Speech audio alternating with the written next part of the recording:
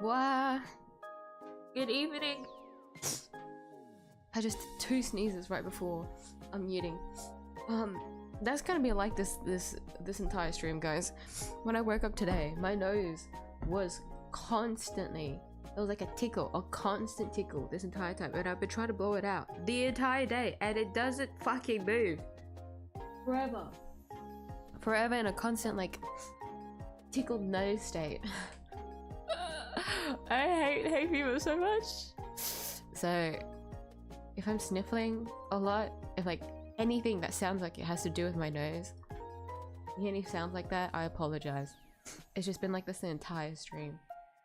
During work too, I was just telling I would feel the tickle, and usually when I feel that tickle, you're like ready to sneeze, right? But then I've been dealing with this for like the past couple of days already, where I can't fucking sneeze despite the tickle, but I've always been able to sneeze. And so when it's like, when it teases me like that, I'm like, okay, well, I'm just gonna ignore it, and then it's fine, so I can keep working. And then it comes like 10 folds back where my nose is blocked, I can't sniffle, I have the urge to just blow my nose, but I won't get any relief from that.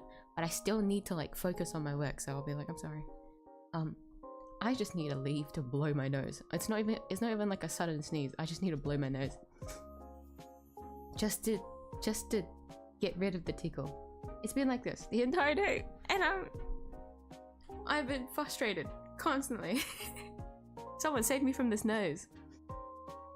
You know, the little like trick that you do to like kids, like, oh, I'm gonna steal your nose. I want that to actually happen.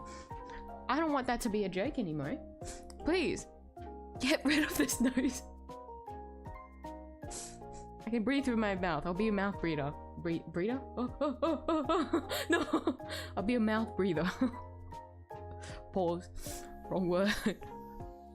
Anyways, new signing in. Hello. Instantly starts complaining about the nose. That's just gonna be my day today.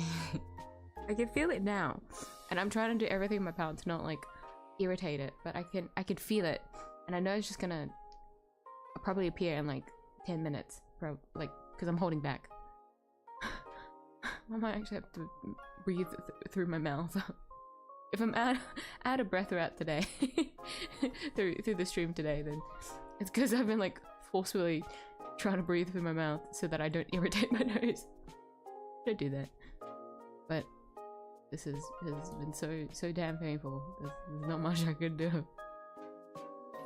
Hello Penta, hello Meslo. Oh hi Phoenix! Oh my god, you're here. You're here early into the stream. Holy shit. Hello. Okay, guys, I need to do my zzz dailies quickly. I did my Star Rail once, but I need to do my zzz. I need to do that quickly. But while yeah, I'll put up the sound so you guys can hear it. It doesn't look like me is not doing anything on stream, right? You guys can at least hear that I'm doing something on stream.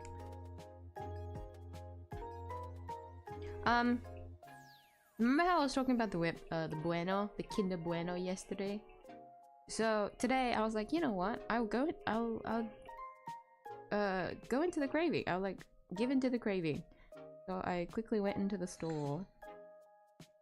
I was meant to like quickly go in and out, but I ended up just like going through all the aisles because I couldn't find it. And then I realized, wait, it's like one of those kids like treats that only appear like near the exit or the entrance, usually the exit of like the grocery store. And so I was like, okay, I'll just pick it up along the way with the other items I'm getting. And there wasn't any left. All the fucking kids ate it all. They bought it all. I'm actually so sad. The fucking kids. They took it all. But here's the thing.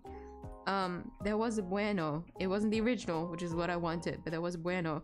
There was the white one, so the white chocolate one, which is like the thing I was complaining about yesterday, where we only have Kit Kat Milky Bars.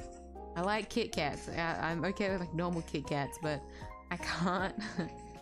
the Milky Bar one is just a bit too sweet for my liking.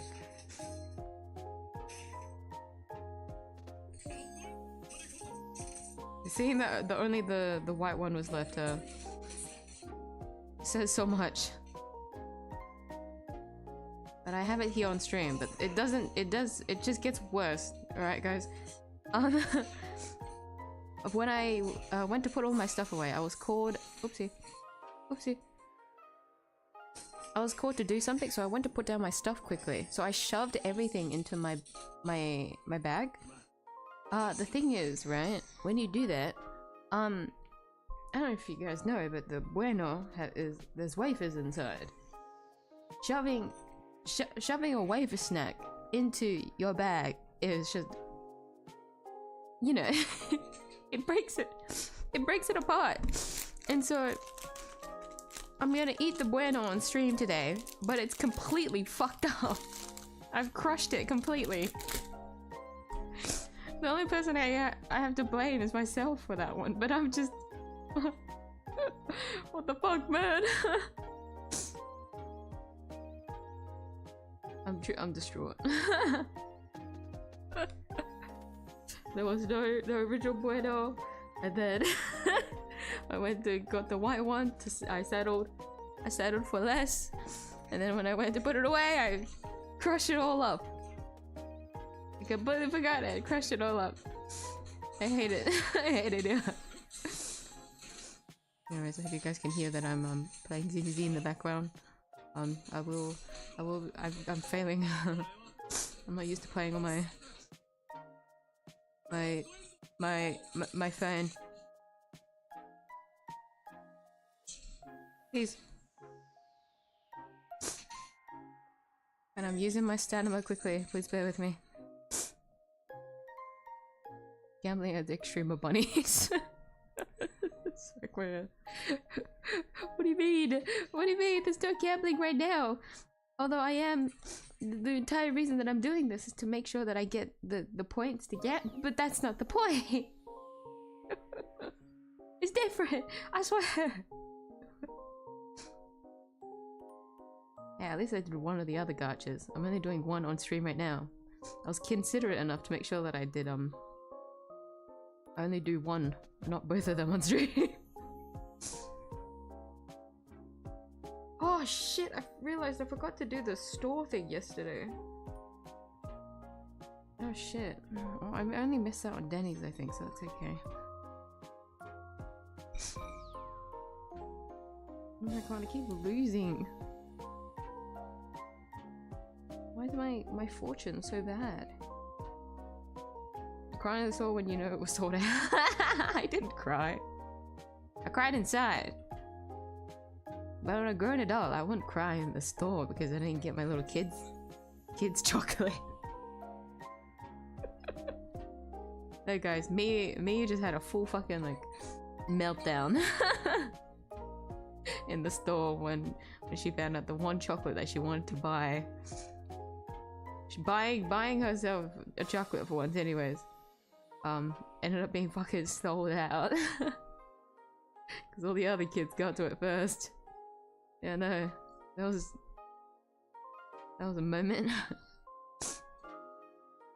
But I was honestly going like through the candy like aisle. I was just going back and forth. And I was so confused why I couldn't see it there. Oh, hold on, my nose is running again, but I...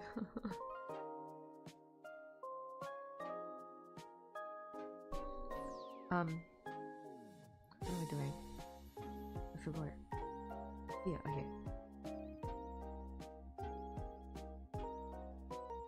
And I couldn't see it. I was surprised that they didn't like sell it in the candy aisle as well. It's only at the like exit.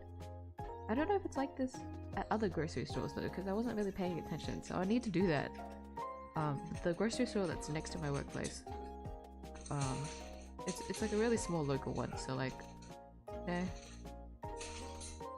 I get that how they restock everything isn't the same, but I wonder if it's the same. Oopsie, oopsie. I wonder if it's the same at a big store, a bigger grocery, like a supermarket. Ah, fuck.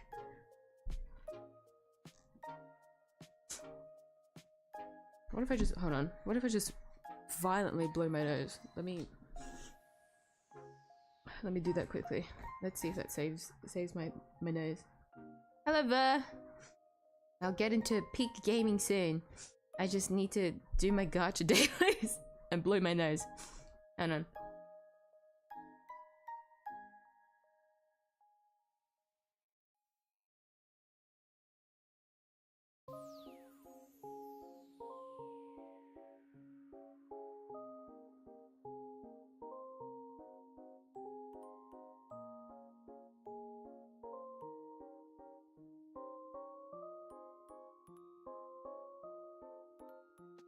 Damn, I was right.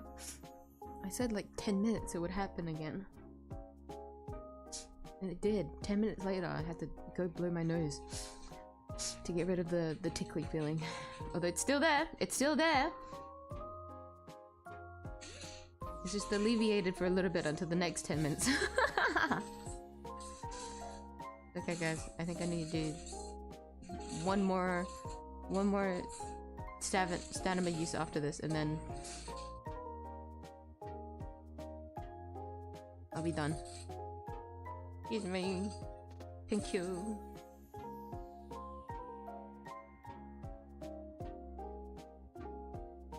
You guys must understand. I was a gambling addict before I played 𝐢𝐧𝐟𝐨, so I must do this first. Was I? No. Yes. Yes. Because I only played 𝐢𝐧𝐟𝐨 like... Yeah. I started playing gacha games much younger. You could say my gambling addiction started with the Luigi like quit casino bit. I blame Nintendo, it's not my fault. Nintendo turned me into a gambling addict. Quite literally, actually. My first gacha game.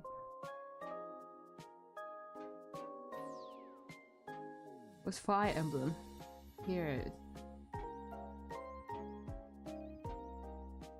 So technically... Okay.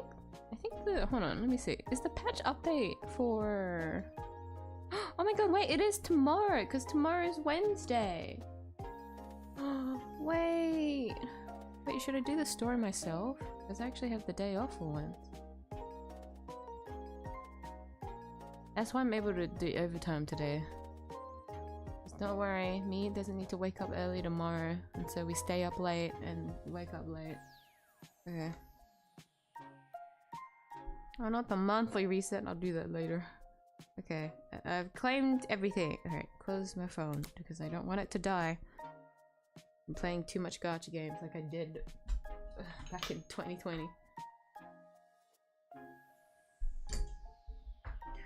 For reference, 2020 was when Genshin Impact came out, and I only had my phone to play it on back then. Not the best days. Okay, I'm ready. Don't worry, we're playing Peak now. Let me open the game. Oh, actually, you know what? Let's open my Bueno. Let's do a... Oh, let's do an ASMR eating.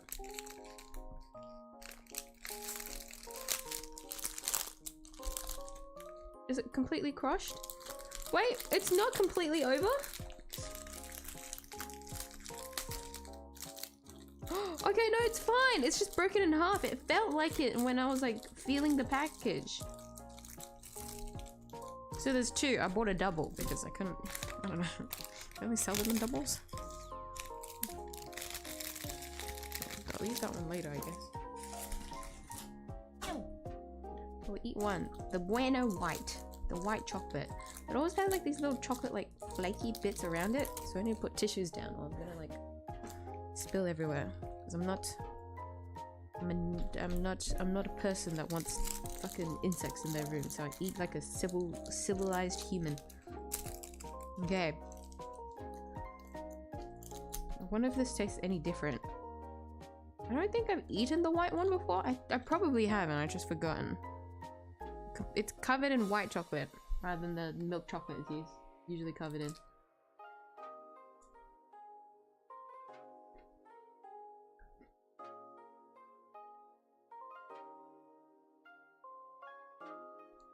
It's really sweet. Yeah, that's milk chocolate. But the feeling's really nice, and so I can forgive it. I'm glad I bought it. I was honestly staring at it. I was in the aisle staring at it. There was like one more person in front of me that was about to go up to the counter. And I was just staring. I was staring at the chocolate. I was thinking to myself, do I want to do this? What if I don't, like, what if it's I know it's not going to hit the spot. So like, what if I shouldn't get it? But then like, in the event that I can't stop thinking about a bueno, I'll regret not getting it. And so I folded. You know, it was worth it. The filling, the bueno filling, I think, and then like the wafer is like the best bit about this. It just wouldn't be as... Just wouldn't want it to be this sweet though, with the white chocolate.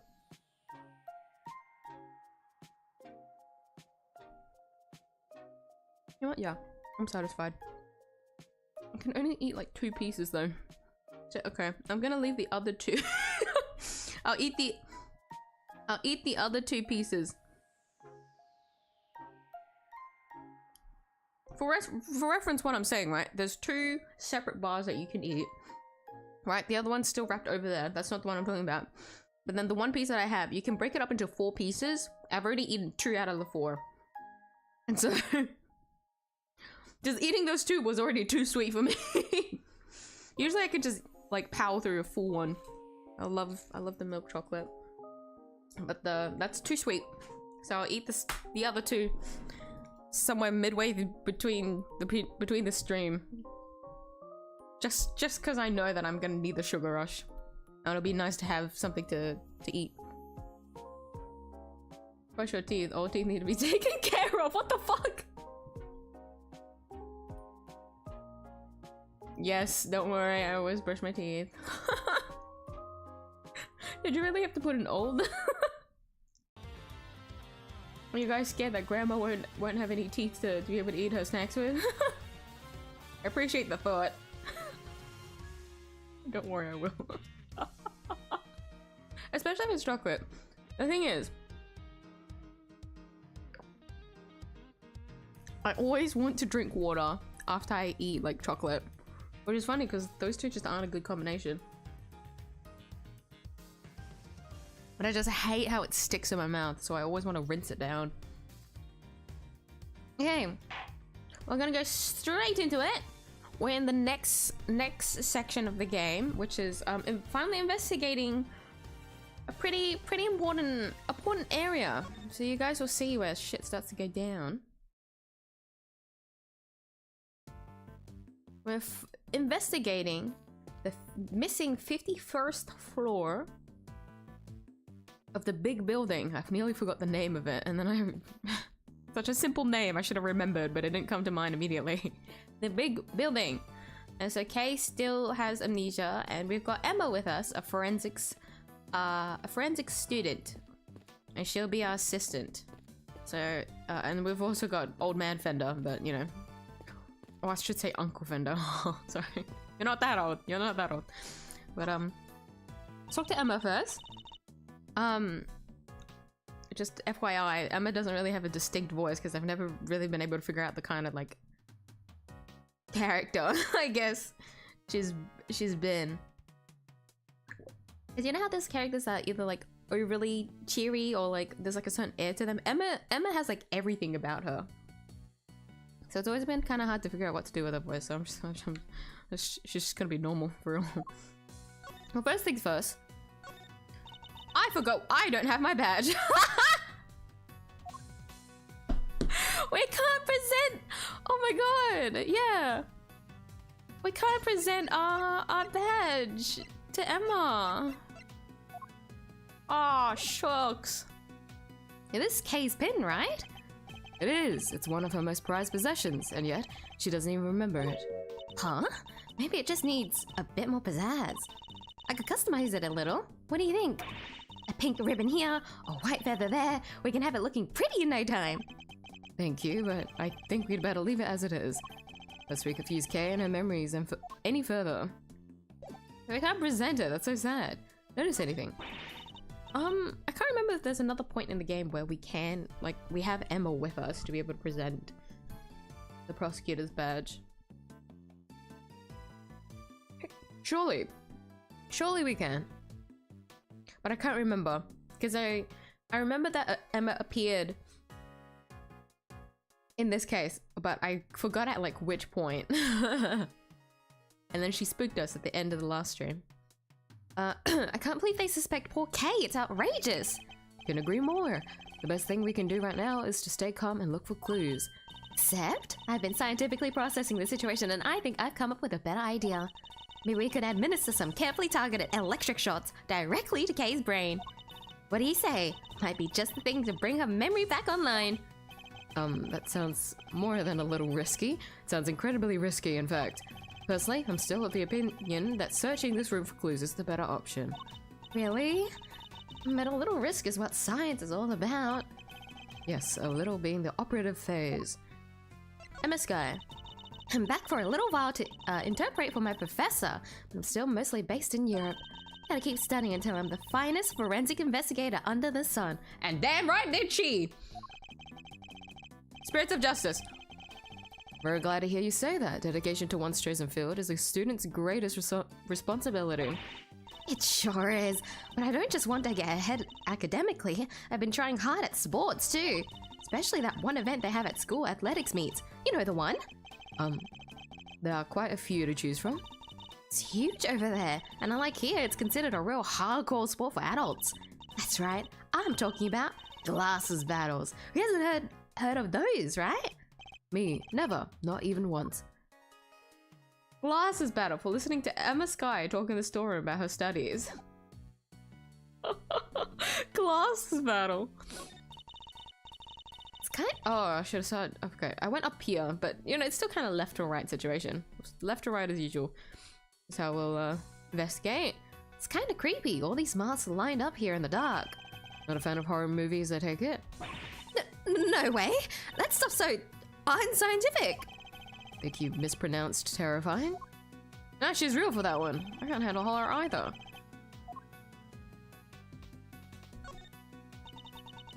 That mask! That's global hero Onyan Kopon. Why is that so shocking? You really don't know? Everything about the show is secret. When it's on TV, who makes it? So the merchandise is super rare. Wait, there's actually crazy FOMO of a fucking TV show. Sounds to me like whoever made it may have simply gone out of business. Like constantly exclusive merch stuff. Wait, we can investigate every single one. Was it like this in the original game? That's Captain Saipan. He's super popular overseas. Everybody loves dressing up like him. Kids, adults, you name it. Find the flower and it's said a little excessive myself. What TV show are these from? I don't know a whole lot about it, but I believe it's called The Students of Starry School. It's about an elementary school where the students are all superheroes. So their masks are modeled on sports safety helmets or something, right? And maybe the number of eye slits tells you their student ID number? So the one on the left would be number 1 and the right is number 2. I suppose that could be it, yes. And that would mean a ton of slits for the kids with the highest ID numbers. I have to admit being a little intrigued by this show now. that was just her speculating. Oopsie, accidentally clicked. But it's so cute. Edgeworth likes watching TV shows. Like cartoon-ish kind of TV shows. She's the only heroine in the Steel Samurai series needs. You can say that again. I love the pink princess. What shows like that, Emma? Of course. You love them too, right? Well, I don't really know all that much about them, but sure. Really? Because I saw the Still Samurai figure in your office, so I thought... I can't believe even Emma's seen it. It's not like you were trying to hide it. It's there, right in the background. You guys could just search up an image of 𝐢𝐧𝐟𝐨's office and it's right there in the background. He has it on display, so when you walk in, you'll fucking see it. Man's just acting like he's trying to be discreet, but he doesn't even put it in the corner. It's like right center there. There's a selection of masks arranged in the rack here. There's even a Still Samurai. One impressively authentic likeness it is too. Scientist in me is sensing something strange though, like a consistency, you know? The sense that the characters represented here feel a little haphazard somehow. I don't disagree. There's even an empty space here.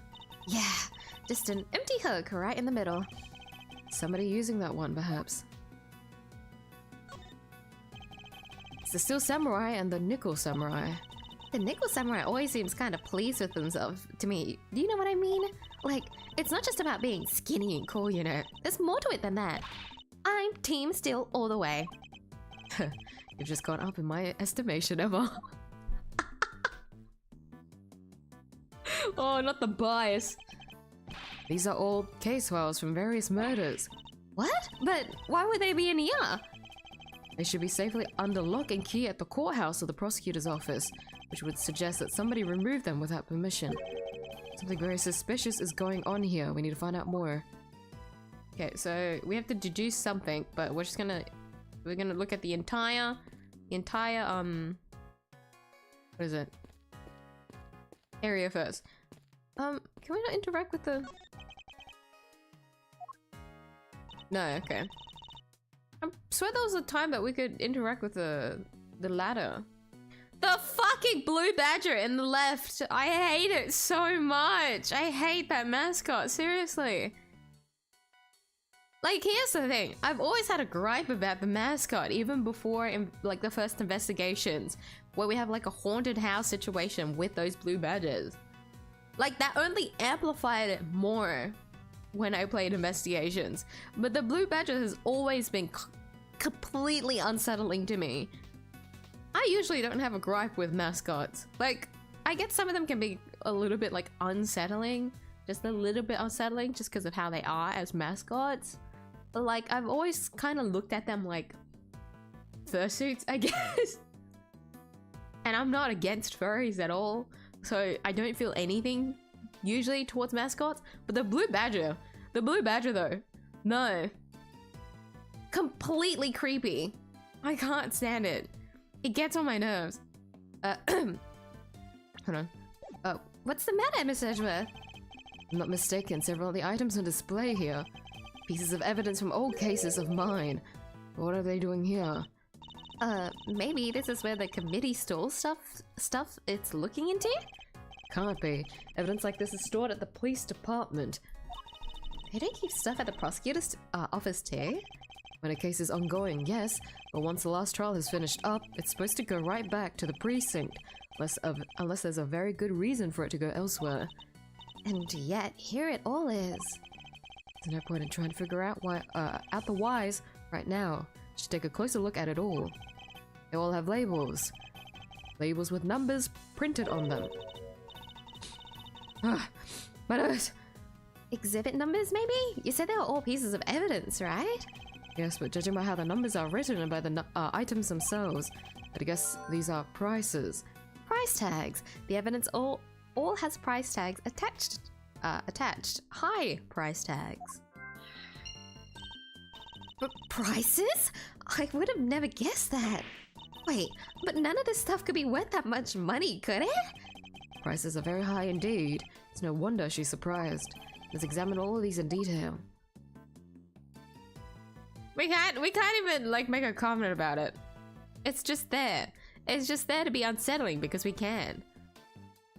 They just because they can. Okay. There was numbers printed on the exhibit numbers, maybe. There's the evidence, right? But judging by how the numbers are written, why can't I click through these? Why can't I? Usually I can speed through dialogue I've already written. Oh my god. Okay. A mannequin, huh? Wait, I know. All thanks to my powers of scientific deduction, of course. It's evidence from an old case of yours, right? Not this time, but I've seen it before in my life. Doesn't seem to fit with the other items in the room either. For one thing, it doesn't have a price tag, so why is it here?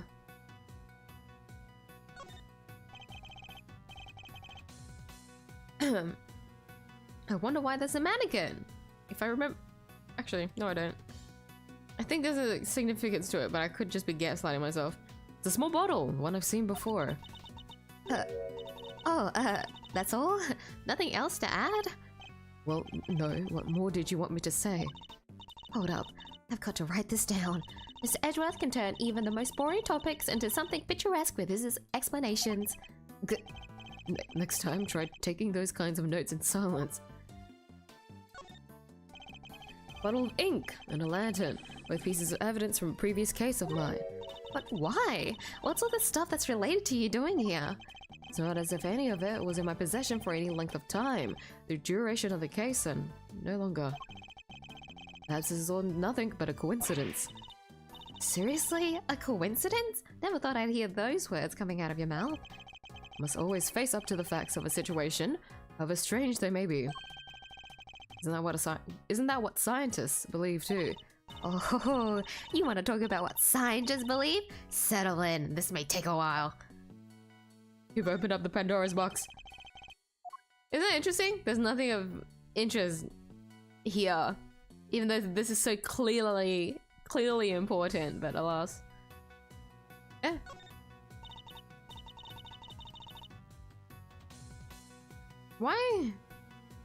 Why couldn't I see the tick mark before when I was hovering over? I feel like I'm going crazy. I'm blaming it on the blue badger. The blue badger's fucking up my game. It's gonna jump scare me. It's gonna do a FNAF jump scare in like a split second. I know it. That's odd. This is the only spot with nothing on it. But it still has one of those signs in front of it. Indeed, and look, there's an outline in the dust on top of the cloth. I'd say something was probably sitting there until quite recently, wouldn't you? You know what? I think you might be right. But I'm drawing a blank trying to imagine what. I might have an idea, a star-shaped outline. You know, a piece of evidence that might well be connected. Candelabrum.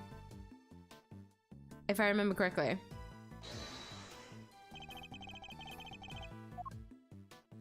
Correct. Eureka! The outline thus matches the bottom of the candelabrum exactly. I'd say there's a very strong chance that this is where our murderer took it from. Which would mean the candelabrum was evidence from another case? It certainly seems likely. That's not a concern right now. The key thing to note is that the murder weapon was taken from the storeroom. Okay, so we're done with this corner of the room.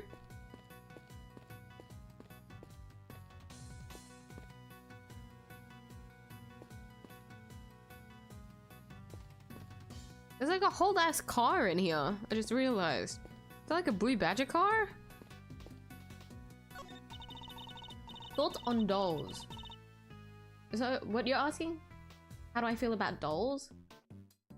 Cause I guess it depends. I'm not gonna lie. I guess it's contextually. Like in a horror setting, absolutely not. I don't want to think about dolls. I want to say like generally I'm okay with them, but because with how much media there is of like dolls being like kind of like spooky, I feel like the dolls that are scary are like the really like traditional dolls, the ones that are like in like the like Victorian looking ass dresses, right? Like really frilly cute dresses, and then like those kinds of dolls. But if we're thinking of like kids toys, kind of like dolls, they don't scare me. But I'm assuming if you do mention dolls, you would assume like the creepy ones that, or like the older traditional dolls. Hold on. Let me take a look at them. Yeah.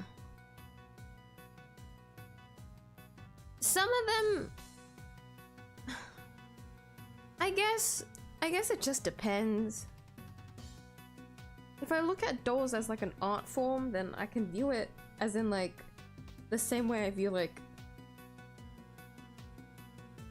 some pieces of art, you know, where some of them are supposed to be kind of scary, and so I wouldn't look at them. But then there's some dolls that are like not that bad and they actually look kind of cute. We actually have, here's the thing, I don't know if it's my doll. I don't think it is, because I don't remember playing it with it as a kid, but we have it. We have like this, like one of the older traditional looking dolls in our house, and she looks really cute. She's like light blue dress, I think. It's been a while since I've looked at her. But we have her on display for some reason, which I feel like isn't something that my parents would usually put on display with like other ornaments and whatnot. Yeah, I feel like my parents aren't really the type to do that, and yet it is there. But I don't think there's any significance to it. I think it used to be one of my dolls. Maybe someone gifted it to me when I was a baby? Maybe. But yeah, I guess dolls, I guess you could say 50-50. They're 50-50. Because I've seen a lot of dolls that, they actually look really cool. I don't like horror. I get rather nervous but so stressful. Senses in them? Senses? But I'm glad I'm not the other one. I feel like I know too many people that are like not even like okay with horror. They love horror. I know way too many people that just love horror. Meanwhile, me, I hate horror. I can't stand it. Guys, two things with me: horror and bugs / insects. My entomophobia, right? These are my two like big boundaries. Like those two, I need to take the step to like get used to. So if someone ever tries to prank me with those two, I'm not even gonna lie, I'm probably gonna start hating you, because those are my hard-line boundaries, and I would absolutely hate it if someone pushed me to deal with any of those two things. Because I still think about that one friend, which by the way, I didn't really feel like back then horror was like a boundary line for me, but I just told them that I didn't like scary stuff, but they still sent a link about the horror like jump scare webtoon thing, and I willingly trust them and got traumatized ever since. It was just like kids, you know, like this was an online friend. This is like just kids like messing around with each other, right? But I didn't like it back then. Like I can't deny it. I forgive the friend, but it's funny to think about that even back then, right? I still kept making friends that loved horror, and to this day I still talk. I meet new people that like find horror to be like really fun to watch or like play or whatever, and yet I'm the complete opposite. Like how does that happen? At least when it comes to movies, like horror games, are at least watching them sometimes. Excuse me. With games, I think I can understand that. With like games, you can pace yourself, right? Or at least like it's a gameplay. It's like a interactive experience versus a movie where you're forced to sit there and just like tank it. Basically, you just sit there and like take in anything that happens, you know? You can't do anything else. You can't pause and run away. Well, I mean, if it is a movie that you bought at home, I guess, but like I'm thinking of like a movie theater experience. Like you're forced to just keep going because like you're stuck there for an hour and a half. I don't like dolls.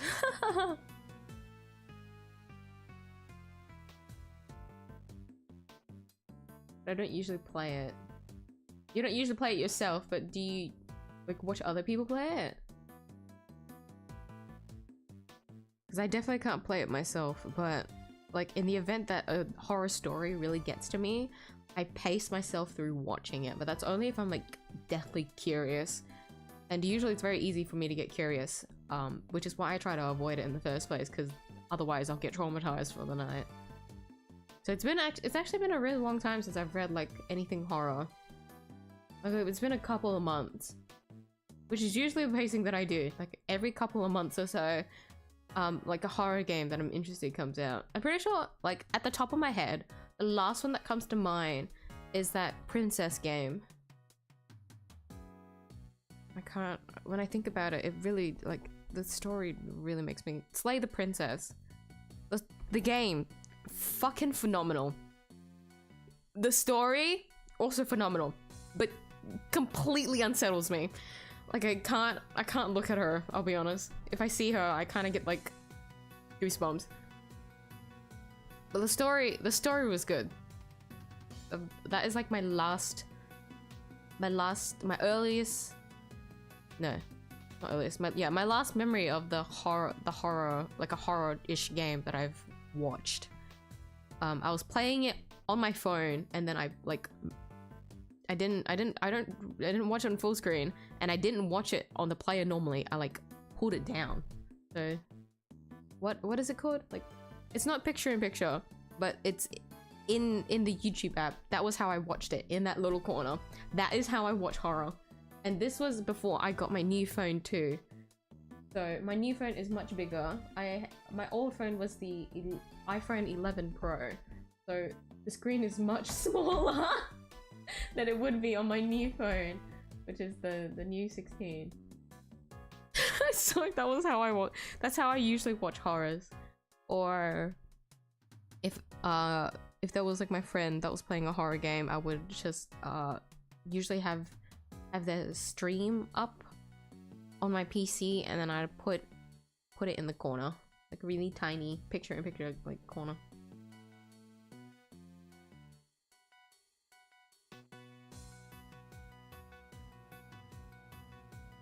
ID and Moko Castle. I want to search those up and see, but I will get traumatized just looking at images, so unfortunately I won't be able to.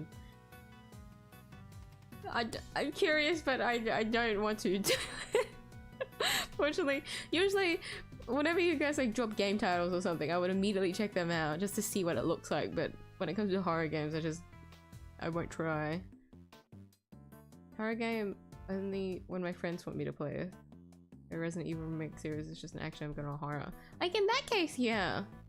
Like that would still spook me out, but there's like less psychological, I guess, damage when it comes to like the Resident Evil series to me than like other horror games would, but it's still to me a horror, which I can't, it's just, I quite literally trauma, so but I can view it objectively and like think to myself, yeah, that's just, that seems more like an action game, isn't it? Especially the remake. Damn, those animations. So just playing ib. I've already watched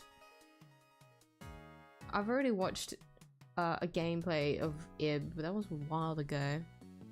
Ib, here's the thing with ib actually. They had the port? Yeah, the port that came out on PC like a couple years ago, right? The remake. Yeah.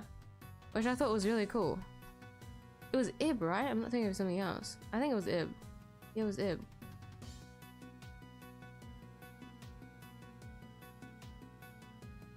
And so I was okay with like watching other people play through that, but I still couldn't technically watch it, I guess you could say, but I already experienced the story. So when the remake came out and some of the streamers that I did watch tried playing it, I was like, you know what, I want to see what their reaction's like, but I can't.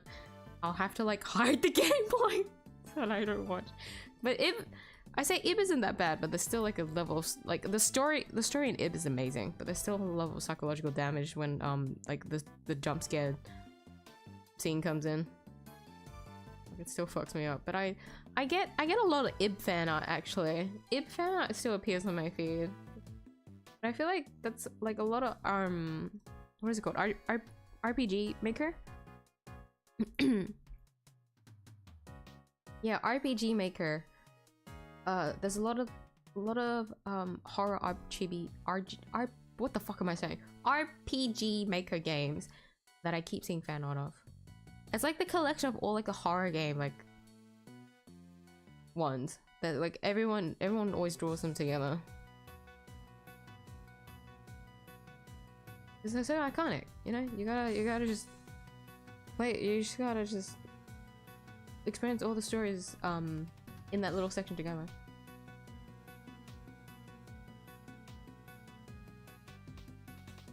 When I said ID, I meant IB. I'm miserable. Ah, but IB being one of your first ones, yeah, I can see that because it's such an old game. RPG Maker game, yeah, it is, yeah. It's a really old game. It's on Steam now. Been on Steam for a couple of years. I can't believe it's already been a couple of years. I swear it only came out like last year, but no, it makes sense. It makes sense with when I think about the time frame. 2022 was when it came out. I think I watched it like either a year or two ago before then, ish so. But the thing is, I don't watch full gameplay. I didn't, hold on, pause. My brain, when it comes to RPG horror, yeah, RPG Maker horror games, most of them I didn't watch a full gameplay of, because of course I fucking can't. I seriously can't handle it. But, because the story for all of them are like amazing, I would usually, to quell my curiosity, read through the wiki, which in turn traumatizes me even worse, to be honest. I shouldn't do that, but that's the only way that I can get closure, I guess you could say. Like with Witch's House,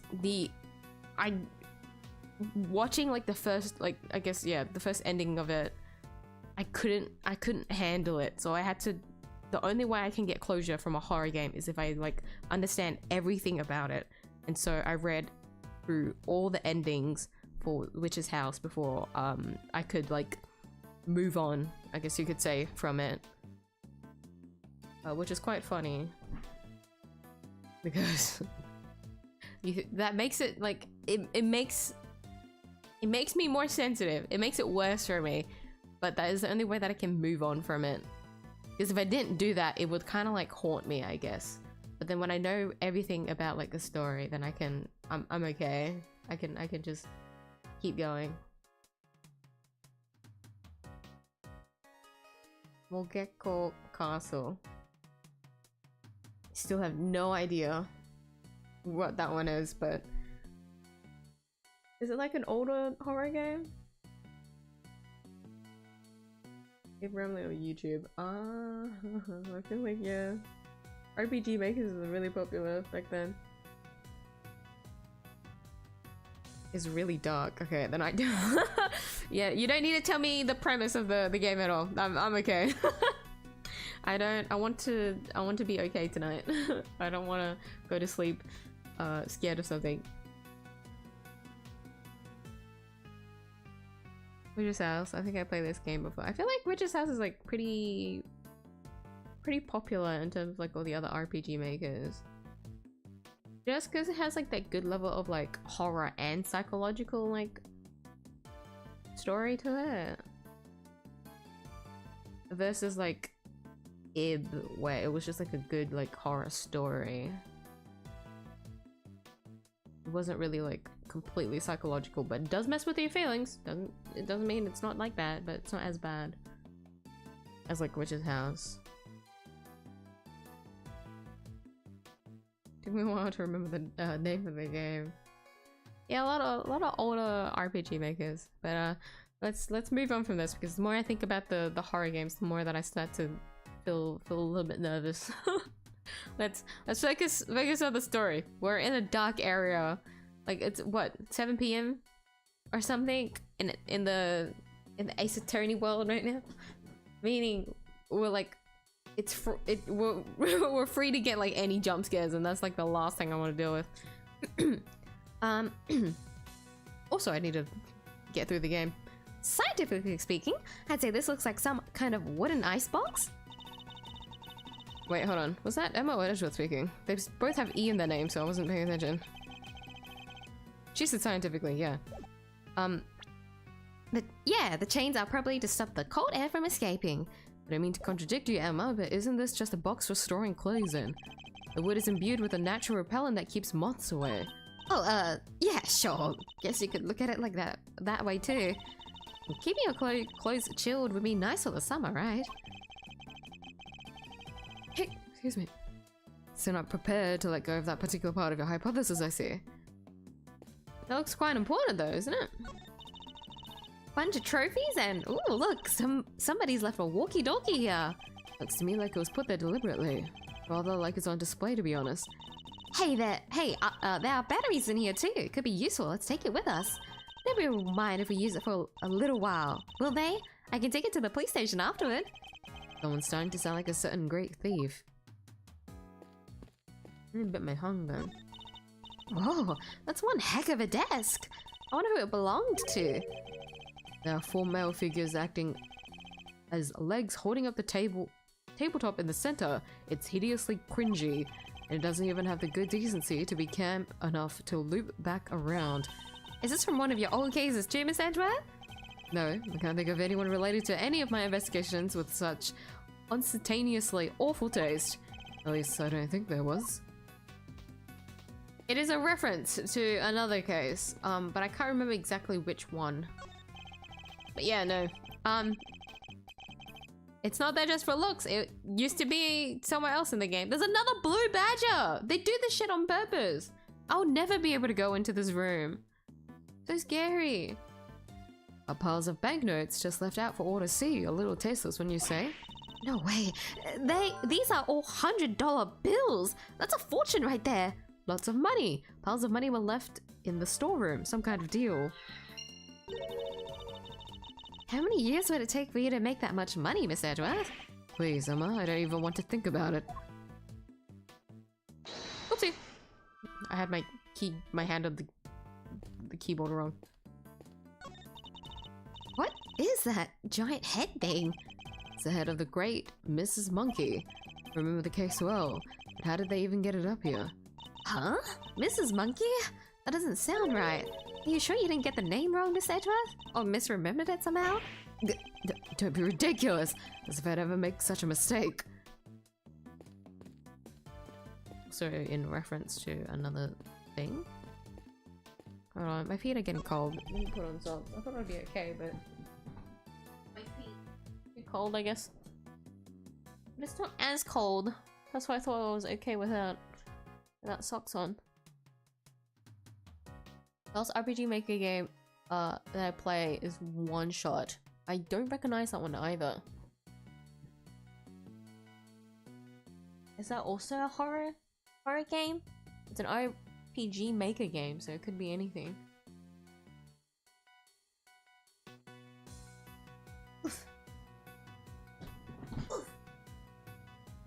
Hey, socks on. The statue. What is it? Got some new data for me? Not exactly, it's just something from a case I worked on, a piece of evidence. I believe it's called the Alfred statue.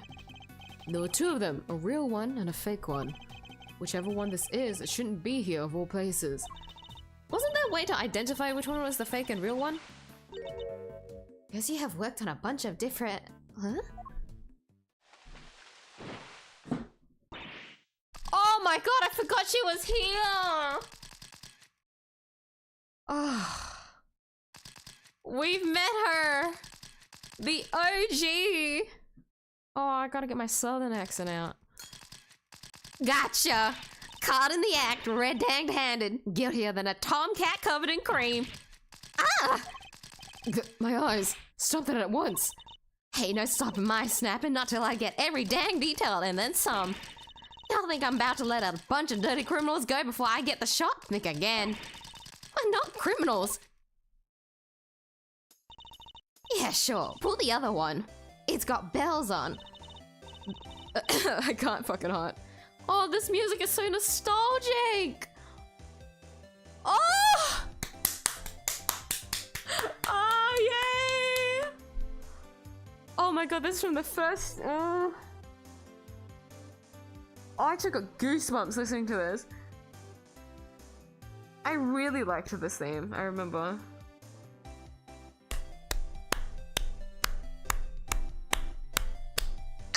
That actually made me really happy. Ah, that was nice.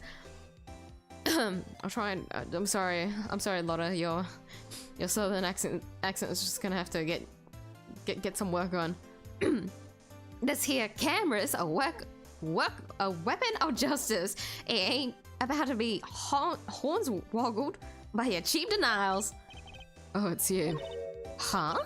You're that low-down dirty jerk of prosecutor, ain't ya? What are you calling a low-down dirty jerk? This is Lotta Hart, a photojournalist by trade. We've crossed paths on a few occasions, especially on that one particular case. She's hard to forget and even harder to get a word in edgewise with. Quit making that face, will ya? That's the face of a no-good scheme if I ever saw one. Seems I didn't leave the best impressions on her either. What's payback time, Mr. Schemer? You ought to be thankful all I want from you is a couple pictures. But we're just here to investigate. Sure ya, if by investigate you mean pull the wool over Lotta's mild eyes. Sorry, Miss Edgeworth, I thought she might listen to me. Didn't hurt to try, I guess. We're probably better off leaving her alone for now. No, we can still talk to her, but we'll keep investigating. You said the statue was a piece of evidence from an old case of yours, right? It's pretty weird looking, I have to say. It's known as the Alfred statue. The what? The Alfred statue.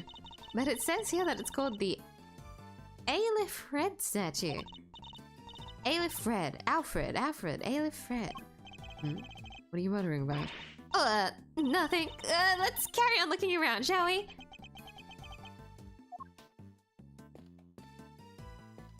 There's the suitcase. There's not much else to talk to Kay about. Wait, have we presented her badge to her yet? Oopsie. You like pins, huh, Miss Edgeworth? Not particularly, no.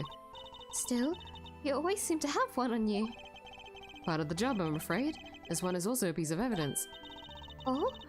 So you carry things you don't like around as a form of willpower training? That's not it at all.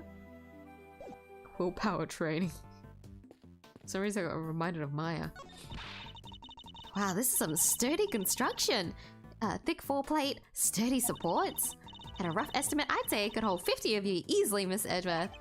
Except for the fact that it's nowhere near big enough. You say that, but pack yourselves in tight enough and I think you might just do it. Really don't think so, and anyway, we have more important things to be investigating. We can theorize about the elevator once we're done. Maybe you're right. Fine, 45, Mr. Edgeworths. 48 tops. Oh boy, this whole experience is enough to boggle a guy's mind. Doing storerooms, damsels in distress, you got a lot. But you at least try to take things a little more seriously, Fender. I can try. No, but seriously, I'm as keen to help Kay out as you are. She's safe with me. You go do your thing. It's not Kay I'm worried about, it's you. There, that should be everything. So the only thing we need to do is deduce at the mask. Okay, hold on. Have we investigated everything here? Does it say? Must examine all of it in detail. Oh wait, no, I haven't looked at these separately. Wait, why? Wait, hold on. Why did the game bug out before then? Okay, hold on, let me see. This is why we're gonna interact. Oh, isn't he cute? Look at this fluffy little guy. That's the stuffed animal we found at Gourd Lake. He should be in the possession of the prosecutor in charge of that case. So how did he wind up here? Oh, but look, he's missing his left horn. He is, but he never had it in the first place. At least not as far as we ever saw. Defective merchandise, huh? Then we need to contact the manufacturer. I demand a recall. Now that I come to think of it, why would anyone give the president a broken toy to begin with? Broken plushie. It is in 3D. It is very clearly in 3D. The stuffed animal we originally found in the Zhongfa presidential plane, missing its left horn. So this storeroom is actually more of a stock room? It would seem so, much as it pains me to consider such a thing. What kind of person sells off evidence with from serious criminal cases? And who, too? Who would even want to pay for all of this stuff? Somebody, clearly, the price tags are proof of that. Wow, people really will collect anything, huh? Fascinating. That's a cute little doll. It looks kind of like the Still Samurai. It's actually the Iron Infant, son of the Still Samurai and the Pink Princess. He was born burdened with the knowledge that he, too, would one day be called upon to fight for justice. Can't imagine the pressure that must have put him under, more than most people could bear. Yes, he's young, but you can sense it nonetheless. A certain tragic refinement. Edgeworth! Mr. Edgeworth! Are you even listening to me? Hmm? Oh, of course. Okay, that should be everything.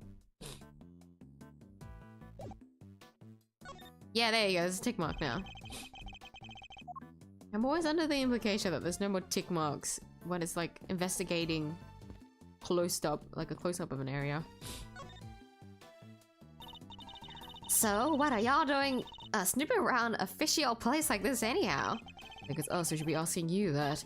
Me, I'm in it for the truth, for the good of society, and for little old me, of course. I'm what you call a photographer for the people. Snapping here, snapping there, snapping every dang where. I'll just leave you to it then. We can talk once you've gotten it out of your system later. Okay, so I'm gonna save then, and I think the only thing I need to deduce would be the mask. Okay.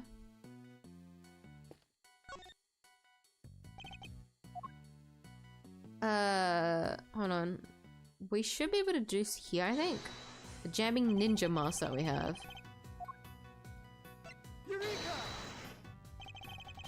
Okay, was carrying a jamming ninja mask when she was found, but it looks like it might have originally come from this hook. Scientifically speaking, that doesn't seem like a crazy hypothesis, which would mean that Kay was really here?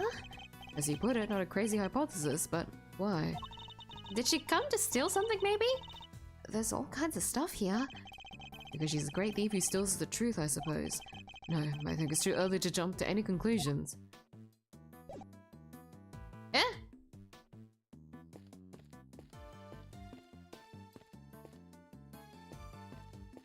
Okay, that wasn't the last thing that we needed to do. I guess, should I talk to Emma?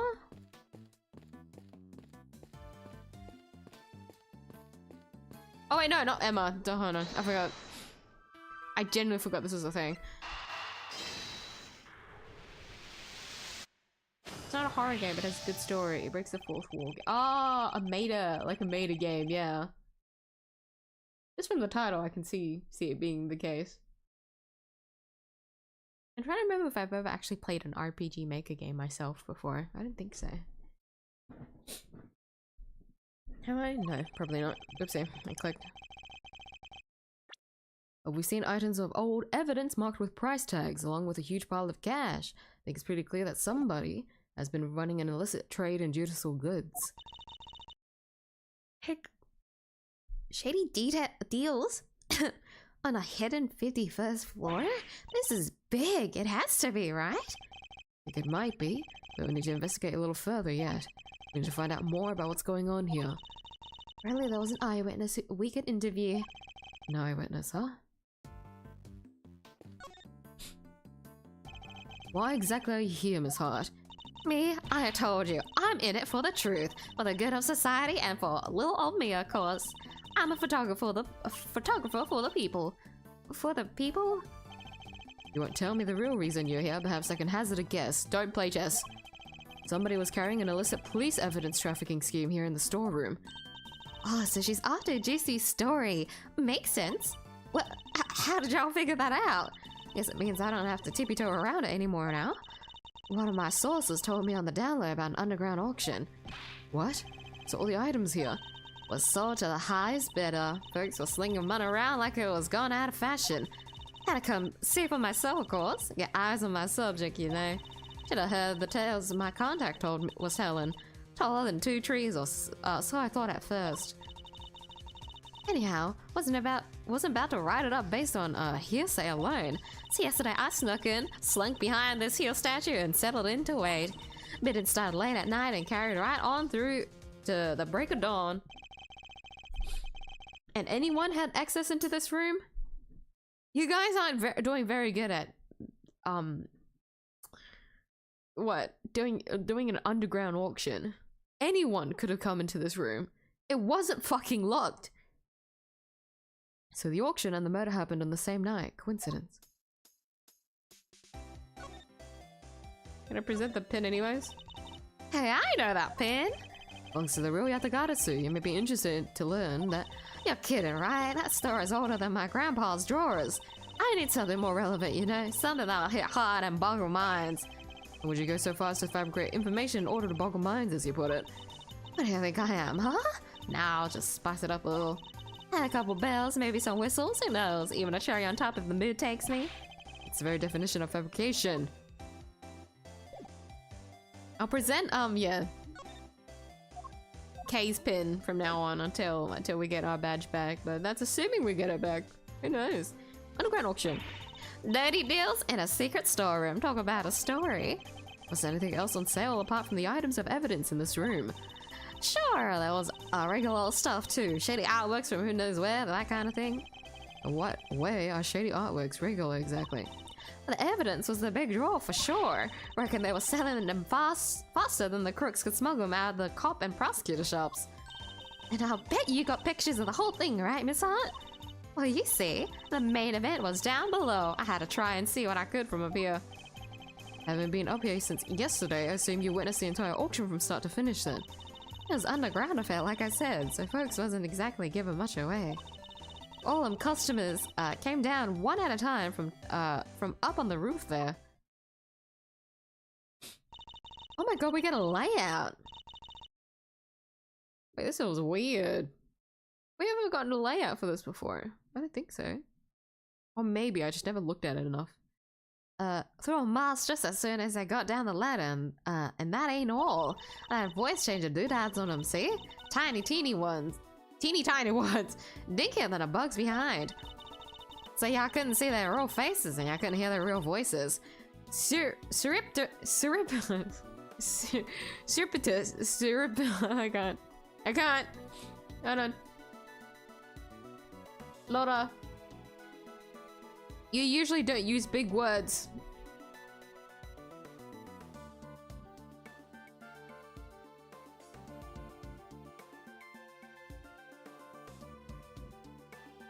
Surreptitious. Now I gotta say it in a southern accent. Surreptitious as all heck. You mean surreptitious, right? Surreptitious. Sorry. You mean surreptitious? Fuck. Surreptitious. Surreptitious. You mean surreptitious, right? I surely do. Sweet Surreptitude. No, I can't do the sea sells, she sells by the seashore fucking thing. If you can tell.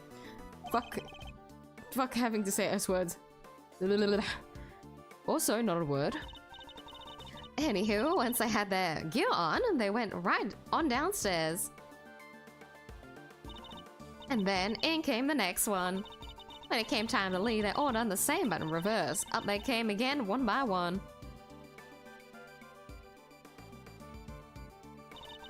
Moss back on the hook, up the ladder and away. Oh, that's a serious operation. Masks. A selection of various masks was kept on a rack. Each participant in the auction wore one. And how many participants were there? 11 altogether. I counted them when they came down the ladder. Auction entry and exit. Participants entered the storeroom one by one from the roof. They also left one by one through the storeroom and up to the roof. Your stakeout. I didn't just hide behind a stupid statue the whole time, you know. You didn't? Then where were you? Well, when I first got here, You know what? That ain't important right now. So you were hiding behind a statue from the very beginning.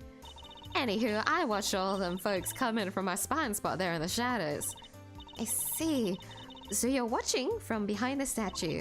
They used that there ladder to get down below, and once they was all down there, I snuck up and took me a peek at what was going on.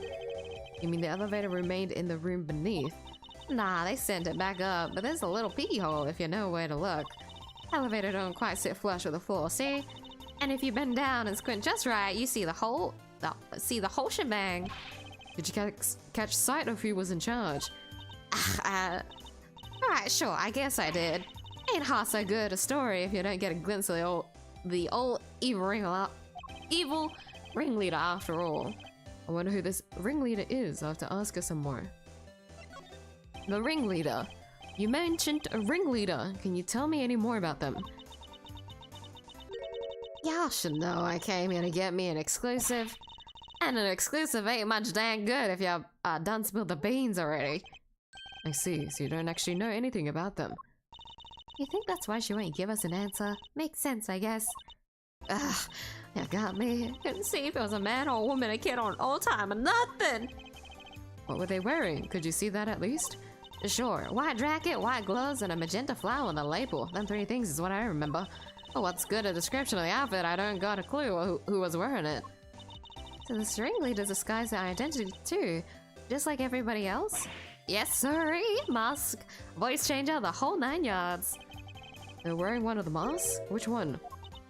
Let me see. Oh yeah, this guy, 𝐢𝐧𝐿. Zavon? What kind of a name is that? Seriously, Miss Edgeworth, you've never heard of 𝐢𝐧𝐿? His global hero, Anya Compound's arch nemesis. Who hasn't heard of 𝐢𝐧𝐿, the Time Lord? I think you might be better off asking who has. So you didn't get a glimpse of their face at all? No, I dang well didn't! Which kind of scotches my scoop. This whole mess has been nothing but a sniper and I should never came. Ringleader's appearance. Ringleader wore a white jacket, white gloves, a magenta flower, and a mask. Age and gender could not be discerned. You know, if somebody was dressed like that, maybe we should try showing that evidence to Miss Hart.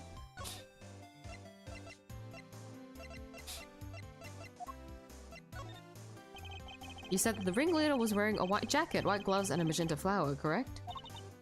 Sure did. Don't ask me why they were dressed. They was dressed up like a peacock on parade day, but they was. Is this the outfit you saw? Oh, holy smokes, it sure as heck is. But wait, so the big cheese is dead? All we know is that she's the victim in the case we're investigating. Her name was Rosie Ringer. Do you know her?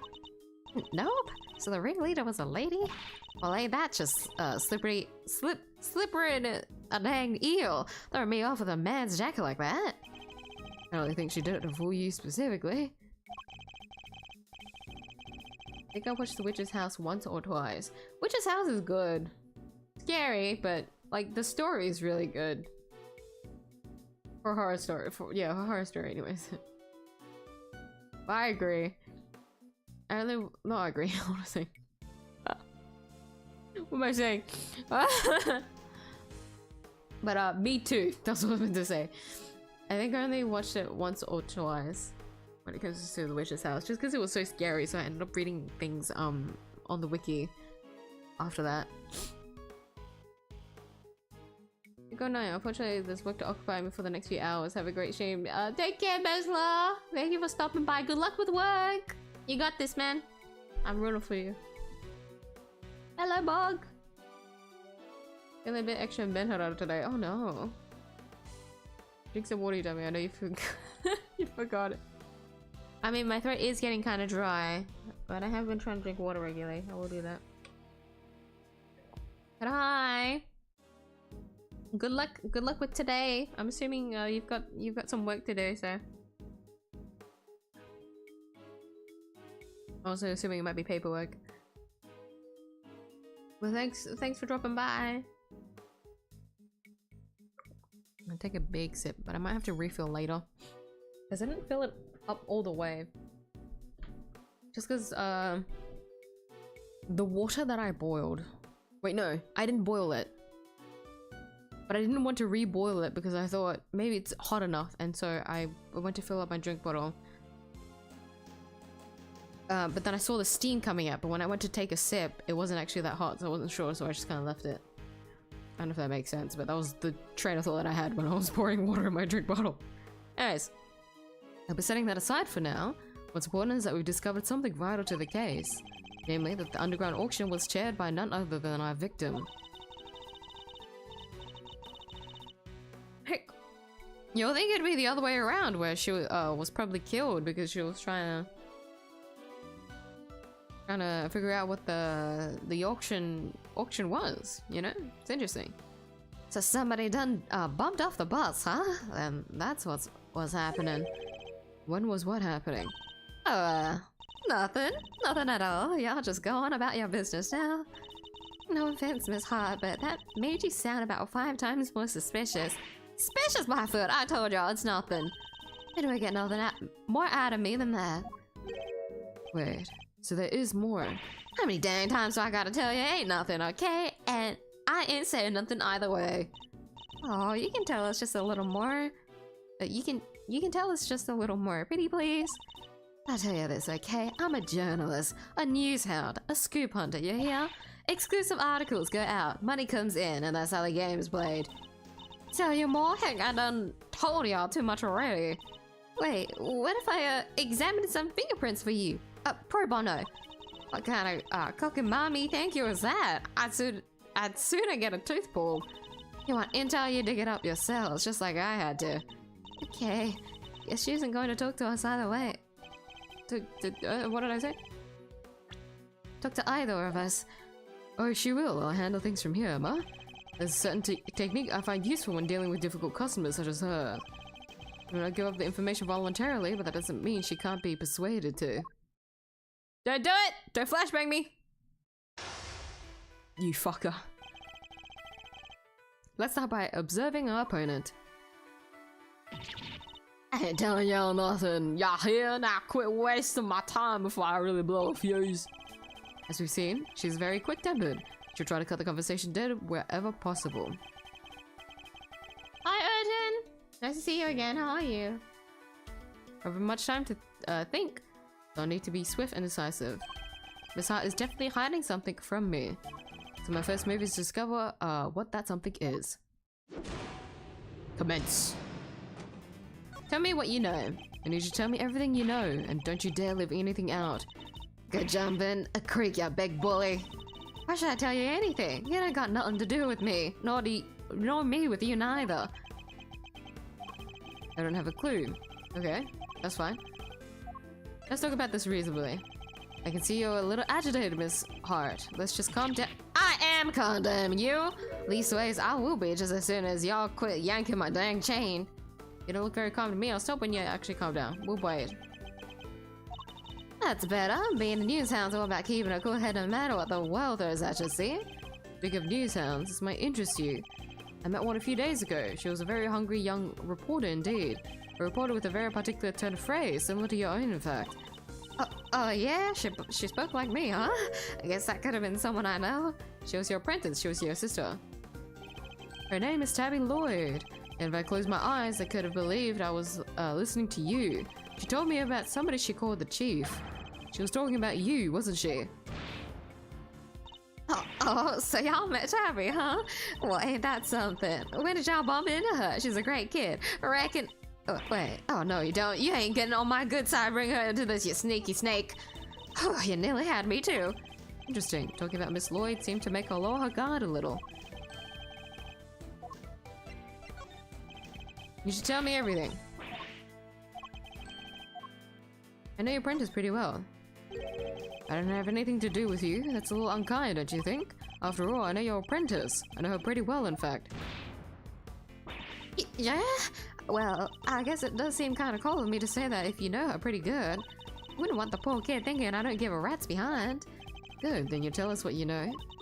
Fine. See, it's like this. Got me a... Wait, what am I thinking? Dang it, Lotto, you can't let bamboozle y'all that easy.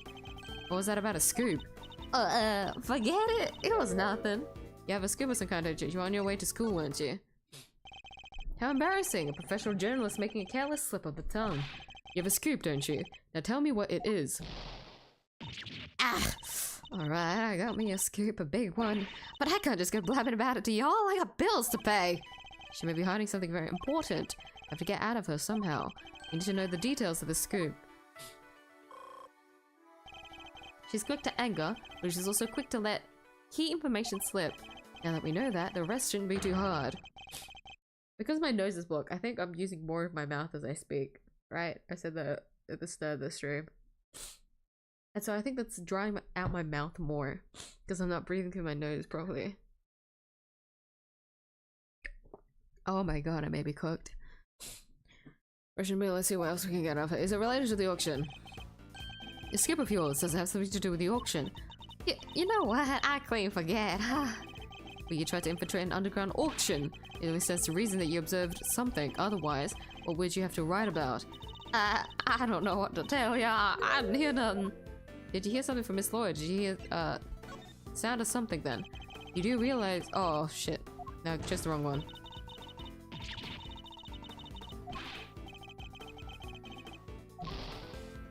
Holy shit! Yeah, she kills your HP. Holy fuck, hold on. I'm cooked. Holy shit.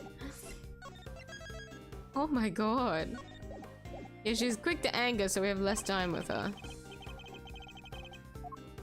A relation incident of some kind. Your big scoop involves something criminal in nature, doesn't it? Man, might be it did, might be it didn't. Which is it? This is important. Alright, you don't gotta holler at me like that. I ain't done nothing shameful, nothing, just snuck in and did some undercover reporting. You sneak, it was a problem, or you should have snuck into someplace else.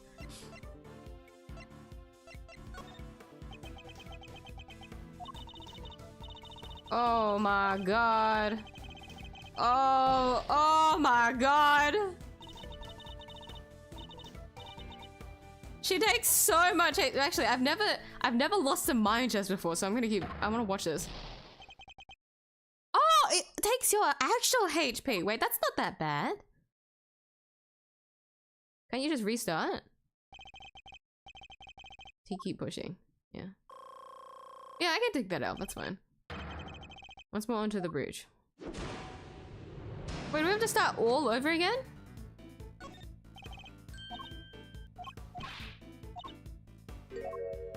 You hear the sound of something then? If you didn't hear the sound of nothing, does that mean you did hear the sound of something? Something during your time in this room? Well, say that. It wasn't nothing really, just a little noise is all. What even make page 16? I figured I mentioned it.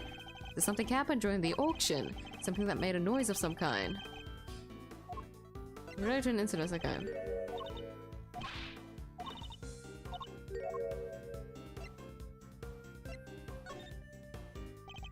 I'll be the judge of whether your actions were shameful or not. An unlawful entry into private property is very shameful indeed. In fact, it's a crime. Hey, you did the exact same thing, genius. Aw, but I guess you're a prosecutor, huh? You're allowed to do stuff like that. Let's not mention the fact that I handed in my badge, shall we? And that is also considered a crime, Edgeworth, but we digress. Still, it don't amount to a whole hill of beans, right? There's folks out there that done way worse. Murder for one, next to murder, trespass ain't hardly nothing. So you committed murder, your scoop is about a murder. From your mutterings about murder just now, I gather that your scoop has something to do with a homicide. Nah, I was just talking all hypothetical like, you know, about murder being the big one and all. Ain't nothing worse than murder. Not the most skillful evasion I've heard in my career. Look, I done told you, okay? I snuck into the auction, I'll cop to that. Murder? I don't know nothing about no murder. Ain't seen nothing. Ain't heard nothing. Scout's honor. Time to deploy my clue. But you did hear something. You told me you heard something during the auction. You claimed it wasn't important, but it must have been. Otherwise, why remember it? I think it was something very memorable indeed. In fact, I believe it was the cry of a murder victim. How do you keep doing that? Alright, it's true. I wound up smack dab in the middle of a murder scene, but only by accident. That's all you're getting out of me. There'll be no scoop left otherwise. Murder Miss Hot Witness must be the same murder we ourselves have been investigating. That should prove to be a very valuable piece of information indeed. Confirming the credibility of her claim. I have her on the back foot now. Time to finish this. Tell me more about the incident. Hold on. I need to cough. There's like an itch in my throat now. I'm not sick, am I? Oh my god. Mia's body's breaking down. She's losing to hay fever. It's embarrassing. Water!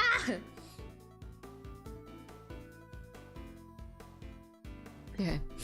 I need you to describe the murder in detail. It's vitally important. Wish I could help ya, but I don't rightly recall a whole bunch. Ain't much I can tell ya, sorry. I mean, look at me. Can't even get my facts straight half the time. I don't have a clue. Try again. There's something you're still not telling me. Be honest, Miss Harden, there's something you're not telling me. Ain't nothing left to tell ya, dang it. I done spilled my guts already. I don't have a clue. That's how they get you. And we do it in order. You said you wound up in the middle of a murder scene. Is that really true? You calling me a liar now? Who are we now? I'm mad. We're all mad. I'm the one who should be angry. Go ahead. Stay mad. I'm a journalist. How am I gonna sell stories if folks can't trust that I'm telling the truth? I got me a murder, you know. Faster than anybody. Honester than everybody. Murder, huh? That could be an important clue. To bear it in mind. Is it this one? No, it's the first one.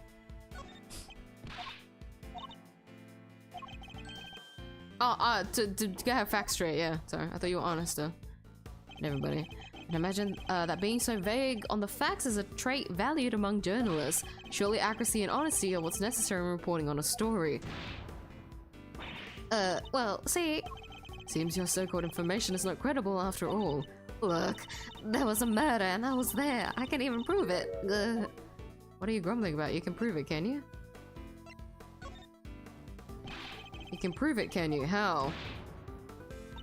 I've got it right. Wait, you heard that? I was just talking to myself. Don't think nothing of it. You're still hiding something. Maximum effect.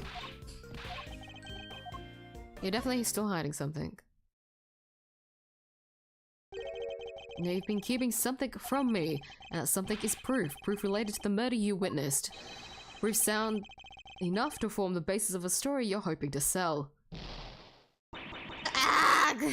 Dang it all, the heck, give me a break, will ya? I'll come clean, okay? That's what you want, right? Here, I done snapped me a photo. Happy now? You better be. And that's checkmate.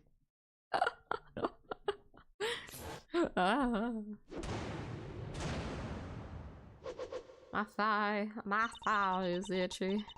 Can't believe I let that happen. Betrayed by my own big mouth. Well, it happened, so it's time to tell us everything. I saw the whole thing. Watched that auction from start to finish. But you didn't just watch it, right? You took pictures too. Yeah, about that. So like I said, I was spying on the whole thing from right from the get-go. They was all shouting out bids and somebody wins something and then bam, down comes the hammer, head on upstairs and pay, shouts old ringleader, and then the whole thing starts over again. Anyhow, as soon as that happened, I had to think quick. That's when I ran behind that statue and hid. And who was it that eventually appeared? I didn't see nothing, but I heard something that made me pretty sure it was whoever placed the winning bid. A sweet, sweet sound, I called her a cash. Not sure I have any idea what that sounds like. Sound of someone counting bills, perhaps? Sorry about those. Anyhow, the deal was you settled your bills up here. Had two people yabbering for a little while. Wait, so two people came up on the elevator? You betcha. My guess is the other one was our friend, the ringleader. Anyway, yabba, on it goes for a little while, and then scream. Well, that shook me up pretty good, so I hunkered down in my hiding place and tried to stay out of sight. So you didn't see the moment of the murder? Nah, but I heard it real good. You didn't try and help whoever was being attacked? Quit trying to be funny, girly. It don't say you're none. I'm just a dainty little journalist all on a lonesome. You think I was fixing to jump in and save the day? Dainty? Anyhow, then there was a bunch of rustling sounds. Right about when that was happening, I got to feeling pretty bad about what I'd done. That makes sense, I guess. After all, I didn't remember to get out my camp, right? I didn't didn't remember to get out my camera and snap even a single photo. Skip like that drops right in my lap and I missed it. Somebody ought to tan my hide. Anyhow, then a little more time goes by and there's this kind of clattering noise. I'm there thinking, gotta get the shot this time, and so I grab one real quick from the shadows there. Can we see this photograph? Oh, do I have to? Yeah. That's the person in the red raincoat! The one who attacked Kay! So Kay's raincoated assailant also attacked the victim here in the storeroom. And proceeded up to the roof where they assaulted Kay.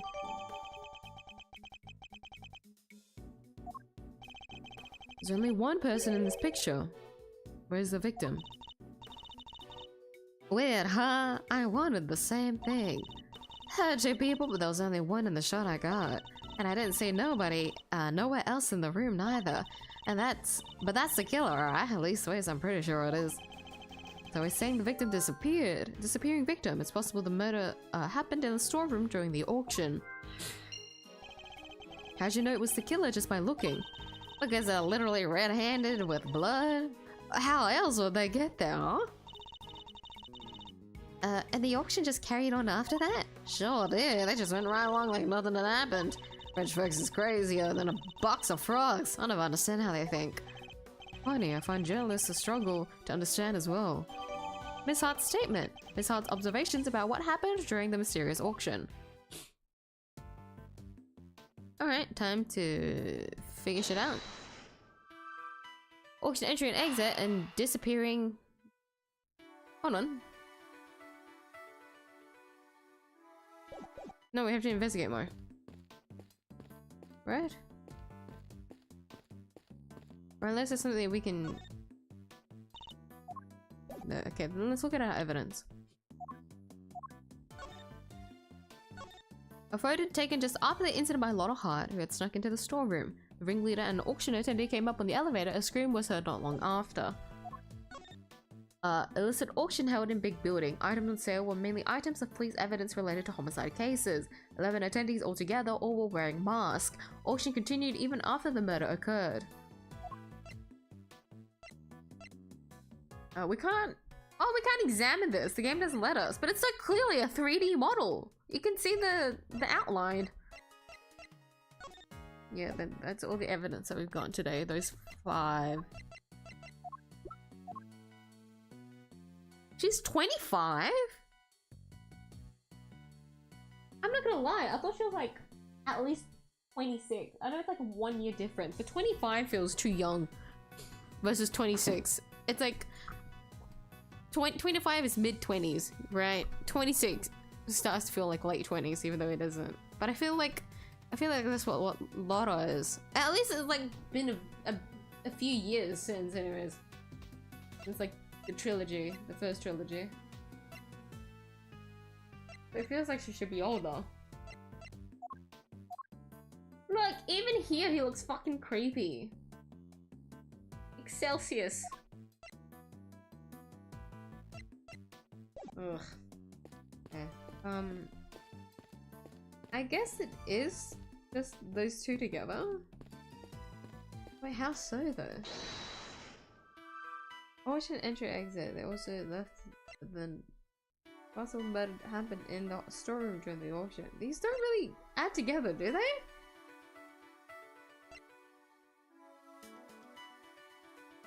In the storeroom during the auction. Is something else that we can talk to her about? No. Why does it feel like we're missing something? Well, put those two together. If it doesn't work, it doesn't work.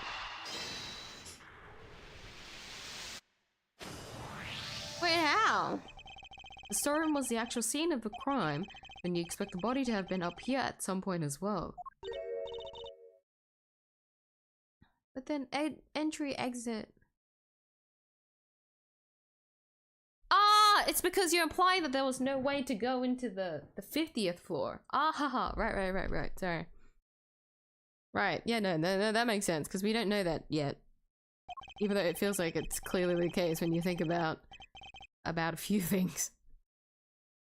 For anyone that is wondering why I think like that, it's because we have evidence from the coroner's findings, which is other remarks incorrect. Above it, victim also suffered a head injury post-mortem, which is very weird, but you can assume that she fell down. Especially when you think about the blood found in front of the statue too, back in the committee room. Because I would assume it would have fallen down there, but I forget that we can't really assume or speculate that. But think back to what Miss Hart told us about how the customers left the auction. Do you remember? Of course, they came up from downstairs, back through the storeroom at... Oh, exactly. Killer would have had to hide the body in order to avoid its discovery. Question is, where did they hide it? Hidden body. The body was hidden so auction participants who were leaving wouldn't spot it. Emma, if you wouldn't mind putting your skills to work for me now. I'd love to, and you just say what you need and I'll get right on it. Very well. Then I'd like you to check for blood residue, or luminal tests. Yeah, luminal test, in other words. Sure thing. Prepare to witness the power of science. Never seen somebody's eyes actually sparkle with anticipation before. Alright, how about we test the light over there first? Based on Miss Hart's picture, I say the person in the red raincoat was about to climb it and make their escape, which means there's a high chance of a positive result. Test an area, just spray it. And if that happens to light on some blood, you'll see it react like this. It still feels super raw to see it just appear like that. Anyway, that's a positive, but it's still faint. Spraying it a couple more times should be enough to really make it stand out. Yeah, that brought it out nicely. I made it feel that much more real. Anyway, I think you've got the gist of how to look for blood traces now. Some more to be found. Why don't you give it a try? Hi!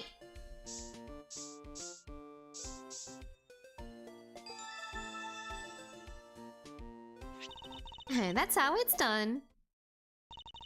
Take a good look around and see if you can find some other places to test with the luminal. Yeah, with the luminal.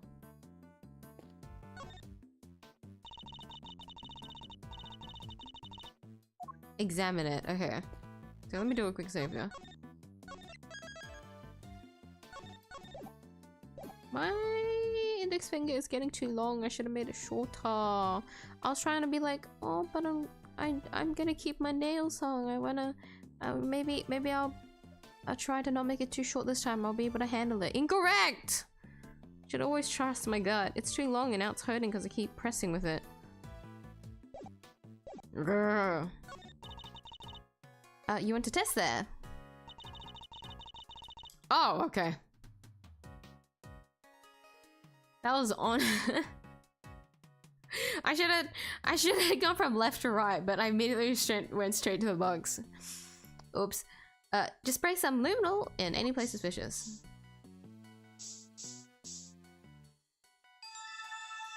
Yeah, that was definitely a body in here. It's way too fucking suspicious. Miss Edgeworth, blood! But how could it have gotten there? Maybe somebody put something with blood on it in there? A closed box blood. Blood was detected in a closed box that was up for auction. There's still places we haven't tested yet. Let's see what else we can find. I'm gonna test there. It's a negative. How about we test here? Negative. Test here. Negative. We test here. Negative. Did I already test this? I did. There's no blood there. Sorry. I'm for gore. Careful with that. You can't go around spraying others with luminal. I was about to. We test there. Negative. Test here. Negative. And then here, lastly. Pew pew pew.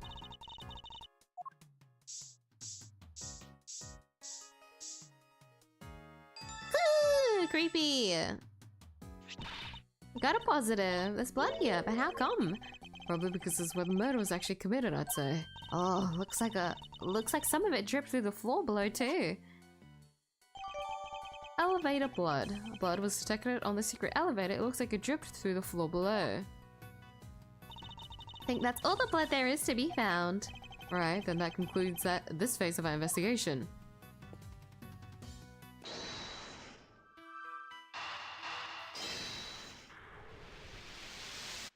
Ah! Blood in the closed box can only mean one thing. That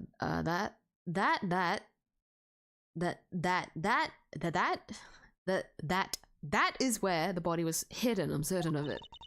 Wonder who won the box in the auction. Haven't the foggiest. Still, it's a very helpful discovery. Now you just hold your horses there. There's no other body could have been in there. What do you mean? I took a look at that there box when I first got in here. Looked to be just about the perfect size for a little hide and go seek if the need arose. And maybe it would have been if I could have opened it. But it was wrapped in chains and locked up tight. I ain't no scam apologist. The murder happened just a little after I scoped it out, so can't nobody have put no body in there. Wrapped in chains and locked up tight, you say? It's odd, because it doesn't look to be wrapped in chains any longer. Huh? Well, slap my hand and call me silly. Could have swore it was, though. Closed box. Box in which the killer hid the body. Traces of blood were detected inside. Like we examine all we can now. Great, time to see what's waiting down below. Check a leg, right? Oh, sorry. Fucking lot of just came to mind. Oh my god. Shaking a letter right like right. Oh, hey, Miles. Okie dokie. Hey, Meister. Yeah, yes, Mr. Fender? We're about ready to move out, so I want you to stick with me, okay? Can't have you getting lost. Of course. I'll be sure to stay close. When did those two start getting along so well? Well, you're off investigating. All of you guys are those two were together most of the time. Down the elevator we go, lads. Good to know, it fits 5 people, doesn't it? Oh wow, what a surprise! It's here! 7:43 PM, Committee for Prosecutorial Excellence. Chamber. What? Miss Edgeworth!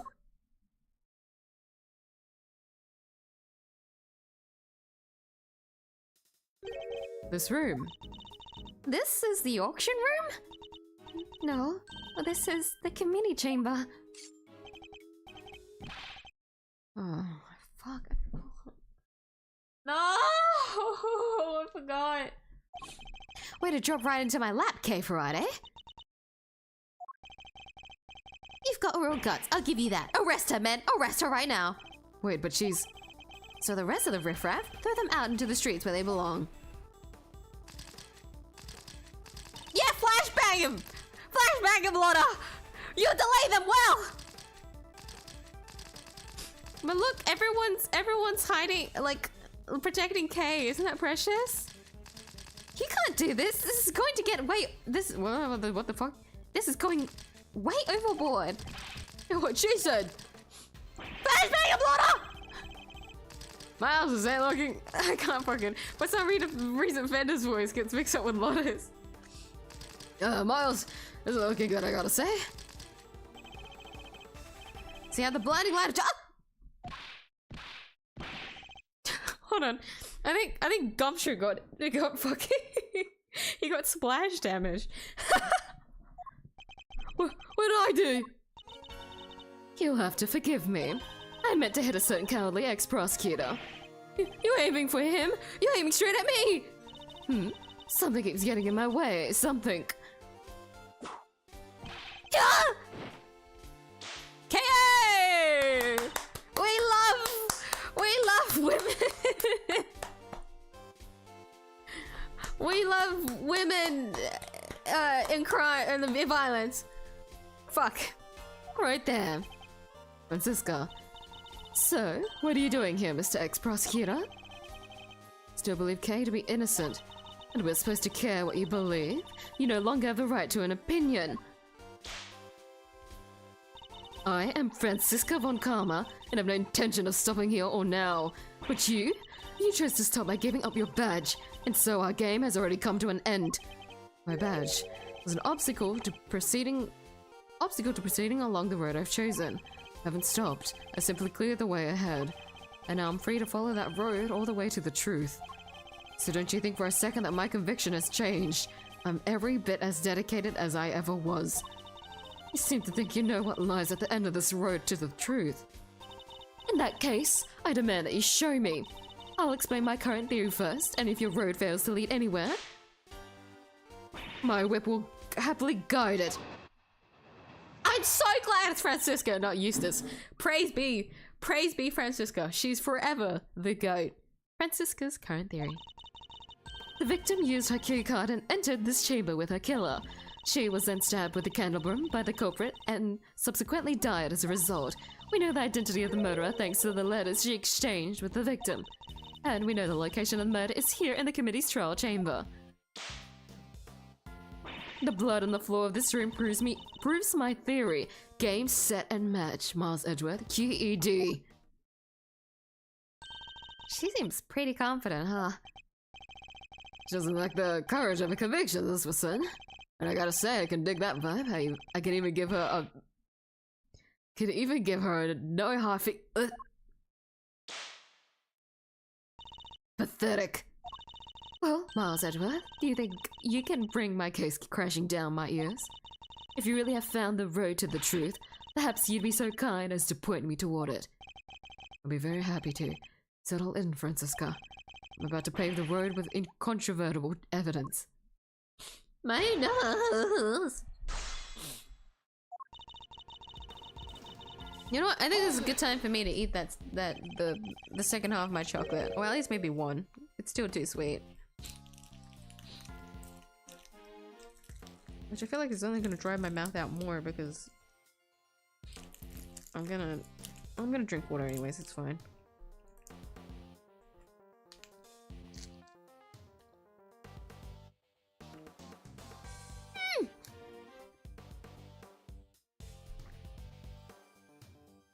It's hazelnut filling, right?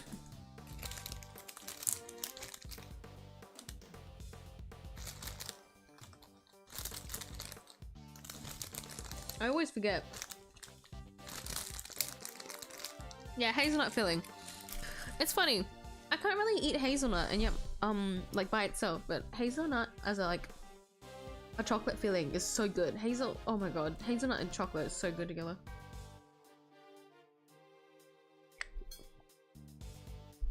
Forever the best combination, seriously. And you're sure the data from the security system is accurate? The data is just like me, perfect in every way. There's no room for doubt on either front. Well, your theory is far from perfect. I suppose I'm not going to change your mind on this so easily, am I? Correct. As I said, the victim entered the room with her killer. Hold it! And the stab wounds she sustained are a perfect match with the candlebrim in question. 3 wounds inflicted by metallic spikes of some kind in 3 places simultaneously. Even you have to agree that there aren't many objects that could do that. Furthermore, Grandma Hertz confirmed the murder weapon in her report. There's absolutely no doubt in your mind that it was the candlebrim. None whatsoever. And as for the culprit, I love you, Francisca, so much. Hold it! Have you managed to prove conclusively that the letter found on the victim was sent by Kay? I wasn't aware that there was any doubt on that front. Are you suggesting it was a forgery? Well, if there was any doubt, there isn't any longer. Document analysis turned up nothing. Nothing to suggest the involvement of anyone other than the sender and the recipient, or of any forgery. Are you saying that they found Kay's prints? No, only the victims. Well then, how can you say for sure that Kay did the deed? Haven't you been listening? Document analysis found nothing to suggest that the letter was a forgery. Face it, the letter was sent by Kay Ferrari. A fact that more than adequately proves the identity of the murderer. Hold it! You can prove that the murder happened here in the committee chamber, I suppose. Avant Karma is perfect in every way. Or did you forget that when you handed in your badge? That was very quick. Hold it! Has the blood been analyzed to see who it belongs to? It has, and unsurprisingly, it was confirmed to be of the victim. Blah. And it has occurred to you that where it was found may not be where the murder in fact took place. How quickly you forget, Miles Edgeworth. Evidence is everything in the courtroom. So please, present your proof that the murder occurred elsewhere. Or kindly stand down. Proof that the murder occurred elsewhere, huh? She's in courtroom, but that doesn't mean I can't give her the evidence she so clearly desires. She makes a pretty watertight argument, huh? How? So she doesn't know what we know. You're right. We've got a certain scientific discovery up our sleeves. Discovery will show her to the road I found to the truth. I can't read. Hold on. My nose.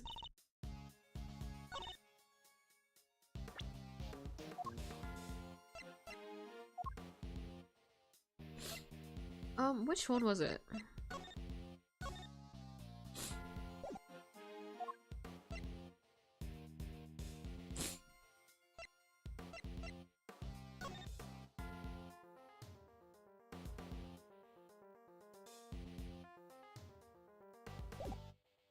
Shouldn't I present the box?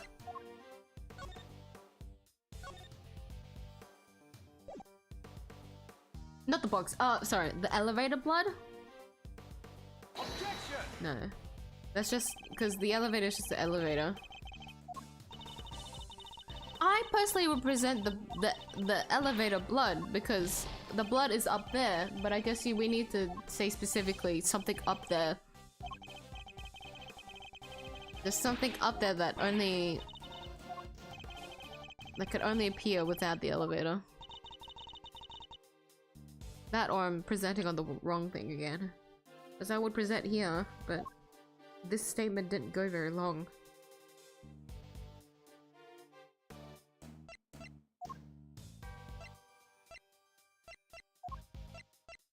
Objection! Incorrect.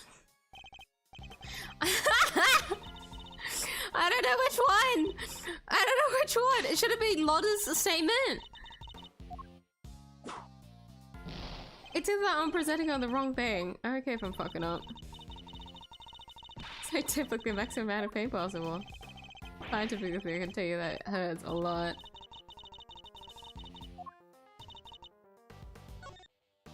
The fuck, dude?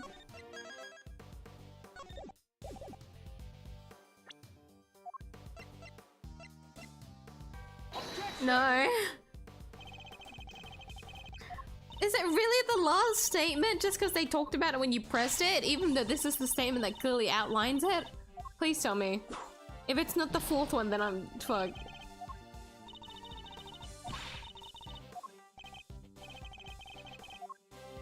Won't make the mistake of letting her swing it. She swung it 3 times already! Objection! No! You're supposed to present on the last statement! Why?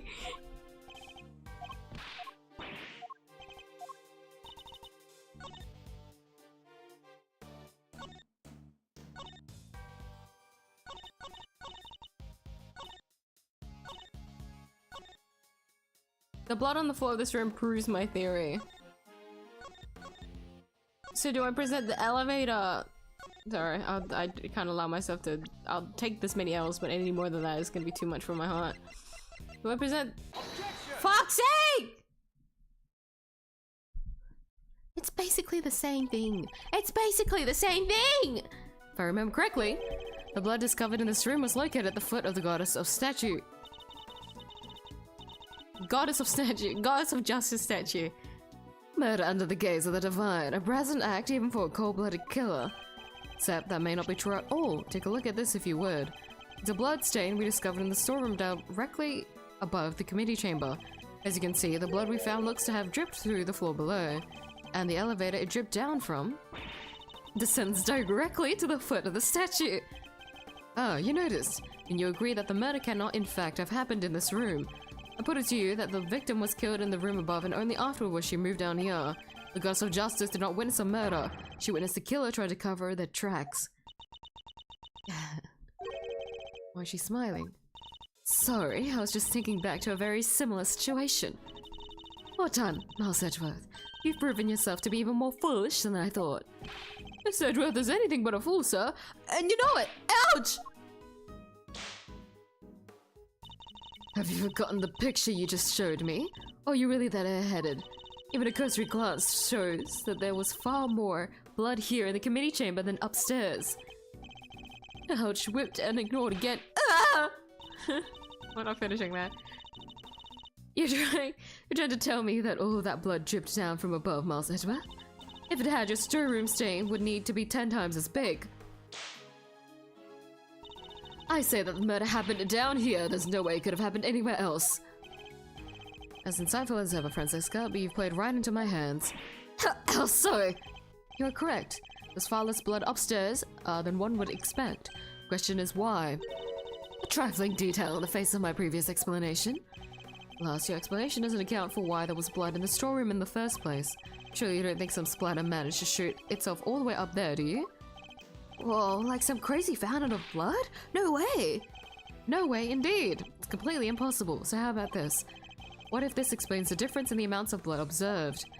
There's far more blood in the committee chamber than in the storeroom above because the weapon was removed here.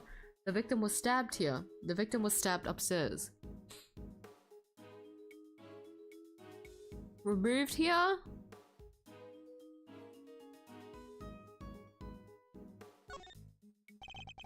Because that's the only way blood is gonna leave, is if the candle burn is still in the body. And the victim died of 3 stab wounds, wounds that would have bled profusely. Exactly. It's proven by the amount of blood we found on the floor of this room. That doesn't make any sense. Not if she was stabbed in the storeroom. You said there wasn't much blood. Silence, you half-baked harebrained rookie! Hey, harebrained is a little— Ha! Stab wound bleeds heaviest at one particular point in time. Oh, I know, when the weapon is removed, right? Precisely. I believe the body was brought down to the committee chamber with the candlebrum still in its chest. And then when it was finally removed, it created the difference in the amount of blood we see between the 2 locations. But why? Why was the killer— what was the killer trying to do? You know what I want to try to do? Breathe. And for anyone that wants to tell me, just try and blow it out, it's not gonna fix it, trust me. If you've ever had a blocked nose before, that shit's clogged up. Nothing is gonna come out. Okay. Oh, my poor mouth. I imagine they were trying to give the impression that the murder happened down here. As you know, Miss Ringer's keycard was used late last night. Judging by the time listed in the record, I'd hazard a guess that it was used by the killer when they entered the room to create their elaborate setup. But why would they have needed to do all this in the first place? Perhaps because a person with a face to hide would fear the storeroom being found in the investigation. If they were involved with the underground auction, they couldn't afford to have their dirty secret exposed. Committee chamber blood. Blood was found. Blood. I dropped one of my wrappers. Oh, that's confusing. I went to adjust my seat and I grabbed a piece of plastic that freaked me out. Blood found in the committee chamber. Was it placed there to hide the existence of the storeroom? Underground auction? You should take a look at the storeroom for yourself. The items up there tell quite a story. One that should more than explain what was going on here last night. It's almost endearing, Miles Edgeworth, how desperately you want to protect your friend. There's something just beneath the surface of this case, something bigger than all of us. And Kay's only crime was to have the bad fortune to fall right into the middle of it. That's quite the hyperbolic claim, Miles Edgeworth. Hyperbolic? Me. Surely you're the one making a mountain out of my perfectly reasonable molehill. You're working with Interpol on international cases, so why are you investigating a domestic murder? I'll tell you why, because this case has something to do with the smuggling ring you've been chasing. You followed the trail of items being smuggled by the ring and wound up here. Tell me I'm wrong. Tell me that the something I sense isn't related to any of this. Very happy to learn that you giving up your badge didn't completely relieve you of your senses. This coffee here told me about the circumstances that led up to that, by the way. Sorry, sir. I just thought it might help, you know. You did the right thing, Detective. Oh! So am I right, Francisca? Is this incident part of the broader case you're working? Was the underground auction already on Interpol's radar? Wouldn't you like to know? Well, you don't need to, and so you won't. Then you knew, didn't you? That the auction was being held here in this chamber. Hey, y'all mind if I butt in for a sec? Your victim over there, the lady in the white. You! Hey, let a gal finish, will ya? No good button in paying in the you-know-what. Youch! Ugh, this laboratory changed the spots. Your testimony is not required, and neither is your presence. What do you mean? I'm a journalist. You ow! Your lie is what you are. You lied under oath that one time. Seems like Miss Funcom is none too fond of Miss Hart, huh? I don't think she's the biggest fan, no. What's she called? Ringer, right? She was a member of this committee. Oh, she's dressed exactly like the Ringer. Ouch! Stop it! Stop whipping me! Dang it! Hold on, what else did you say? The secret auction. What is the meaning of this interruption? Mars Edgeworth, explain! Miss Hart here helped us out by describing how the auctioneer was dressed, and it seems they were wearing the exact same outfit as the victim, Miss Rosie Ringer. But that would mean that the victim was also the ringleader. No, how about we just calm down, sir? Seems to have some new information to consider. It's true that it came here to investigate the underground auction and to arrest its head of operations, the auctioneer. But if Miss Hart is to be believed, the ringleader is dead. I guess that means your journey here today was wasted. I suppose it does. Nonetheless, I, Francisca Montcalm, I refuse to leave empty-handed. Time for a rematch, Mars Edgeworth. Fine by me. But you may find that your whip will go sorely under-rused this round.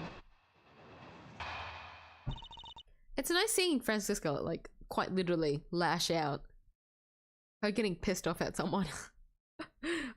She, you know, once again referenced to an older case, where Lotta with her testimony was not particularly honest, or at least she kept hiding information. I guess you could say. Francisca's latest theory. Fine. I accept your little explanation. Then make this the storeroom the actual scene of the crime, yes? In which case, the murderer is someone connected to the auction. And if the photographer is to be believed, the victim was the auctioneer and the culprit was an attendee. The killer lay in wait for the victim in the storeroom where the exchange of illicit goods was to take place. Then they stabbed the victim in the chest with a piece of merchandise, the candlebrum. There, does that about sum it up, because I won't be accepting rebuttals. I'm afraid you might have to. There is a serious hole in your testimony. There is? I didn't spot any. Good thing you're the one in charge here, Miss Edgeworth. Alright then, time to fight back. You have to win this for us. And I will. Time to take Francisca's testimony to task. It's a shame like Vel isn't here. But if she was here, we wouldn't be fighting against Francisca, would we?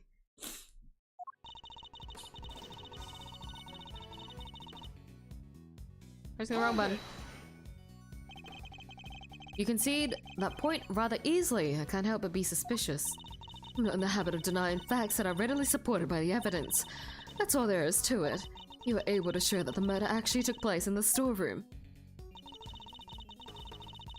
Hold it! Oh, excuse me. How exactly did you come to that conclusion? Members of the big building staff were questioned extensively, but none mentioned a secret storeroom. Seems existence was known only to a handful of people. Of course, that storeroom was where the items that were to be sold in the auction were being kept. Very good, which suggests a link between knowledge of the storeroom and involvement in the auction. For some reason, my pinky is hurting now. Even though that's like the one that I used least during a game like this. Yeah, my nails are feeling especially sensitive today. I've been using my hands too much. They're not that long. Maybe they are that long? No? Yes? No? Maybe. I guess I'm getting short nails next time. Sorry, I can't help but feel as someone that's a technician, I'm too aware of how my nails feel. And also because I'm a naturally sensitive person. Do you like the ASMR? So you believe that the victim and the ringleader were one and the same? I do, and the murderer was... Why are you on her side? Why? Do you want to be next to her? She's gonna fucking... She's gonna literally beat you up. Oh, I lost my southern accent. Hold on. Why are you asking this? You just said the exact same thing you said, dummy. So I did, but I was merely confirming Francisca's reasoning in order to... Oh, don't give me that horse feed. You get caught saying something stupid, you give a little laugh and move on with your day. The murderer was one of the auction attendees. What? I got no notes for our friend here after that little performance of his? Of course, assuming that our friend, the photographer's word, can be trusted. Can't quite tell if they love or hate one another. That's right on the same side. Anyway, the more relevant point here is how the culprit actually carried out their plan.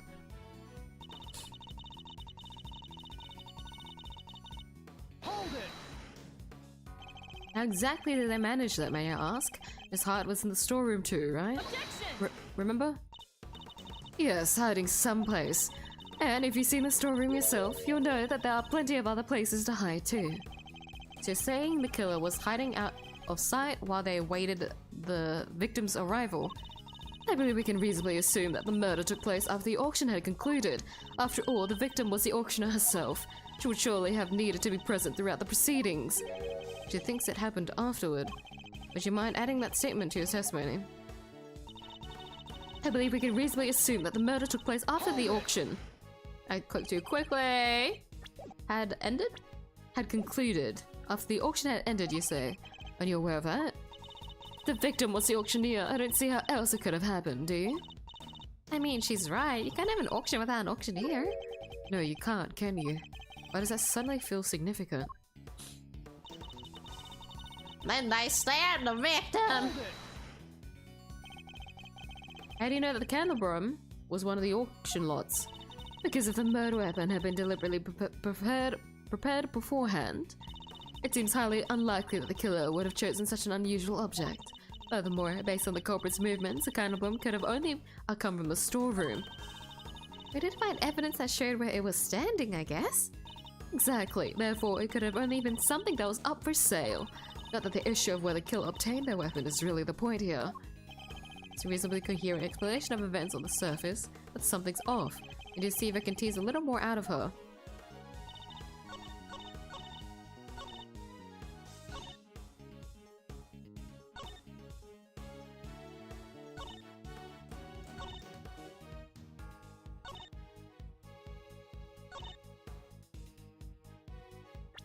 It should be Lotta's statement. Continue after the auction. Objection! Seems you're one step behind yet again, Francisca. How so? The auctioneer was not, in fact, the victim. And I can prove it. This is the statement Miss Hart gave us. Well, she made it. It's not worth the air she used to say it. I done told you I'm a journalist, dang Abbott. My word is ouch. Did I ask you to open your mouth? Double ouch! Calm down and listen for a second, Francisca. Miss Hart witnessed at least some of the events surrounding the murder, and she confirmed that the auction continued even after the murder had occurred. You bet it did. Went right on like nothing had happened at all. How would that have been possible with an auctioneer, It wouldn't. So you see, the victim couldn't have been the auctioneer, she was one of the attendees. No! As I've been saying since the start, there's no way Kay can be the murderer, because she had been pushed down the hatch by her assailant and knocked unconscious by that time. So then, who was the victim really? Right, well, if the auction carried on after the murder, the victim must not have been the auctioneer but an attendee. And she's here. That's enough. You know, that sound all too well. Order in the courtroom. All rise for the chairman. No!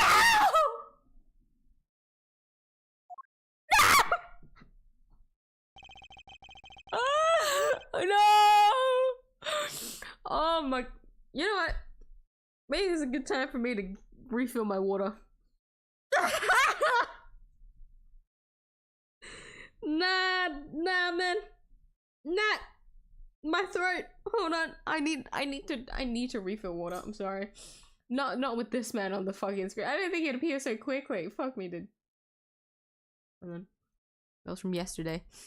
5-minute break. We'll deal with Excel later.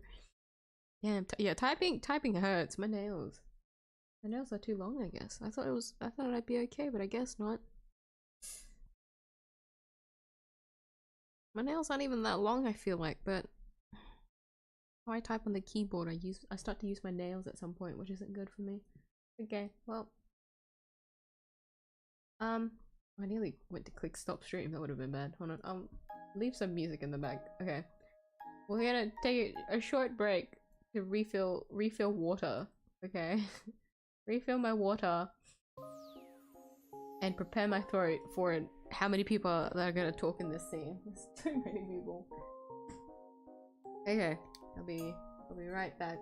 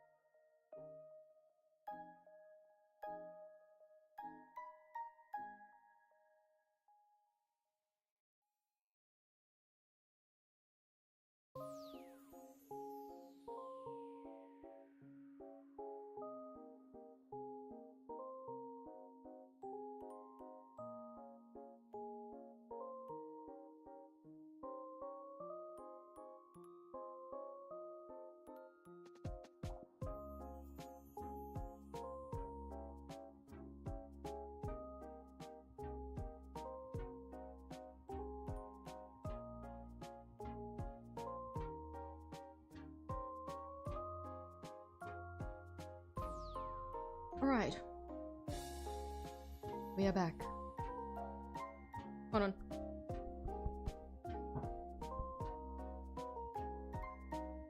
I thought I was gonna hiccup. Okay. Thankfully, Papa Yu was out making coffee. So I didn't need to wait for the water to boil, but he was making coffee, so I started to wait. Hey, we have like these mushroom, like, cooked, like, snacks. They're really healthy. Like, there's like nothing to it. But it's also so dry. So I went to eat it, and now I'm just even, like, thirstier. It's only, like, lightly salted. Like, that's the only thing added to it. And it's really good. But it's funny to think about because I never really ate mushrooms growing up. It was only after watching mukbangs. I'm not gonna lie.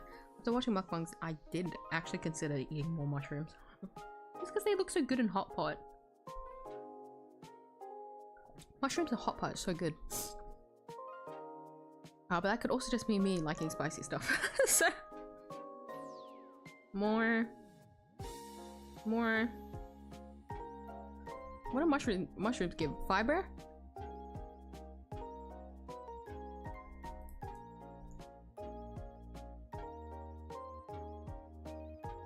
Good source of fiber? Yeah. Good source of fiber. Okay. Okay. 𝐢𝐧𝐟𝐨. I'm ready. I'm never ready, but I'm ready to try and see how fast I can get through the scene. I'm so sorry to, like, the voice, like, all the voices that I'm gonna have to, like, barrage on through in this cutscene. I'll try my best. Oh, there's no need for all that pomp and circumstance, Verity. He's creepy! Please, everyone, feel free to call me 𝐢𝐧𝐟𝐨. Yes, that'll do nicely. Alright, 𝐢𝐧𝐟𝐶? What are you doing here? Oh, I just stopped by to see how my bone-headed boy was getting along. They say there are all sorts of families, but I'm not sure these two are what they meant. We might need to light a fire under this investigation, but it seems not. The suspect everyone's searching high and low for is right back here where we started. Men, detain the suspect immediately. Wait, Miss Faraday is innocent. Such a meddling mouth. Becoming something of a problem, Miles, my boy. Thought I told you. The committee wants this matter cleared up as soon as possible. It's a matter of trust. We can't have our organization be seen to drag its feet. It's bad for us and it's bad for me too, personally. So it must be my age. Your unlawful investigation ends here, and it will not be permitted to resume. In case you have forgotten, you are no longer a prosecutor. You have no authority here. And what's more, there is the matter of you aiding and abetting a suspect. Which is right, of course, as always. You really are godsend, Verity. Everything I do knowingly. If you wish to prosecute me for it, be my guest, but know this. We have uncovered a new suspect. This person here. Miss Faraday was attacked by this... You can stop right there, Mr. Edgeworth. The raincoat in your picture was discovered nearby a short while ago. The victim's blood was found on the hood, along with some cherry blossom petals. Cherry blossom petals? Like the ones on the roof. Yes, they were stuck to the edges of the bloodstains, probably due to the blood being fresh at the time. The results came back already, my boy, so there's no mistaking it. The person in your picture is the victim, Miss Rosie Ringer. What? Red raincoat, worn by the victim, whose fingerprints and blood were found on the hood. No, this completely undermines our entire case. Well, our assumptions were based on the person in the red raincoat being the killer, but if they were the victim instead... Okay, remains at the top of the suspect list. Faraday, you testified to having encountered a person in a red raincoat up on the roof, correct? Yes, I did. We now know that the person was the murder victim, and you are the only person we know of who came into contact with her. Since one of you wound up dead, I think we all know how that encounter went. Okay was attacked by that person. She's the victim here, not the aggressor. As far as I recall, we have yet to see any evidence that proves she was attacked as you claim. And even if such proof existed, Miss Ringer could simply have been acting in self-defense. You can't just jump to conclusions like that. Kate is innocent. But I'm not. Kate? I'm not innocent. I don't want to believe it, but I remembered something. Hearing about the raincoat brought it back. It's just a flash, but I remember what I saw now. Right when it happened. The murderer, it was me. I remember looking down and the person in the red raincoat was on the ground. It was me, Miss Edgeworth. It was me all along. I'm the murderer. I'm the murderer. No, you're not. You can't be. Then what am I? Why do I have a memory like that? They were on the floor in front of me. There was a pool of blood. Why was I just standing there? Why didn't I do something? I know why. It's because I was the killer. This court recognizes the legitimacy of the accuser's memory. What? But you just said you didn't believe her like 5 minutes ago. Commend you on your bravery, Miss Faraday. You will not go unrewarded. Praise be the goddess of justice for her many blessings. Francisca, you tell her! Hi, Taco! It's been a while. Oh my god. Just dropping by because I still have some work to do. By the way, I missed your digging stream. Oh yeah, no, you did, yeah. Don't worry. Oh my god, I forgot to take off the text on screen. Why didn't anyone say anything? Oh my god. Wow, I just ruined an emotional moment when I still had the break text on screen. Sorry, if you actually no. If you close your eyes, you listen to my voice. The emotion's still going. The lose-lose. Anyways. Thankfully through that stream, I didn't get horribly motion sick, so... The digging stream was a success, but it is a shame. At least the VOD is still okay. And thank you! Do take care, good luck with your work, thank you for stopping by. Oh, such is the busy season. As an official representative of Interpol, I hereby request that the suspect be... We don't have time for this. We must arrest Kay Faraday this instant. How dare you take that tone with me?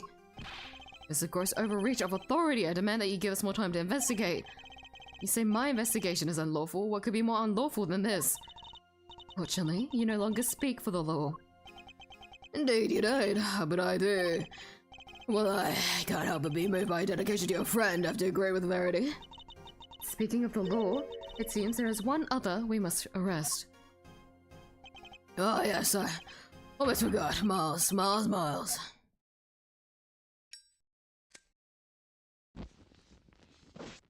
Edgeworth is going to prison. What are you talking about? Mr. Edgeworth was just doing his job. He didn't do anything wrong. He wasn't doing squat. But which I mean to say, unfortunately, Miles is no longer serving in any kind of official capacity. Went too far this time, Mr. Edgeworth. You conducted an unlawful investigation. Worse, you aided and abetted the flight of a suspect. You're no longer even an ex-prosecutor. You're a criminal, nothing more. Now that reminds me. There was supposed to be a hearing today, wasn't there, concerning your conduct. I'll make sure it's officially rescheduled for tomorrow. Although, if I already know the outcome, I'll get this as an opportunity to reflect on your actions, Miles. Just really think long and hard. This court is adjourned. Well, that's it. That's it for the game. Miles Edgeworth goes to prison. What a shame.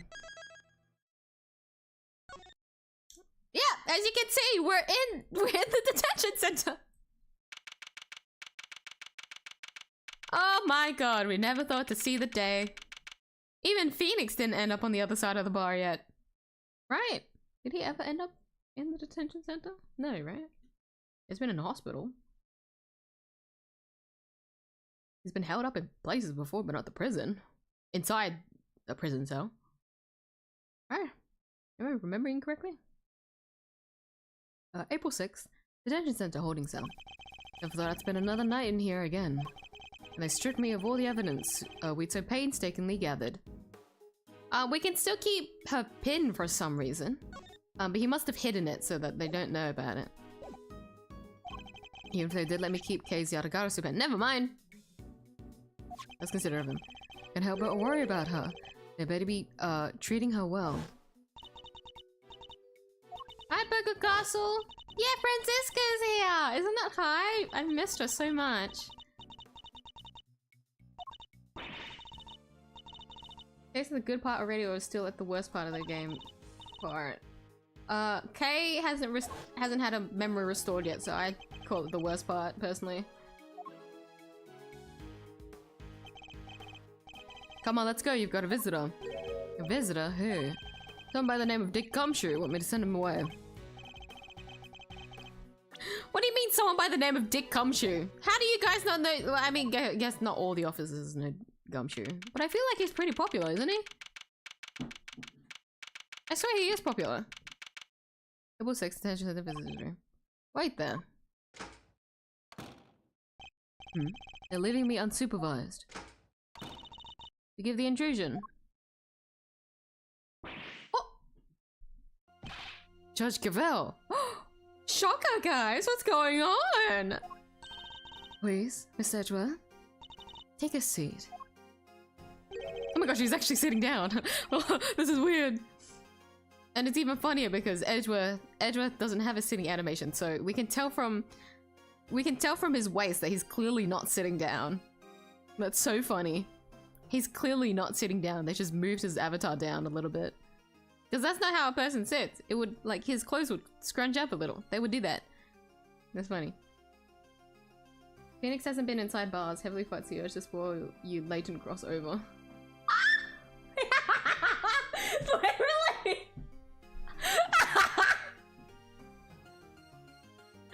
Oh, of course he goes to fucking prison in a crossover. That's so funny.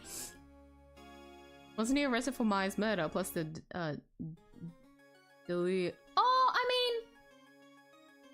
mean, okay, if we say pre-lawyer, then yeah, huh? You are correct about that because he was. Wait, no, wasn't he just a witness? Hold on, I don't know, but I know what you mean. I know what you mean. He was just a witness, though, wasn't he? Also, Maya's murder, I don't remember. I think we all need to brush up on the trilogy.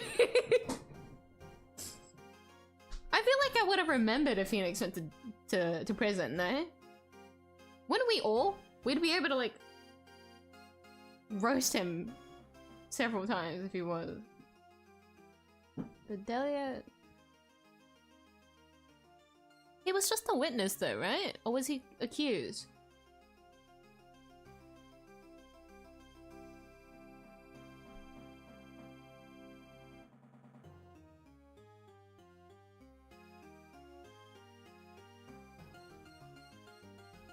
Oh yeah, Dahlia, sorry. Me too. I forgot that was her name. It sounded similar.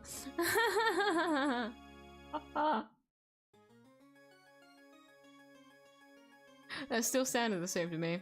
I know who you were talking about. The name was just wrong though. See, that's what I mean by me not remembering names. Like, I can draw her from memory, but God forbid I remember names properly. But yeah. I get the Dahlia incident.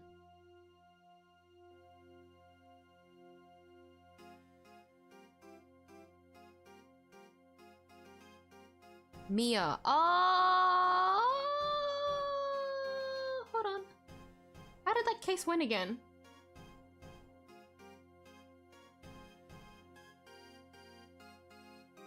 Did he?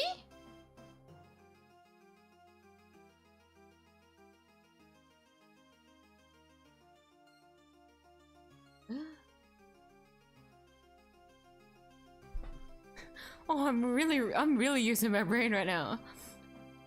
Yeah. Okay, I really need to brush up on the trilogy. Got me and Maya mixed up. Completely understandable. It's just the M in the letter. And the word. Fuck. The M. I'm getting mixed up now. Also, hi GW. Hope you're doing well today. It was accused. Also accused in 4-1. Like, but being accused is one thing though. He wasn't like brought in as a suspect, because if they're brought in as like, was he brought in as a suspect at any point? Because if you're brought in as a suspect, that's when they would put you in the detention center, no?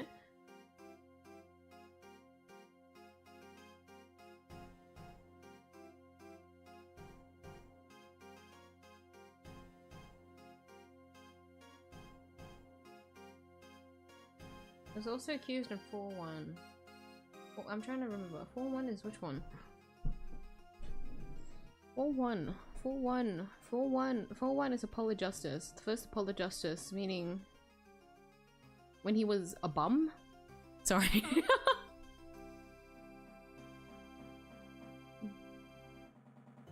Ilya Ketchum, mother of Ash Ketchum. I always forget what her name is.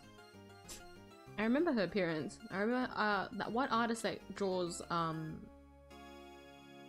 and Jess together. Yeah, when he was a pianist.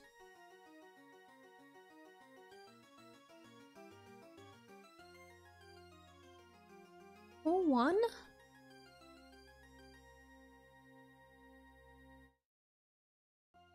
Wait, was he brought in as a witness then, though? Wait, accused. Well, not a suspect, though, no? I remember, because he walks up to the stand. If you say 4-1, that was the first case where it was the introductory, where you're with... I forgot his name. Corvez's brother. I remember him just rocking up.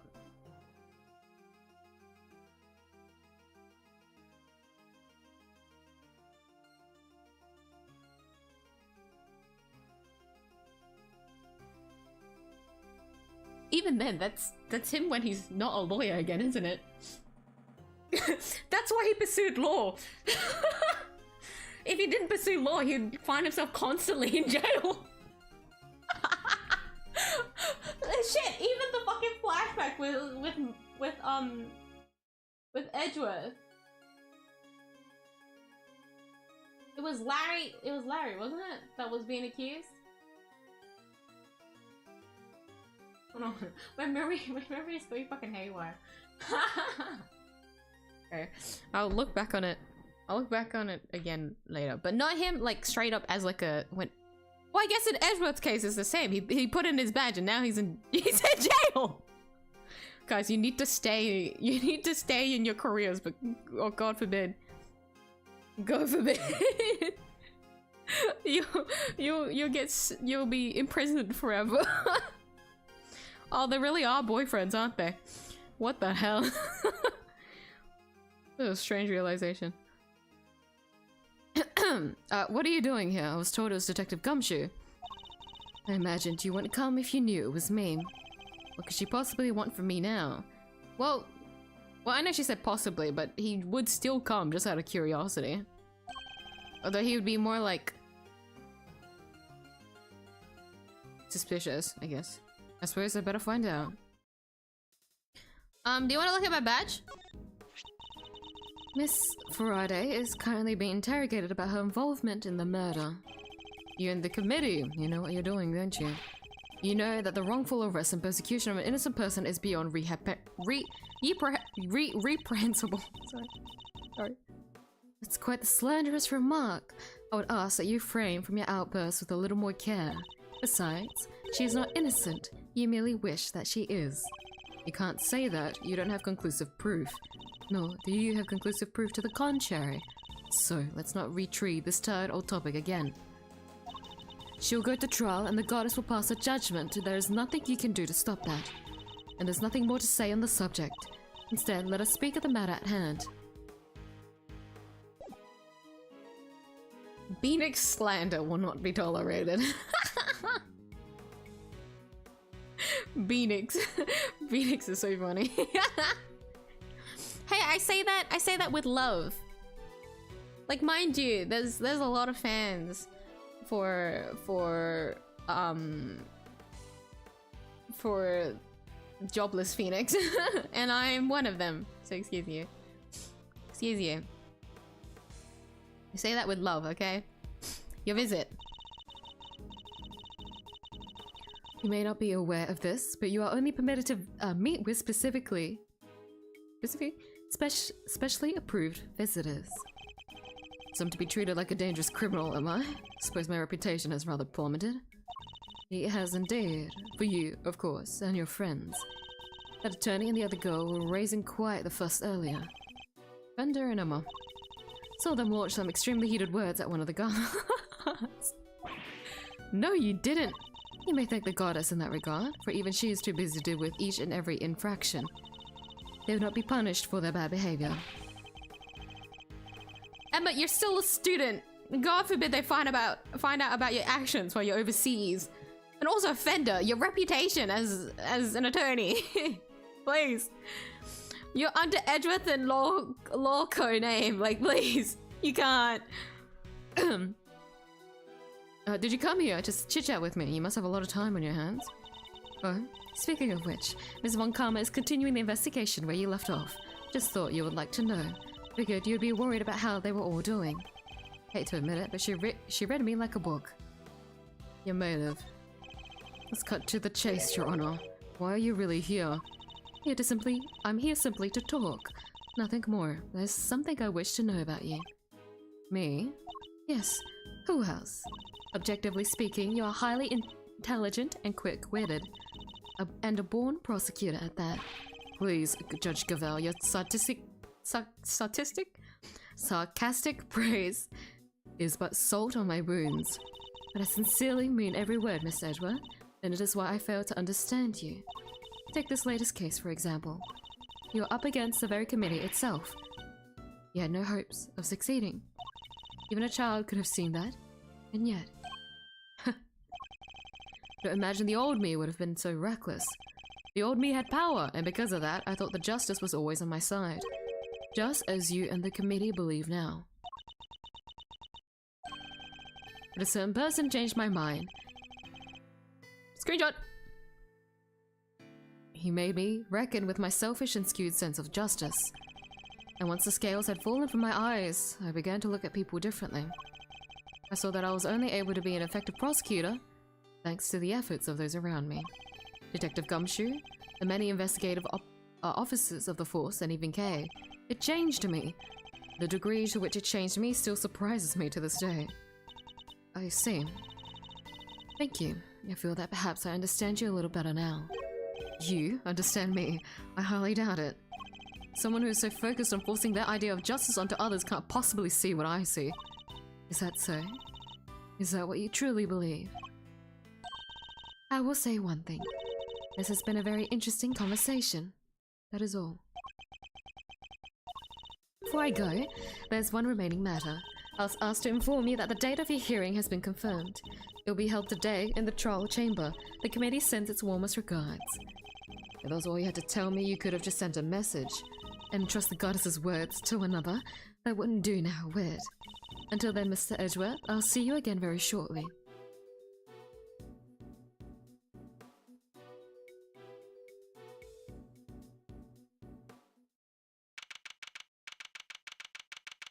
Detention center. Holding cell. Is this the same one with the hole in the ground? Use it to pass time in the thing. In the what is it called? What is the area of the prison called? The actual prison. I'm forgot. Was there water on the building top? No, there wasn't. I'm in this case. I forgot. I thought she wasn't in this game. She is! Yeah, I forgot too. Well, at least I forgot like when she appeared. I remember she appeared and I was so surprised, and that's why I remembered. And also the like finding blood bit, because how else are we supposed to find blood without actually someone to tell us?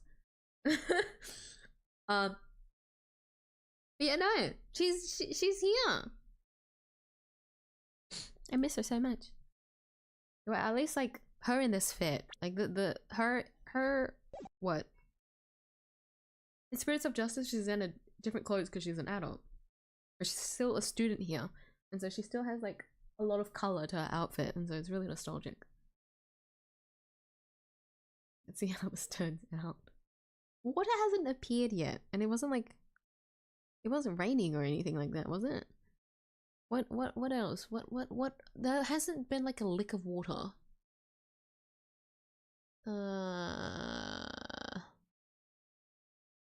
There's blood there, and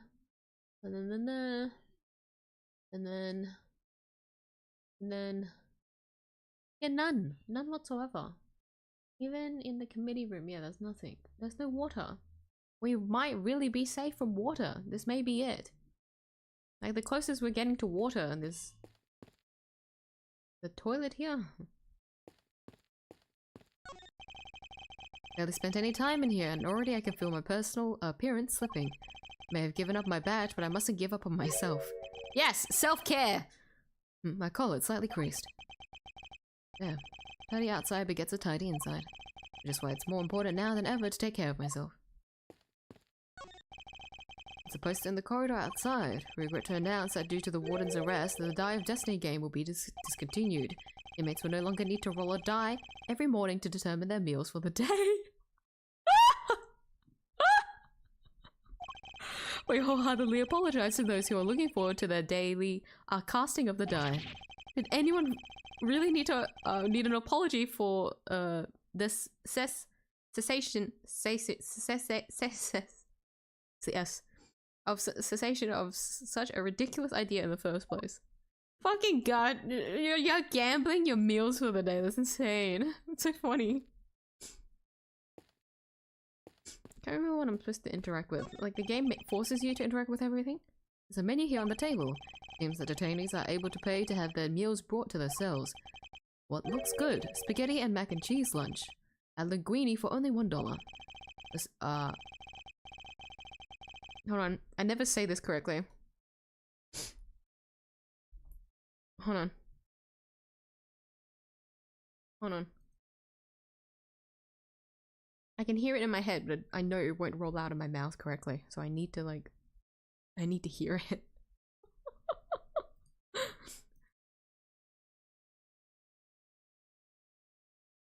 Basmati. Basmati and brown rice special for limited time only. Add regular white rice at no extra cost. Probably for the best that I'm not very hungry.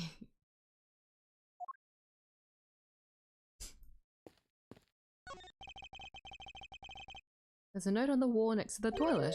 Sorry, we're currently out of toilet paper. Please make the necessary mental preparations before using the toilet.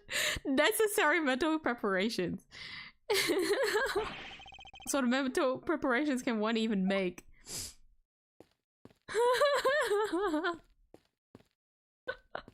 That's so funny. Very basic bed. I can't say it was very comfortable to sleep on, however. Imagine Detective Gumshoe would sleep soundly on it, nevertheless. Loudly snoring all the while. Guess we'll probably never get to work together again. I don't have any regrets about the bed I've made. I will follow my own path to the end. Hold on, I haven't interacted with the fucking... Incorrect. Incorrect. I haven't interacted with the window. Excuse me.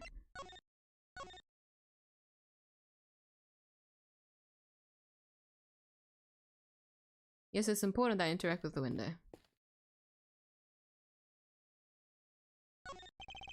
The window is barred with heavy steel. That reminds me of a movie I once saw. There's an inmate hatched a plot to escape by using a file to cut his cell bars. I won't be doing that, of course. For one thing, I don't have a file on me at the moment. But what am I saying? I wouldn't do it, even if I did have one.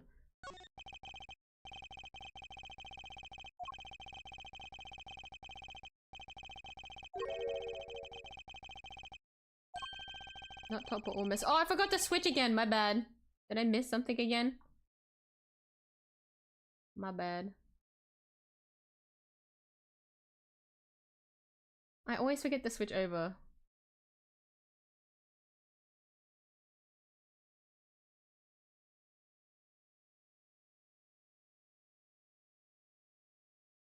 Suspect in second day of trial as per Red White's influence.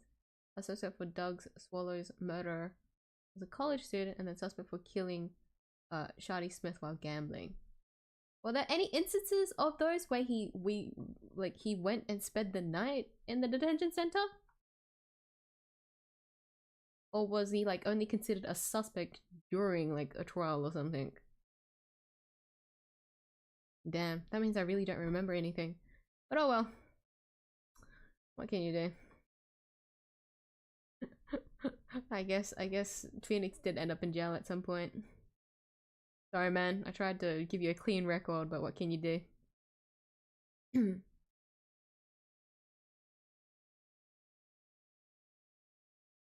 Really call this an independent case. It's like 5-4, part of grand scheme for the final case, but a little more independent than— Spoilers! Oh my god, I've been trying to like keep quiet about it. Excuse me.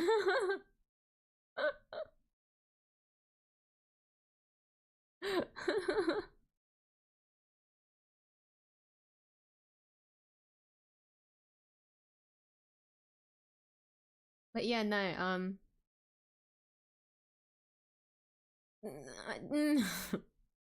it I mean, like, there's a reason why they did it this way, because of how long like the plot was, and they decided it was better to have it like separated, and so that ended up fleshing out the game to like five like case quotations cases anyways, like 5. That's why they call it episodes. Don't they call it episodes? So rather than calling it a case, it's an episode. Why did I get an email?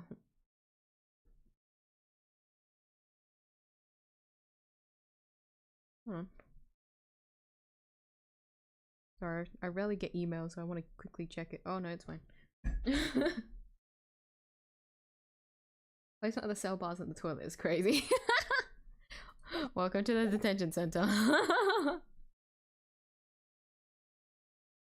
Buzz Marty, not Boss Marty. Didn't I say that? Didn't I say Buzz Marty? Or was it because I enunciated Buzz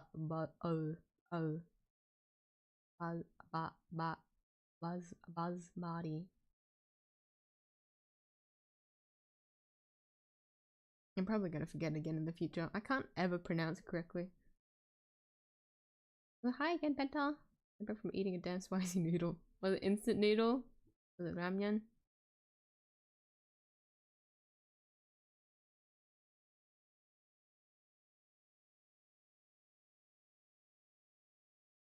I've been craving spicy noodles recently. I think it's because there was like one video that I watched of someone eating it. Like, I think there was like this this content creator that went to South Korea, and so like anyone that goes to South Korea, right, like vlogs them being in a convenience store, and so when I watch people eat at a convenience store, I start craving it too. I start craving the spicy noodles. Literally just that. That's all it takes for like my cravings to trigger sometimes. Try eating durian with cola. Let's see. Oh my god, die while watching your stream. What the fuck? Durian and cola? Doesn't that taste a little bit off? Like, cola in itself is like pretty strong. In terms of like, just like, for example, I can't usually like drink cola with spicy food. Like, it clashes too much. But then like durian isn't spicy, but it's still like kind of like, well, I guess because the smell is quite pungent, so that would just mess with it a little. Always Miyuu's fault if anything happens while she's streaming. What the fuck? I didn't tell you to eat durian with cola. How's that my fault? Take responsibility for your actions. Hey, Miyuu's not liable for anything. I've never once mentioned the durian or cola in a sentence before until I read that. Excuse you. I'm not taking this slander. Just because I slandered your Beanix.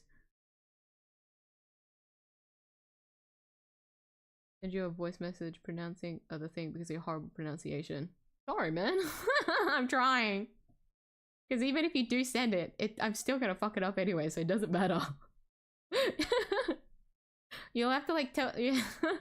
If you want, actually no, not even then. Even if I go to sleep listening to like, what, like a loop of like, what, the same word, imagine going to sleep with a video of someone just saying the same thing over and over again so that my pronunciation would like fix itself. I can't even say English words that I know properly. But if it makes you feel better, you can just send a voice message. And I'll listen to it and then I'll forget it again. Not cause like out of spite, but because Miyuu's memory will just not be able to retain anything. Good luck, buddy. Good luck in getting me to pronounce things correctly. Oh. Okay. So they want you to interact with like a certain amount of things, but I was one short of like interacting with something.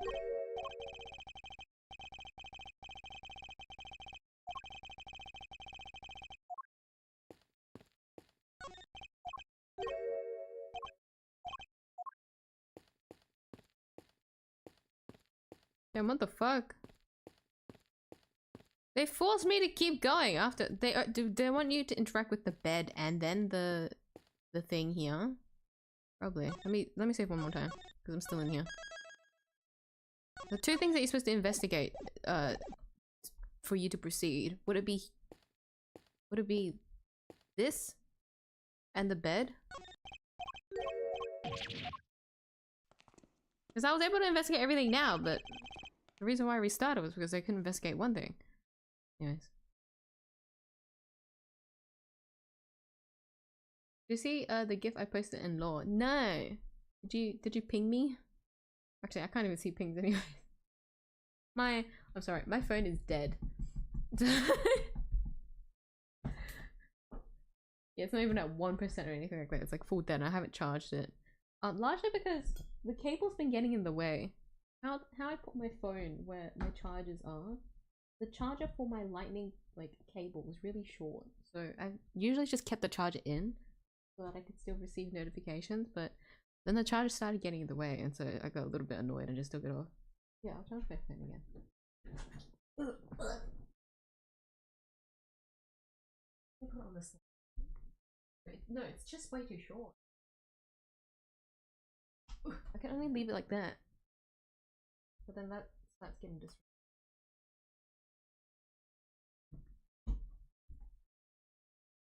Or I don't like that placement. Okay, we'll keep it this way. I'll just try to maneuver myself a bit. Let's start with an easy English word. You've told me to pronounce this one before. And I failed, didn't I? Or at least, I remember trying. Don't do this to me. Don't do this to me. We're not doing this. Do I have another visitor? Ah, you fuck. Oh, I thought I was safe. Oh, Kay's here too. Oh, Thank goodness, you seem alright. That's a load off of my mind. Oh, such a heartwarming scene. It's enough to make a grown man cry. You're still your usual cheery... I mean, you have to stay positive, Kate. You didn't do anything wrong. In fact, I guarantee you didn't. no. You have to let it go. I'm the murderer. I know that now. But you're not. You can't be. Why don't you have any faith in yourself? How can I, Miss Sedgeworth, when there is no me left to believe in? None at all? I don't think that's true. Before you lost your memory, we spent quite a bit of time together, and I dare say you left quite the impression on me. So you see, there's still plenty of you left. That's why I believe so much in your innocence, and why you should believe in yourself too. Thank you. But I can't. It would just cause more pain for the both of us. Please, you have to forget her.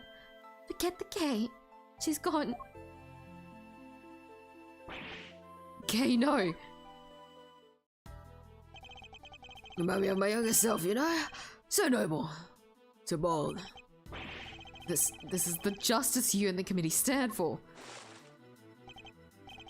Justice? I suppose you could call it that. What is he up to? Why is he going to such lengths to control everything? Was it cheap? Can't shake the feeling that something is very wrong here. Is there some hidden agenda at play? Oh my god. My phone! Use unlock iPhone to use accessories. Just charge, damn it! Ugh, this is no time to second guess myself. If I'm going to find out what it is, it's now or never. Well then, my boy, I suppose I should be... Wait. What the fuck? No. I completely fucking forgot about this. Absolutely not. Oh my god. Why is the chairman so intent on seeing Cade charged with this murder? Doesn't make any sense. There's be some rhyme or reason to this madness. My phone keeps lighting up for some reason. There's no notification. Excuse me. Oopsie, sorry, I hit the microphone.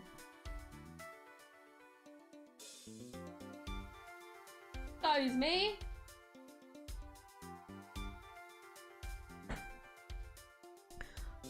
Come now, Miles. I'm a busy, important man. I can't be wasting my precious time talking to you. Their way out of our current predicament is through Chairman Winner. So much to ask. Oh my god. There's so much to ask in so little time. Let's start by trying to find out why he rushed to have Kay arrested so quickly. I can't just let this happen. I'm getting answers. It's the last thing I do. My go-to English word. Can you choose another one, please? At least have a backup plan if they are able to say it. Wait, you probably do, huh? Do you have a backup? What about Kay's design here? She's unrecognizable to me with the long hair. Right? Because she's always had it up. It's always been in, like, in a ponytail-ish kinda. It's always been up. That's why she was so unrecognizable to Edgeworth and Gumshoe when they first met with her in the state. It's insane. It's just not her at all. Which is funny because you think there'd be like an uncanny like resemblance, but they put bandages, like she's wrapped up in bandages too. So it's like quite easy to like overlook her if you aren't like too focused on Kay. It's the last thing I do. Mind chest for the second time today. Why the rush to arrest Kay? Why are we so keen to push Kay through Kay's arrest? I bet to hear a satisfactory explanation. Explanation? I'm not entirely sure what you mean. Then give me that. You know exactly what I mean. I can never. I try. I usually avoid making the noises. I advise you to moderate your tone, dear boy. And I remind you of your position. I'm prosecutor. I'm a prisoner.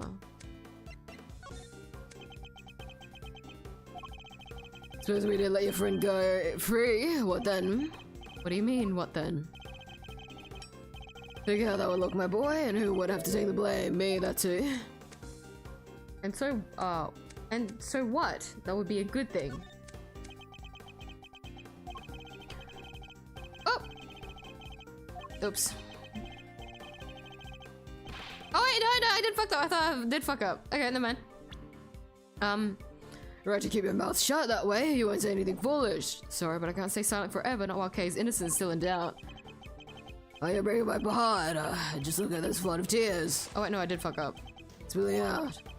Please just live it like that. Things were coming along nicer till you interfered.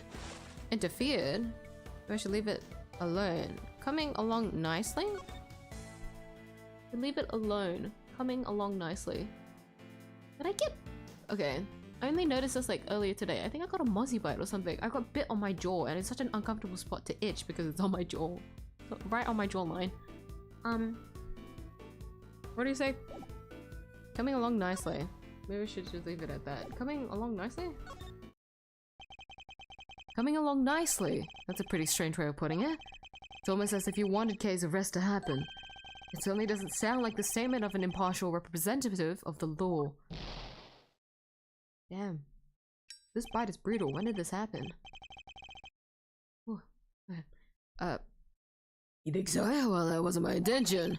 Does it occur to you that you might just be overthinking things a little? The Chairman Winner certainly knows how to dodge a question. It doesn't change the fact that serious doubts remain concerning Kay's arrest. That was another statement we could have pressed him on. Sufficient! They go unexamined, no matter how trivial they may seem. One of them might just give us the breakthrough we need. How much time did you spend investigating? Was spent on your investigation altogether? Well, let's see, you know what? I'm not sure I can remember. I'm sure you can. You would bluster your way out of this one. So bluster, my boy, I don't seem to recall. It's a problem when you get to my age, you see? Why even forget my own son's name sometimes? Never mind your fool of a son, answer me! I'd like to just run an investigation. Oh, best dad of the year. We'll love to see it. You're right, of course, the boy's a fool. I never meant for him to grow up like that, but... Oh, woe is me. He's only too happy to derail the conversation no matter where I take it. Let's take this seriously. Let's try another tack for now. You're the one calling the shots, weren't you? So she sells seashells by the seashore. I've already said that I can't say that one. I know for a fact. Like I mentioned that one yesterday, I think. So get another backup. Escalator, excavator, accelerator, rural. I for the love of my life can't pronounce these. Rural gets to me sometimes. When it comes to like R's and W's, it always fucks me up. So like unironically, I do like the ooh-woo. Like I literally say like words as if you would like jokingly say it in like the ooh-woo quotation voice, you know? Like I do that by accident just because I fuck up with my R's and W's. Just because of how I speak. Blah, blah, blah, blah. It's just how I don't know. It's just always been like that for me. How my tongue moves. Oh, you can hardly say your investigation was sufficient. And you're the one who called all the shots, weren't you? The decision to have Kate arrested. Oh, I'm afraid I'm nowhere near as influential as you think, dear boy. You're the chairman of the committee. It doesn't get much more influential than that. Not that I care about such things. You wound me. Oh, it's enough to drive an old man to tears. Yeah, cry. You have to forgive me. I'm not the differential type. If you got this as something so blunt. Well, I'm afraid you won't be seeing your prosecutor's badge again anytime soon. I can't live without that badge. I don't need that badge anyway. I don't need that badge anyway? Can I say that? I mean, in the context of things, it doesn't matter if we need a badge or not. It's crying, man. I don't know. I'll try. Let me make something clear once and for all. That badge isn't the be-all and end-all for me. Far from it. I'm not concerned with the titles or roles. Even you must understand. Oh, sorry. Understand that much. I'm scratching my nose. Hey, people. Calm down. I don't know any other tongue twisters in English. Well, that's something you can start searching up now, isn't it? I'm definitely not trying to distract you or anything like that. I mean, it doesn't hurt to get a backup, honestly. If you want to mess with anyone anyways. But I'm probably like the only person you know. Someone with such horrible English, with English as their first language. So young, so very young. Word of advice, Miles, from somebody who's been around the block. You're hopelessly naive, my boy. Idiotically so. That certainly got under skin. He might be less guarded in his answers while he's in the state. Now's my chance. Okay, he's innocent! No, my boy, that's just clumsy. And okay, blood out bases and such like that. Even disgraced superstar prosecutor. Yeah, I just wanted to click it anyways, don't worry. Yeah, so we choose the first one because now he will talk. How much time did you go investigating? Ready to give up, do you? But even my patience has its limits, you know? What a coincidence, so does mine. Now answer the question, do you believe that your investigation was sufficient or not? Oh, the youth these days are, however, want to be reckless. Makes me want to put you in your place. Don't regret that, my boy. No, I'm putting you in your place. I'd like to see you try. I'd like to see you try. I shouldn't aggravate him, should I? Probably. I want to click the first one, I'm gonna be real. He pisses me off so much.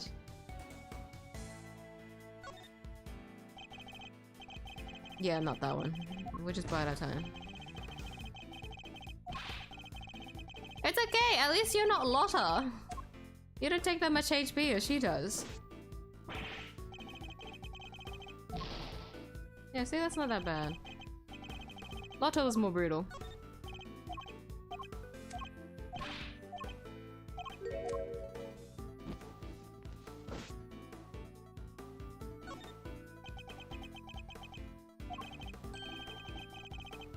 Oh wait, no, it is the first one that we do have to choose. I thought, wait. I was just thinking about how best to proceed. Getting answers from the elderly requires sensitivity. They can get quite emotional after all. You have no common sense whatsoever, do you? Don't you understand? Your fate rests in my hands. Okay, no, it wasn't the first one. Because it's too aggressive. He wouldn't say that. Not the fucking elderly comment. Crazy. Holy shit. One tongue twister in Hindi that translates to tall camel. Camel's back is tall. Tall is the tail of the camel. Oh.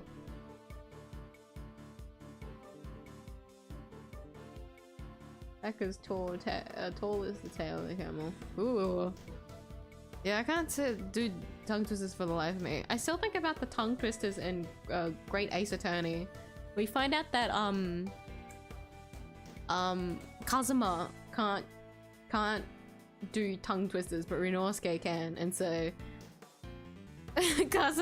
Kazuma gets a little bit agitated at the thought that he he can do public speaking perfectly, but God forbid he has to like say like anything that's close to like tongue twisting. It was cute. You think my fate matters to me now? I don't remember trusting my fate to you. Bide my time? Fate? I think, no, when he says that. And just to get some answers from me, there's nothing you can do with them, so why not give it up, my dear boy? No. And why not? Simple, because I'm not about to let the truth escape me. Interesting, I'm beginning to see what makes you tick. What you're doing is pointless, tragically. Miserably pointless. But please, just give up. She's guilty. This decision has been made. The decision has been made. I'm not giving up. Once again, your choice of words intrigues me. It's almost as if Kay's guilt had already been determined from before her arrest.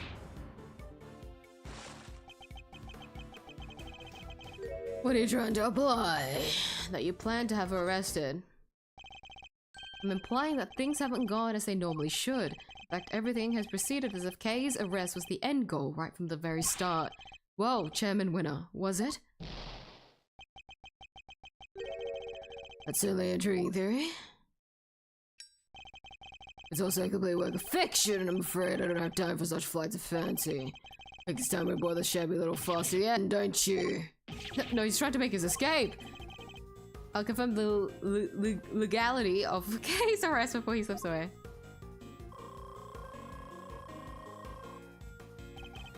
It's fake, but the truth is finally beginning to emerge. I'm about to let this opportunity pass me by. I still have questions. Kay is innocent! Kay is innocent! We're not done here. I'm tired of all this talking, so make it brief, will you? You could just leave. You could just leave. Who gave the order? Who decided that Kay should be arrested? Oh, you know, I can't seem to remember. I don't ever get old. Mars, my boy, wreaks havoc on the memory. Questioning, I better try another hack. What grounds do you have? Based on everything I've heard from you so far, it's clear that Kay's arrest is entirely unfounded. Yes, I think we're all familiar with this particular refrain of yours by now, but I'm afraid it doesn't matter either way. You don't have what it takes to secure release anyhow. How dare you take this so lightly as a man of the law? My, aren't you a rude little boy? But my fuse is only so long. What about my fuse? Oh, you have no idea how rude I can be. What about my fuse? Do we leave him be? I never know for this case. Hold on. If he's agitated, then if you press it, he gets more pissed off. What if you just leave him alone? Honestly speaking, I don't have the time to waste on every last question you can dream up. I have certain responsibilities to attend to, you know? Really, I'm quite a busy man. Or you're just pretending to be busy, huh? That? Awful thing to say to a federal man. I work harder than I should be at my age. I ask you, my boy. What could I even hope to accomplish by putting up such a pretense? Hoping to avoid talking about the case. You're trying to make me feel sorry about you. We're talking about the case. We're talking about the case? Hold on, huh? Huh? Oh yeah. Oh yeah. Oh, hold on. Hoping to avoid talking about the case. Wait, was the conversation derailing? Wait, no, in general. You obviously don't want to talk about the case anymore. That's why you're so keen to get out of this conversation, isn't it? It's just like tragic, it really is. You would suspect me of such things? Not suspicion, it's certainty. There were no clear grounds on which to base Kay's arrest for a start. No, my boy, let's not get carried away. There's plenty of evidence to support our case. The mask letter, the 𝐢𝐧𝐟𝐨, they were all in our possession. And of course, a confession. More than enough to prove a girl, I'd say. But those are... What's the matter? Struggling to come up with a way to explain everything away? I'd say this info actually have the perfect explanation. Ah! I'm gonna fuck up the dialogue here, I know it. If he's irritated here... More... Hold on. I'm gonna eat the last bit of my chocolate. This is stressing me out.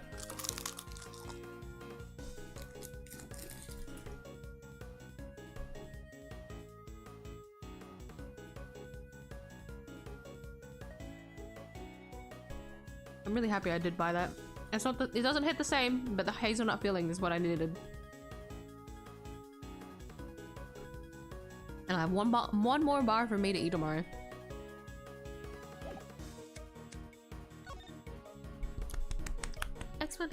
Explanation. I feel like I shouldn't be quiet here. You need to push him so he's irritated a little bit more.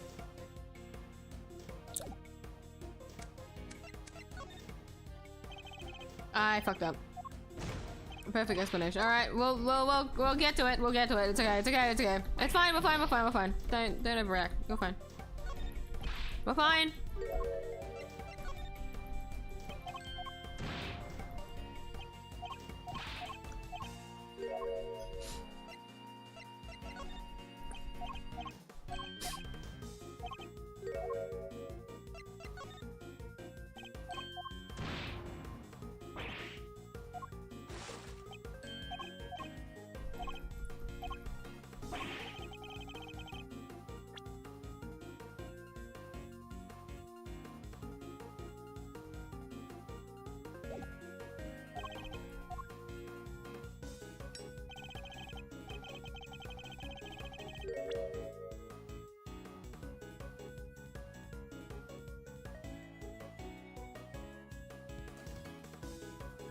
Was there anything about this that didn't make sense?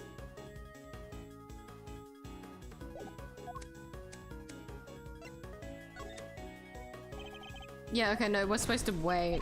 Okay. So when he gets irritated and then when he's blazing it, like when he's playing with his lighter, it's a bad sign. Okay, fine, it's fine, it's fine, it's fine. Oh, hold on, I already forgot. I forgot. Oh, my brain.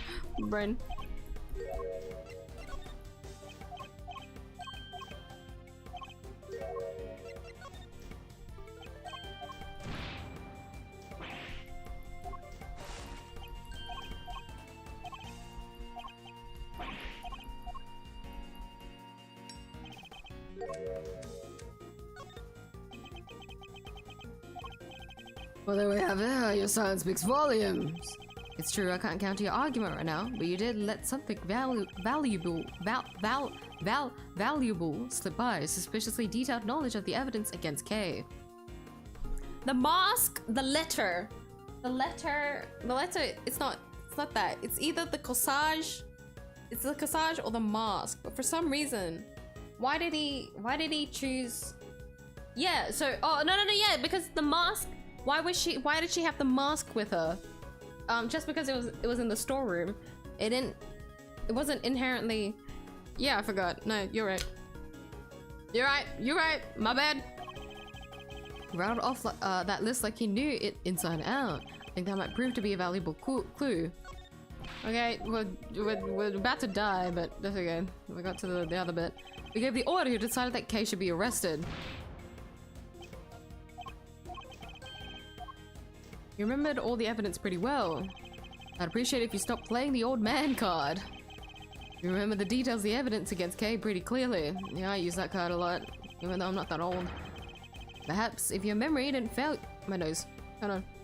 Sorry. I just felt the itch. I felt the tickle in my nose. But I don't want to sneeze. But it's enough to, like, pause my brain. Guys, don't get hay fever. Or at least one as bad as mine. Perhaps if your memory didn't fail you, only when it was convenient, I'd be more inclined to believe you. God, look at me. I'm hanging on by a thread. This is how much I hate this guy. Let me ask you again, who gave the order for Kay's arrest? You sharp one, I'll give you that. My son could learn a thing or two from you. If he wasn't such an incurable numbskull, that is. It's a tragedy, really. I don't want to hear about your son, I want to hear who authorized the arrest. You're very mean, you know that, don't you? The arrest, you say? I believe the order was given by... You, of course, Judge Cavell.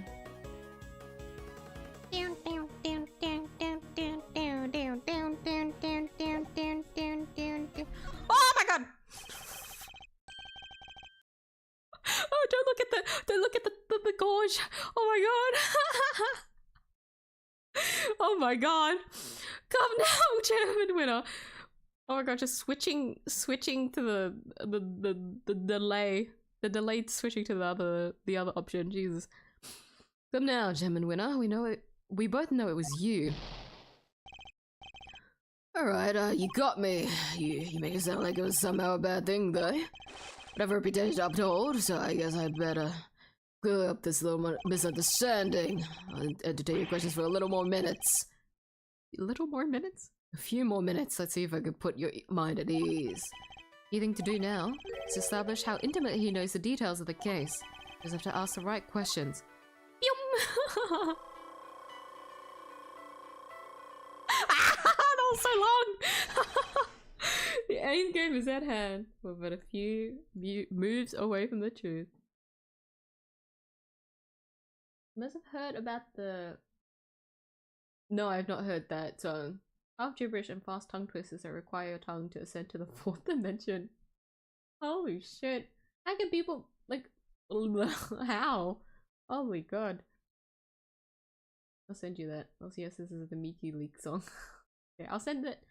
I'll watch it later then. While waiting for my phone to charge. Don't forget to brush your old teeth. Oh, you don't need to say old. You could just take that adjective away. That's fine. I'll do it anyways. But don't worry, I will. I've eaten all my chocolate now, so. Well, at least the one that I'll eat tomorrow. Let me put it up here. Oh, sorry, it hit the microphone. Put it away so it's out of the table. Off my table. There. These start regrowing once you reach 100. You still have 5-ish years to spoil this set of dentals. Spoil this set of dentals. Fuck you, dude. What do you mean by 5 years? My teeth will be fine. I have many years ahead of me. Excuse you. Also, do they actually regrow it? 100? Was that just part of the joke? Is that real? Tell me what you know about Kay. Suspect Kay Ferrado. How much do you know about her exactly? Know that she's a suspect, aside from that, not much else. Cross my heart, but it's true. But it's true. Do you have a clue for that? You seem to know an awful lot about Kay. I think the last one is Kay's innocent again. I love that you can play that card as Edgeworth. She's innocent! For people that want to use the other side of the argument. Foolish, like, foolishly just like believing without like substantial evidence. Which is very not Edgeworth thing to do, but you can choose to do it if you want. Need to know the case in quite some detail. Know about lots of things, my boy. I'm just smart like that.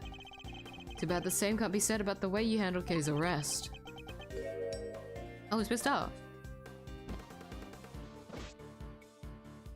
Why so quiet all of a sudden? Careful with that lighter.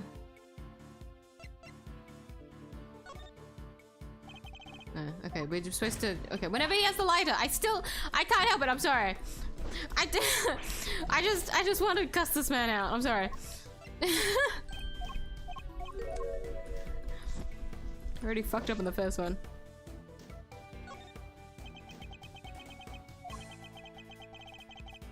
I'm a very busy man. Do try to remember that I can bring this little chat to an end whenever I so choose. So taking so long because you won't give me a straight answer to any of my questions. Then you stop giving me the runaround, we'd be done already. So let's try this again. You seem to know the details of the case quite intimately. Why is that? Because I read the case file. I know exactly the most thrilling use of my time, of course, but it's part of my job. I have to be a good role model. I can't be seen to be slacking. It can be so hard. But I have some time on my hands, so I read the whole thing from cover to cover. You kept saying how busy you are. Did you really read it all?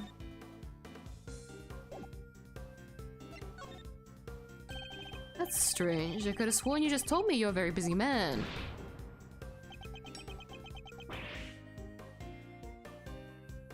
Scientifically, I haven't looked into it, but yes, one of my great-grandmother did start growing her small teeth again. Really? Oh, I don't know how, like, I don't know much about how the teeth grows and stuff like that. Thankfully for me, my teeth has been strong. I only assume it's strong because I can what? I can bite into ice cream. I enjoy biting into ice cream. Only my bottom one I can't though. My top teeth, yeah. Doesn't mean anything about the age. Seriously. Do you mean to say like old? If you say old, don't forget to brush your old teeth. Which still implies like old, but like there's like an endearing way of putting it rather than just saying old, which fully implies like age. But nah, I'm just teasing. Passed away at 99. She showed behavior similar to toddlers with itchy growing teeth. Got some memories, I don't know. Could be that too, but unlike her, she behaved like she was 5. Oh, okay. I might search into that. So, like, yeah, search into that later. I wonder. Because I was talking about, like, actually, recently, I was talking to my friend about, like, I guess, like, undead, like, creatures in regards to, like, stories and stuff like that. And so, like, I was on, like, a little tangent about, like, if you were to be, like, realistically accurate in regards to the biology of like these like certain like body parts, whatever, etc. It would be like this and whatnot.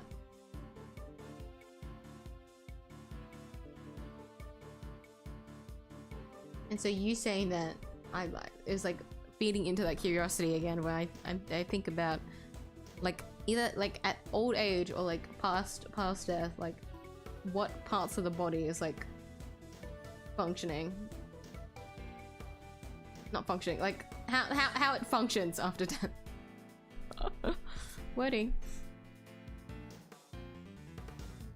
Visited my old school when I walk inside. There was a teacher asked me, "Did you come for your kid?" Oh my god, really?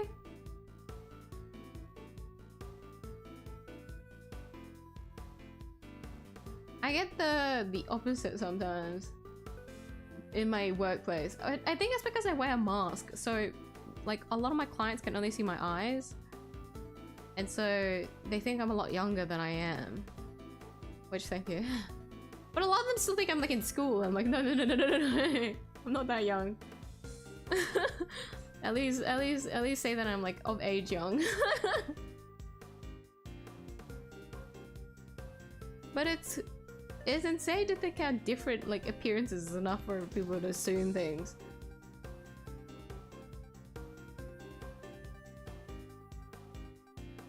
I think it's because my hair and beard's pretty long. Usually beard is it, yeah.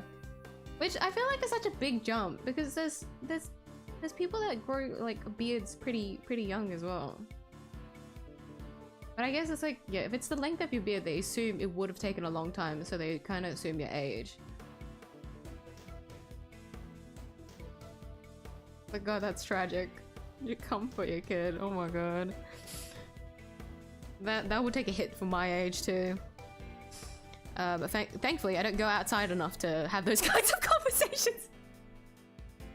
But in my workplace I get the opposite. But I think that's just I have to wear a mask all day, so they don't see my like eye bags as much. Usually my eye bags are kind of covered up ish. So they don't actually see how bad it is. Once they see my eye bags, they probably think I'm a lot older. No guys, it's just because I have shit sleep schedule, and so these suckers just are just getting deeper by the day. Hold on. Oh, is it you? Oh, hold on.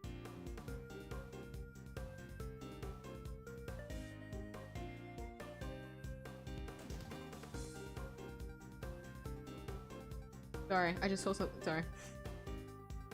There was a notification that just popped on my thing.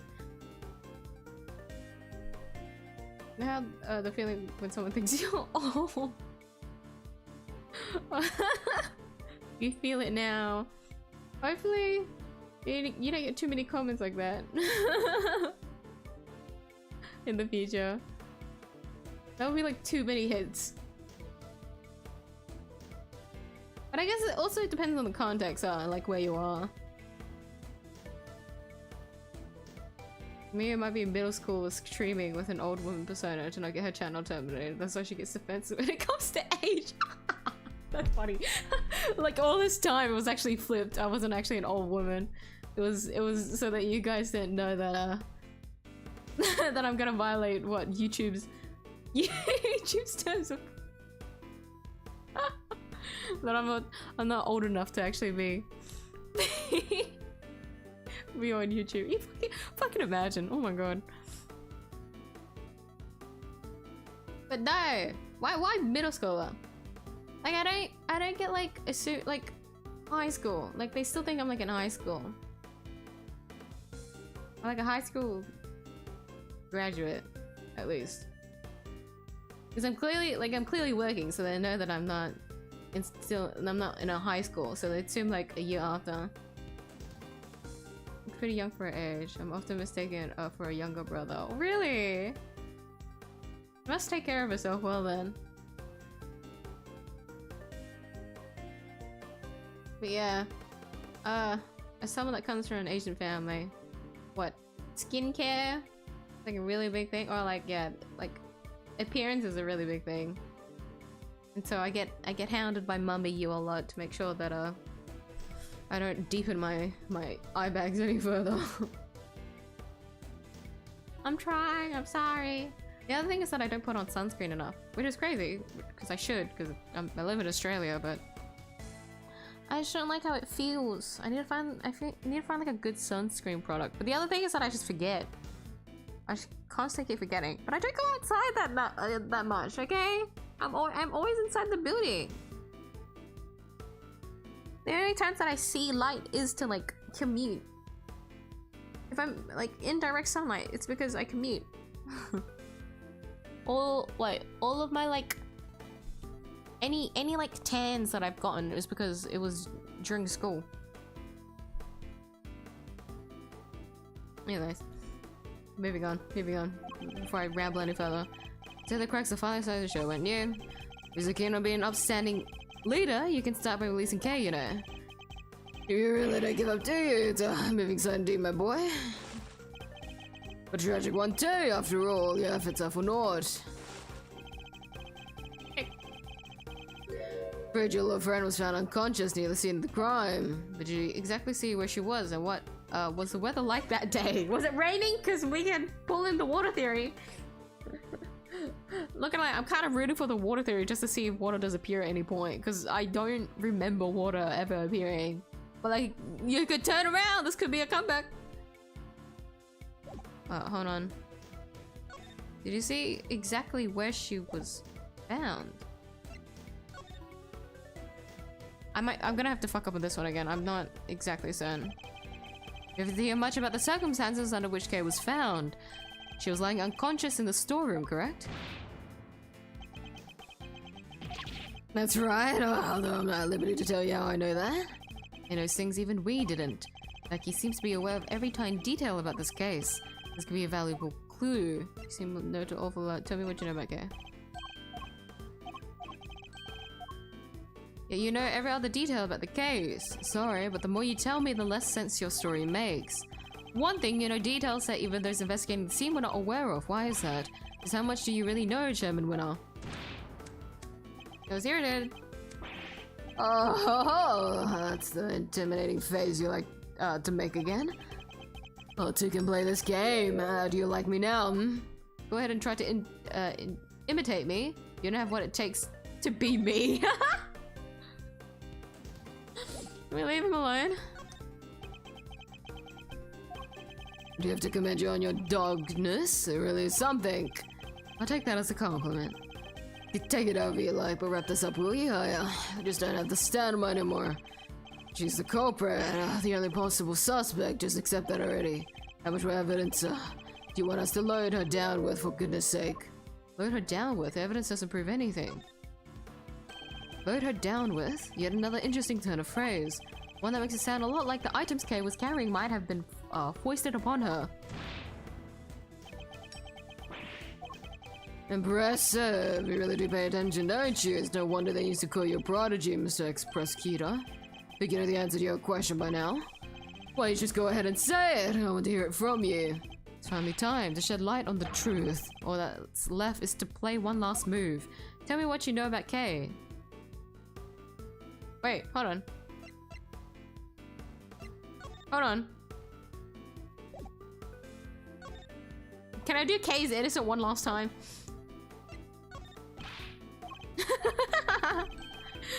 Yeah! Except I know it wasn't her! Kay was framed. The true culprit set it all up so she would take the fall instead. That is my answer, and I won't let you deny it any longer.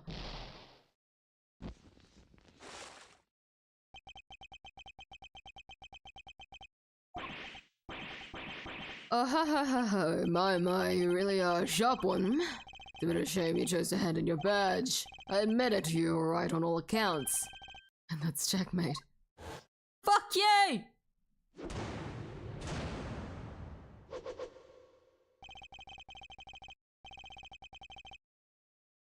For people around here, don't make the age joke about me, but for me, I would prohibit it. What the fuck? What the fuck? Really? What else sunscreen you get? Vitamin D deficiency?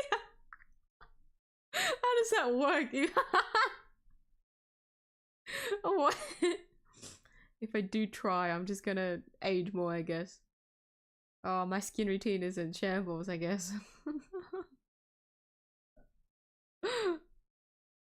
You knew Kay was the real murderer and you still had her arrested. What's worse, you thought you could get away with it. Well, you won't. Not if I can help it. There you go again with that naivety again, my boy. There you go again. I said again. There you go with that naivety again, my boy. Because that was always your problem. If they go arrested and a conviction secured, this whole mess goes away, and that's what will happen. But whose interest does a conclusion like that serve? The committee's, I suppose, and mine? Oh, and I listening to you just now. Well, I really got the tears flowing up to say. It was poignant, and heartfelt and sincere, and utterly infuriating. Look, I'm not perfect, I know that, but your lack of sophistication in these matters is beyond the pale. You insist that the truth is more important than anything else. Would you say the same if you knew what the real value of the truth is? What are you trying to say? When you get to my level, you don't uncover the truth, you make it little by little. Que fraude, murderer, that's the truth. The truth I created. Gah. Yes, my boy, that's what I like to see. You're so sincere sometimes, it's painful, it just makes me want to put you in your place. No, the real truth will get you nowhere. Because that's how how much it's worth. Nothing. Shocking, I know.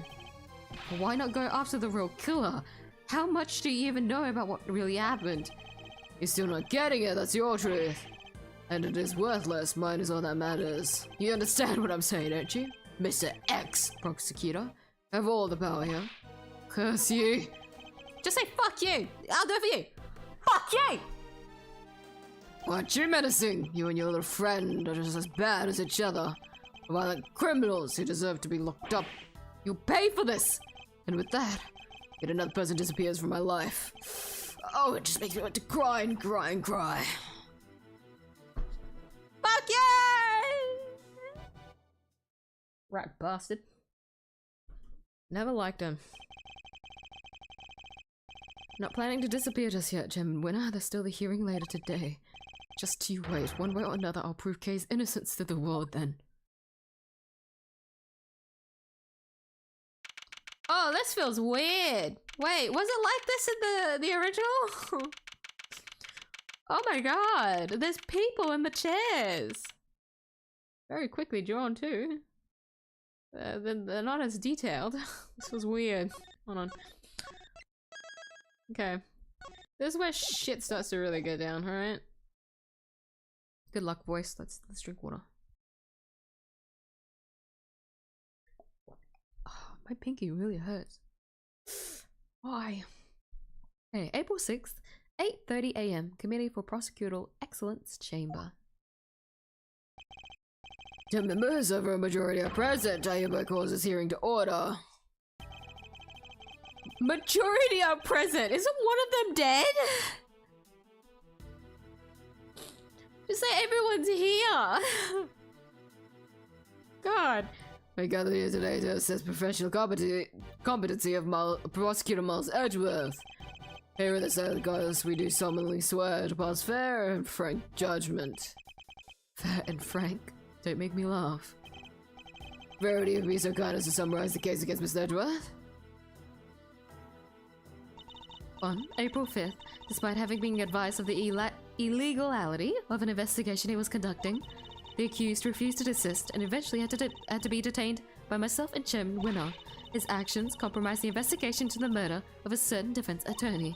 Despite having been presented with copious evidence of her guilt, he continues to insist that the suspect, One 𝐢𝐴, is innocent of all charges. Perhaps you can explain the details of the murder to us as well. Of course. On the morning of the 5th, the body of the victim was found here in the committee chamber. Further explanation will be provided by me, Eustace Winner, Premier Prosecutor. The floor is yours, Mr. Winner. The murder itself happened late on the night of the 4th. The victim was Miss Rosie Ringer. Oh, what the fuck? Oh my god. Oh my god. This also looks new. Oh my god, the fucking guy with the blue badger. That same night, an illicit auction was being held here in this very room. Ringer took part in that auction, I think? Yeah. Meaning that the murder took place sometime during the auction. When she was found, Ringer was dressed in an outfit that matched the description of the auctioneers. However, due to the fact that the auction carried on after the murder had occurred, I deduced that Ringer was not, in fact, the auctioneer. You deduced nothing of the sort. And what about the basis on which the suspect was detained, Mr. Winner? Yeah, I got this. Sepharado was overcome by... crushing remorse, Eustace? Yeah, that. Tons of crushing remorse, so she confessed. According to her confession, she was on the roof of this building when she encountered a person in a red raincoat on the viewing platform. That person was Miss Ringer, I take it? Precisely, Mr. Chairman. The killer dressed the victim in the auctioneer's outfit after the fact. At the time when she was killed, Miss Ringer was wearing a red raincoat. And who won the race to find the raincoat nearby? Me, that's who. Did you? I thought it was somebody from forensics. Strictly speaking, it was found by one of the forensic investigators under Mr. Winner's command. Knew it!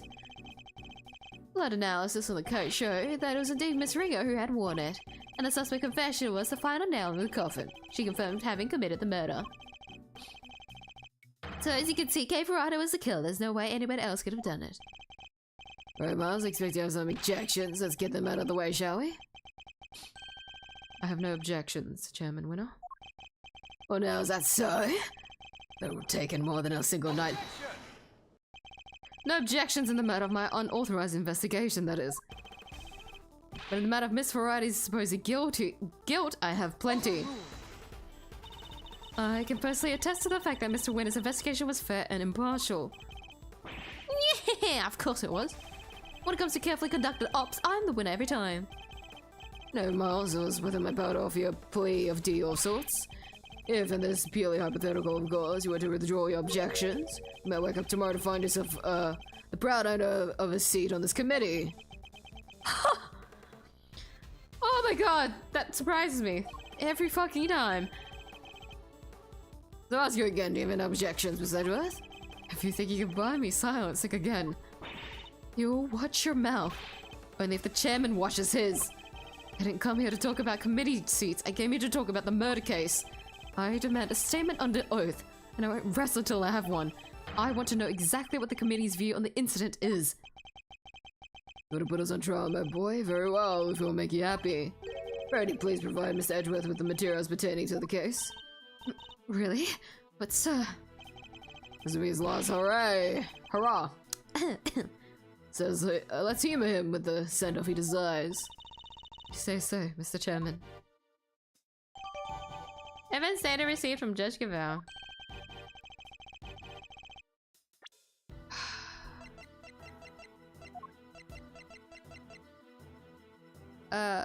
There's a few of them missing, I think.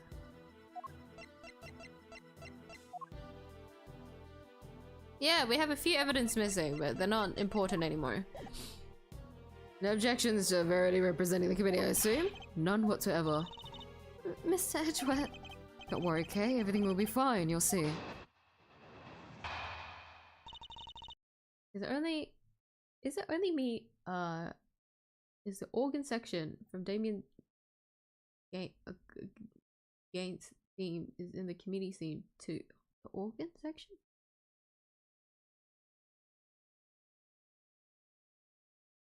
Oh, so is it Gaunt or Gate? No, Gaunt. Damien Gaunt. Oh. I can't remember. I can't remember his theme. You'd have to put it together.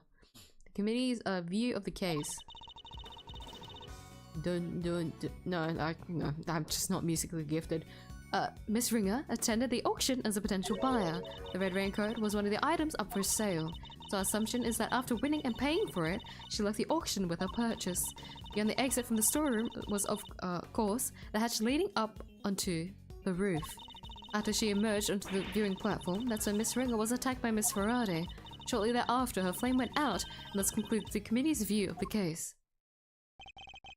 Isn't it interesting we still have the blood from the fucking thing? And yet no one's talked about it?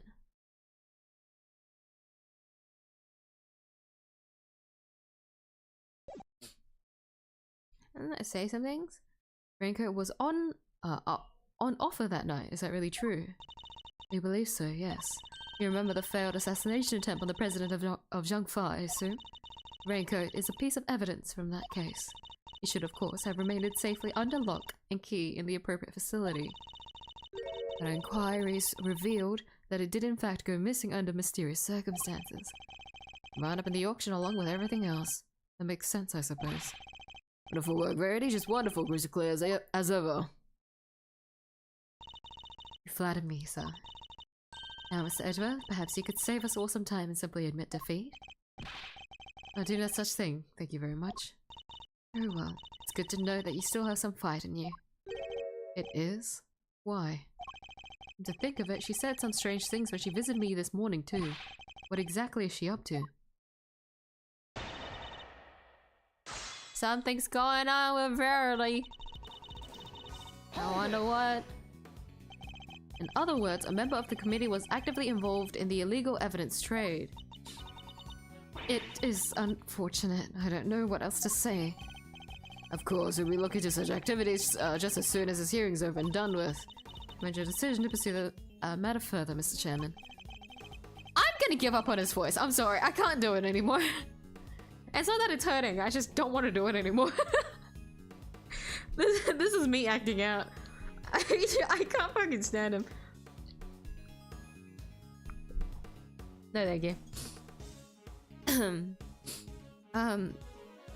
Yes, we do really. Not that's any of your business, Miles, not anymore. If only you had remained a prosecutor, sniffle, but you didn't. Now, if we're quite done making an old man cry over this whole sad affair. Very well, allow me to continue. Hold it! So, the raincoat really was one of the auction lots. That's correct. I believe it originally belonged to Mr. Shelley the Killer. Considering its status as a piece of evidence is the only logical conclusion. It's from when he made his attempt on the president's life. Well, been used to display the coat prior to the auction. Oh, I thought this was his flap. Oh, I was looking back on the image. Unexplained mannequin standing amongst the other items on sale. And that's why the coat was probably there. Do we know how the items were being smuggled in? I'm still under investigation and is entirely unrelated to the matter at hand, especially considering that you will soon officially be a prosecutor no longer, Miss Edgeworth. Sounds like the outcome of this hearing is a foregone conclusion, no surprise there. My personal circumstances aren't important right now. Please continue on, Your Honor. As I was saying, the raincoat was one of the items up for sale. Hold it! Why did she leave so soon after making her purchase? Because of the auction house rules. Winning bidders are expected to pay for their items immediately. His heart told us pretty much the same thing. Miss Ringer, having paid for the raincoat, probably left immediately afterwards in accordance with the rules.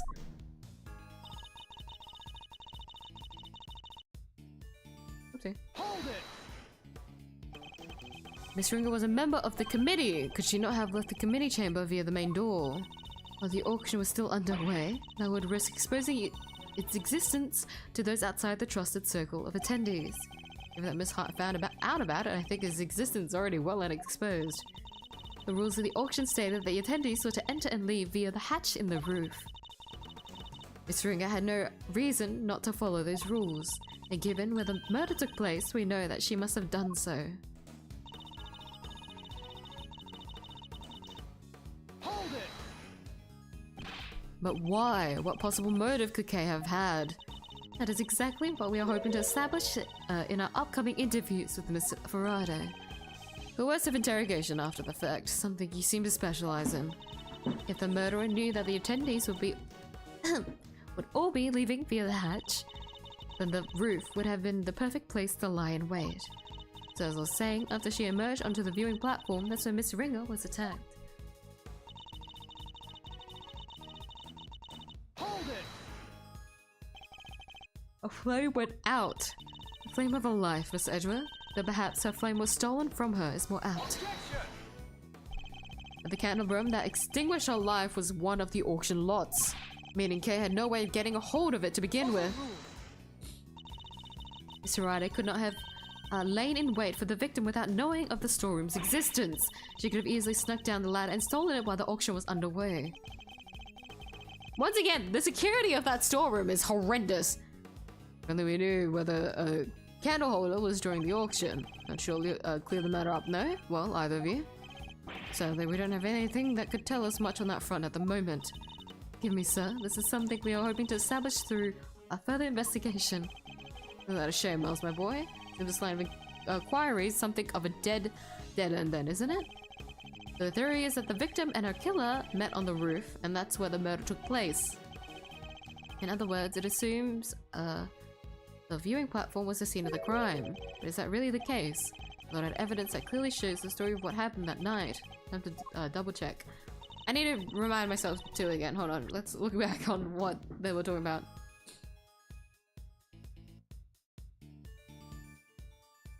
It was a scene of the crime. Yeah, I thought that was weird from her wording.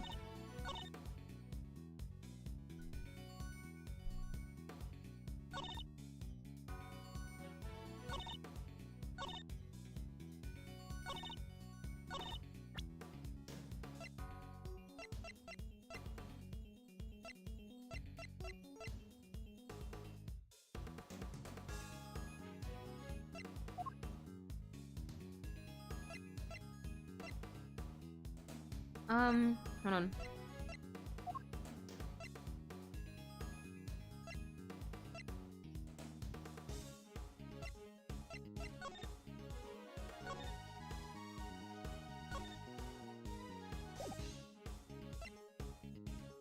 Oh wait, yeah, we have the raincoat here again.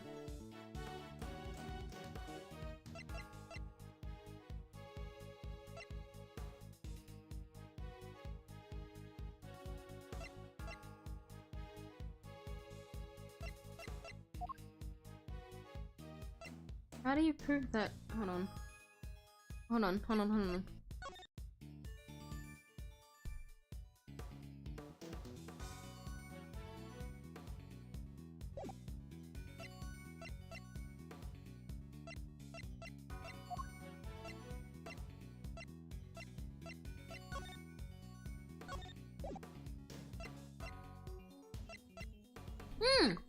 The other layout isn't here.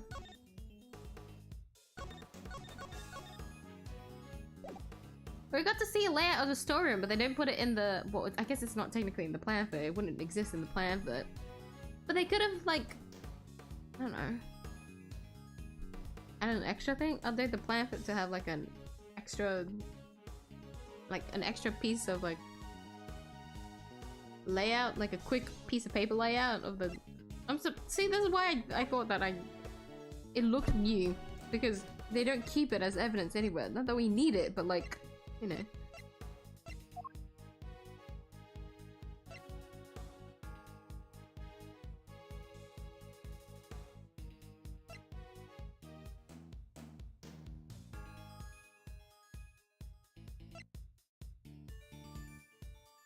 This box is gonna fuck us up later. They're gonna assume that Kay put the body in there.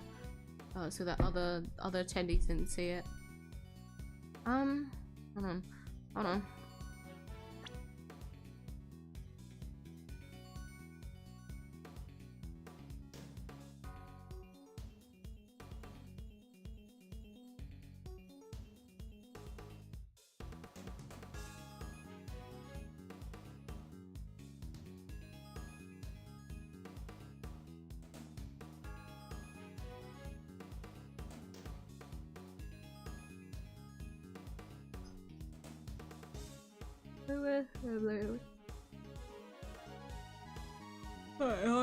No other storerooms existent.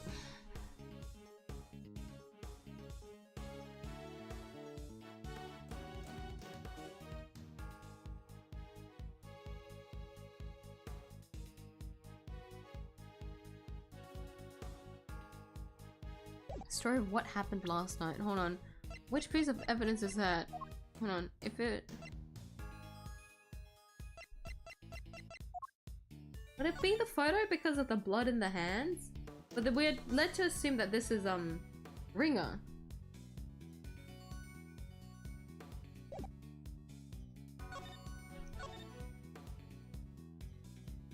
Oh, the scream, maybe?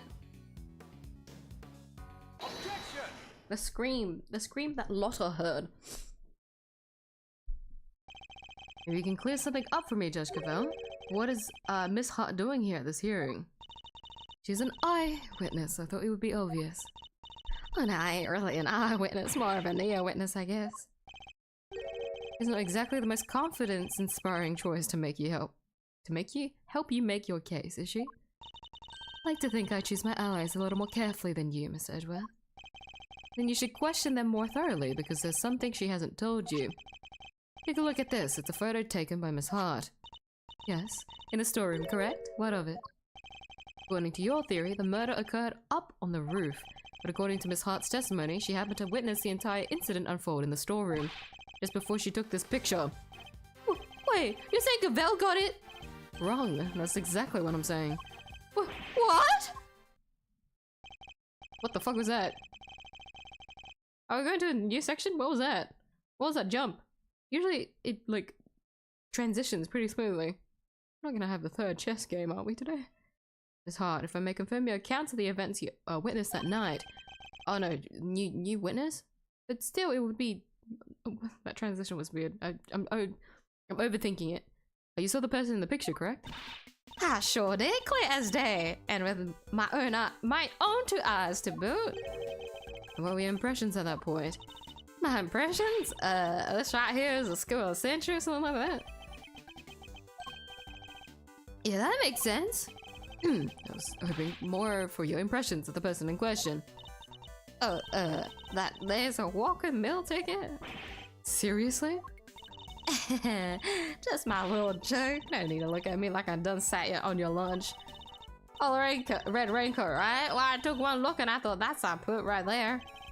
And therein lies the rub. For Miss Hart to have thought such a thing means that the... Oh, Mr. Edgeworth, when you learn to use your words. If it's an explanation of the facts that you require, you need only ask, you know? What do you mean? I assume you're about to raise the issue of the voices Miss Hart heard. Voices that may be unrelated. Unrelated? You can do better than that. Was one of the voices Miss Hart heard really even Miss Ringer's? You're kidding me, right? Them folks is talking crime-related turkey, or my name ain't a lot of danged Hart. But did you hear them clearly? Well, can't rightly say for sure, but I can't rightly say nothing, and you know it. That was you. They was using voice changes. I done told y'all that. Precisely. Miss Hart heard voices, but those voices were disguised. Which means we can't even be certain that whatever she did over here had anything to do with the murder.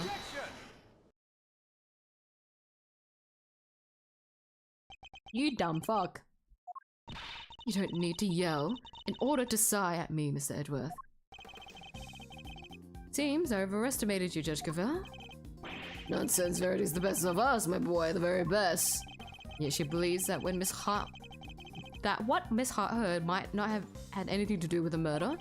If it's supposing that that's the case, it doesn't prove the murder didn't happen in the storeroom. The incident happened before the victim was able to go up to the roof. That much we can say for certain, and I can tell you why.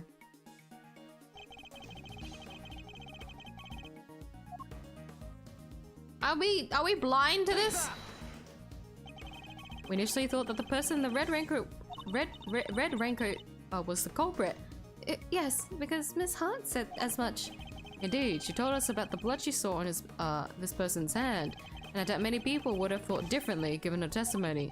Ergo, if this person is the killer, then the blood we see would be from when they attacked the victim. But knowing what we know now, that this person is in fact the victim, it recontextualizes everything. The presence of the blood still shows that the picture was taken after the attack. But now it tells us something very important about the victim too.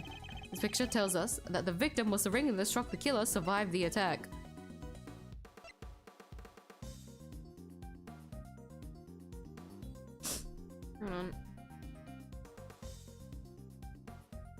Rip the voice. There was no way I was gonna survive through today with speaking as 𝐢𝐧𝐼. Hell no, man. Well, Grossberg, his painting back there, it wasn't even evidence why I wasn't taken. I mean, this is a smuggling ring, right? Maybe someone really wanted the money. Wanted to make money? Isn't there something else here that wasn't really necessary? Or like important to a case?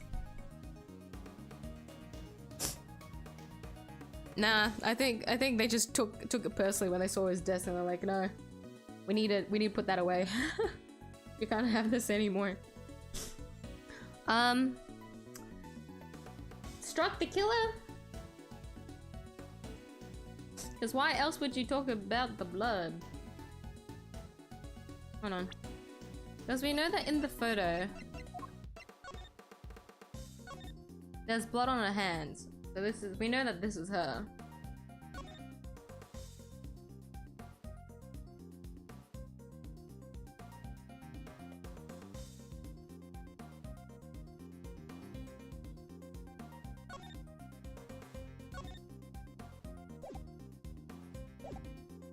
I could be wrong.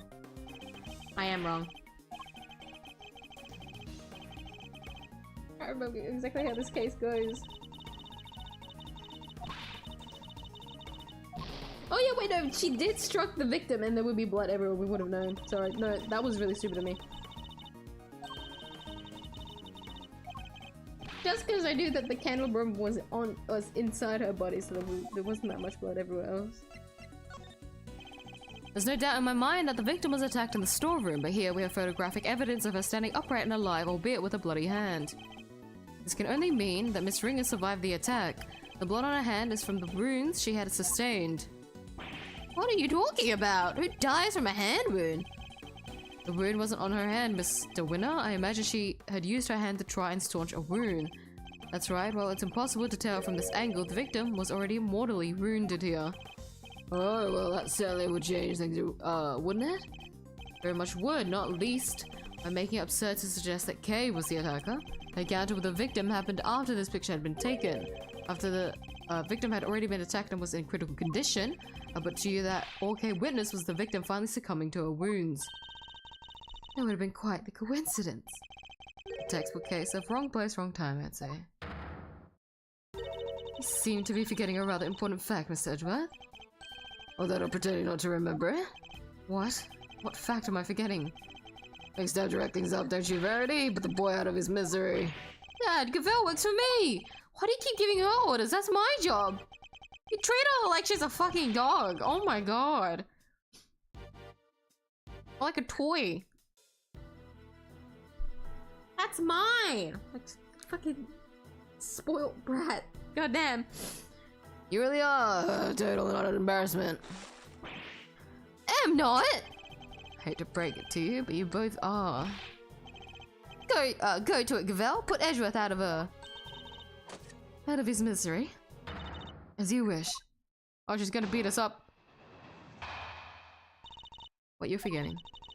Miss Ringer's body was found with 3 wounds in her chest. We all know what those wounds are from, don't we?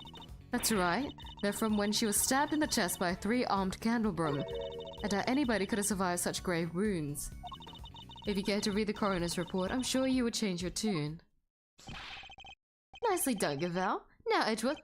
Make several objections? Yes, I'm afraid I will. What? Why? Weren't you listening? Oh, I was listening, very carefully in fact. Answer my objections. Come on, why do you always have to undermine me? It's never my intention, I assure you. It isn't? Because you do it so well to yourself every single time already.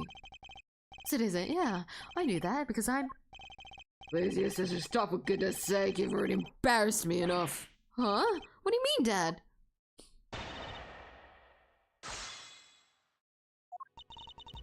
Edgeworth knows something that we don't. Time to press.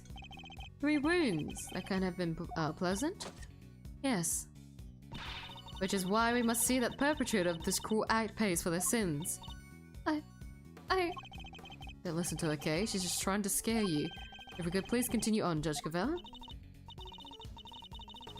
So saying there were 3 wounds. Hold it! I do, but perhaps we should ask Mr. Winner. He does, I'm sure, don't you, Eustace? Who, me? Oh, you bet I do. I know this case inside out. Who does he think he's fooling? Eustace, my boy, make an old man happy and at least glance at the coroner's report, would you? Sure, let's see. Yada yada yada, 3 puncture wounds, blah blah candle holder. No way, that's what they used? Crazy. Precisely. The wounds were inflicted just as Eustace says. Yada yada yada, he says. Oh my goodness. Hold it! Oh my goodness. And you're sure the stabs to the chest were the cause of death? There's no doubt about that. None. One of the spikes of the candelabrum even pierced the victim's heart. Unless you mean to call Dr. Hertz's professional opinion into question, we can only treat that as fact.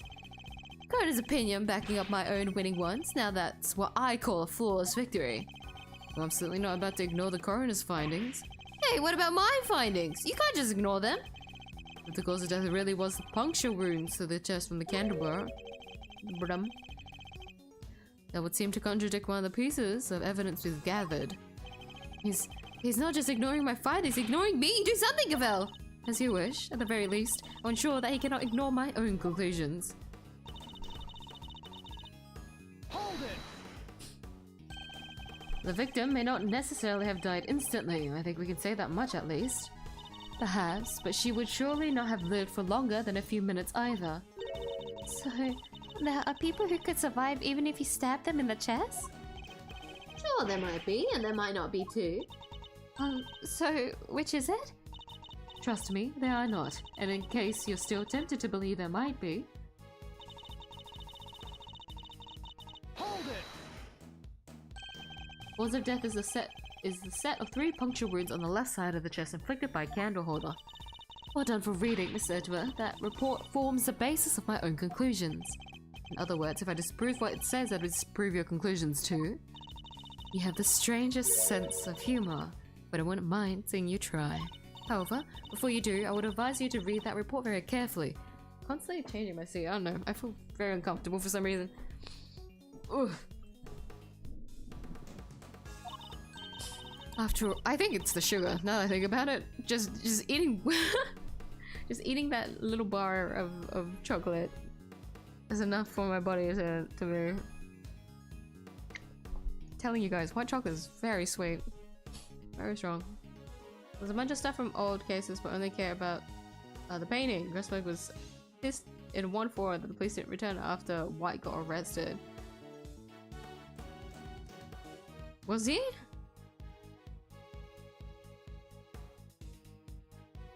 Also, where did they put that painting? I forgot what the storeroom looked like already. After all, I'm not interested in your opinions, only solidly grounded deductions. Very well, then you shall have my deductions. Miss 𝐢𝐴? Don't worry, okay? Everything will be alright. Need to find something to prove that the victim was still alive and breathing immediately after the attack. The current case fate will be sealed.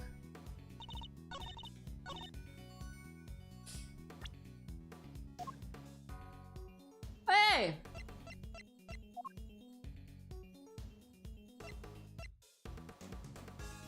I'm for gore.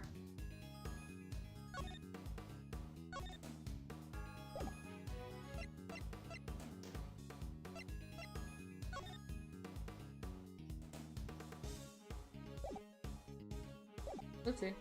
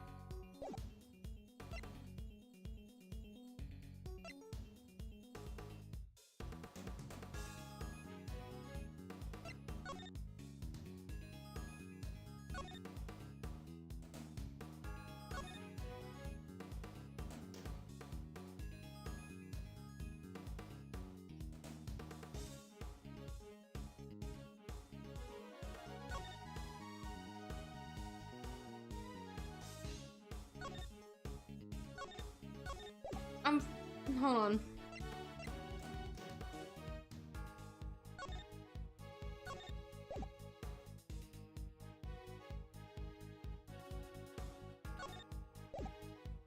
Hold on.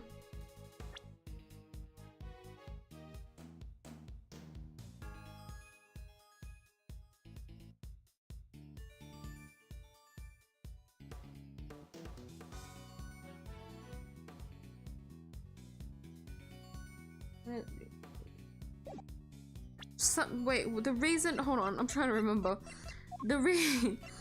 If she was to be punctured,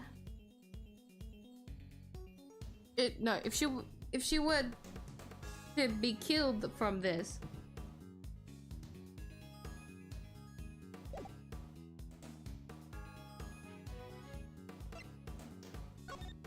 hold on, I'm overthinking something. It's not, hold on. Hold on. Hold on.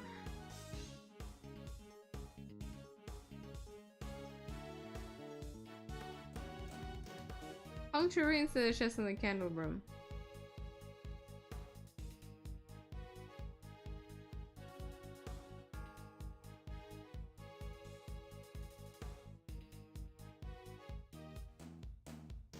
God. Is this one of those situations where the wording's fucking weird again? Hold on. Hold on.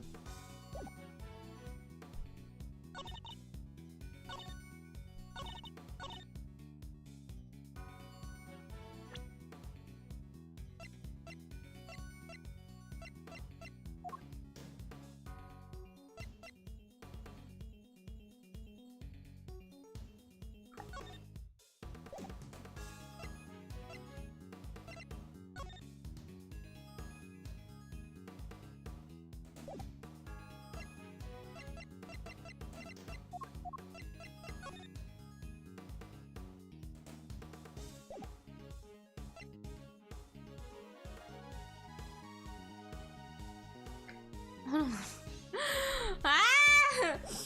Fuck me, dude.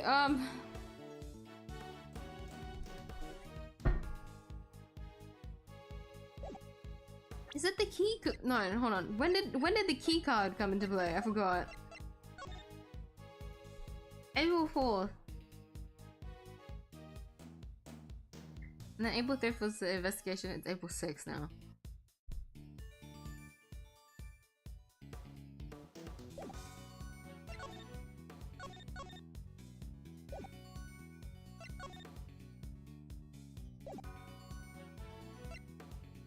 Some reason, okay, these two are the reasons, but this one doesn't make any sense.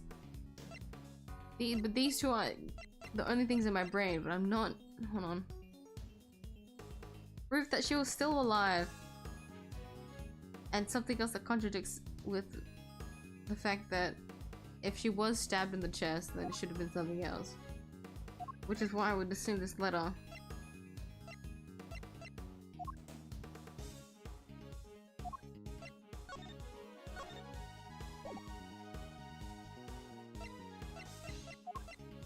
I think we're just gonna have to take L's.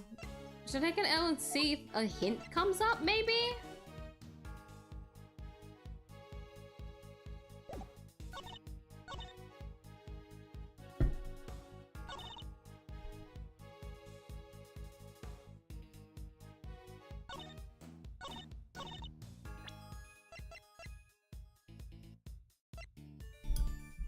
I don't know. Doesn't make any sense. We're led to believe that we are led to believe that someone framed her. So why was this in our pocket? But we know that this was in our pocket. Objection! No. Did you give us a hint? I don't think so.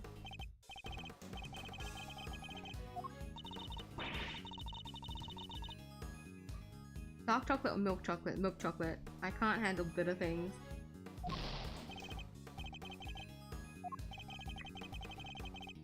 Be more careful next time. Could you give me a hint?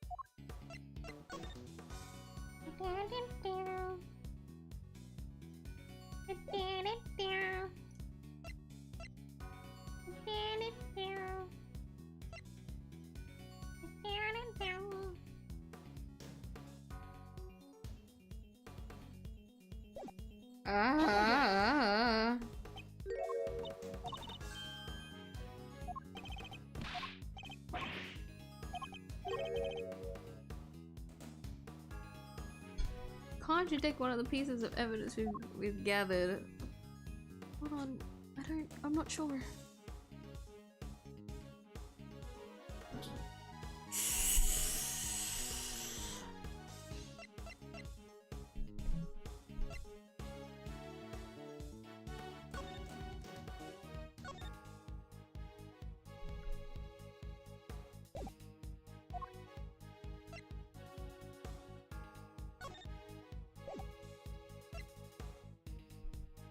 I can try and present the key card. If that doesn't work, I can think a little bit better. Present the key card for now. Not that it makes any sense. I don't think it makes any sense though. We know that this implies something, because 1 AM is pretty fucking...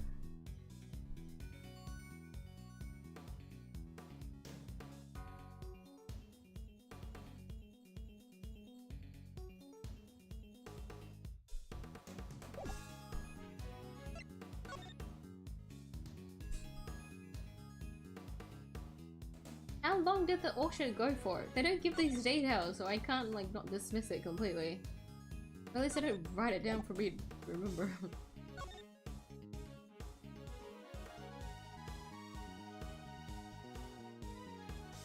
Go ahead, entry host on them.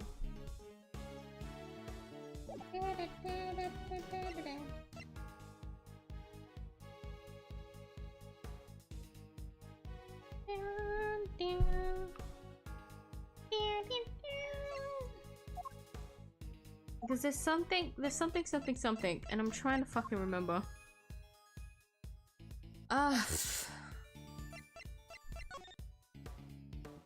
We made sure to view everything, right? Oopsie.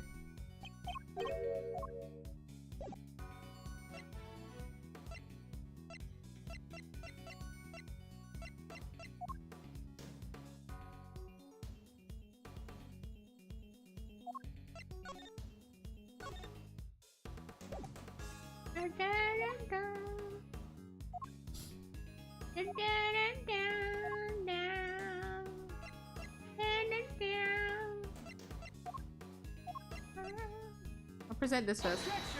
It's wrong. Why do they have different dialogue options? They really want to settle in. Stop fucking up. At least that one's faster. If I'm not to crack my wrist one, that doesn't mean I should give up.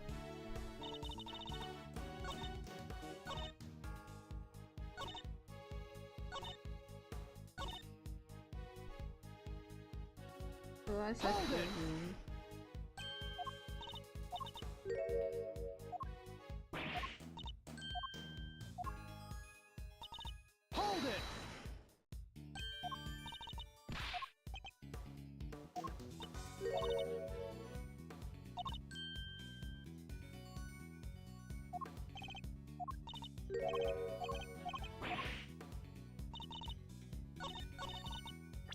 God, it's one of those moments where it's probably ridiculous, isn't it? Hold on.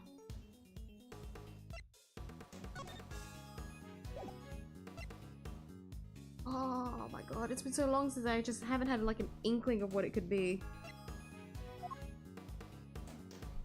God, and I've played this game before. In my case, it was translated differently. Not my case. In my defense, it was translated differently. Not that it changes anything. It's just because I have bad memory retention.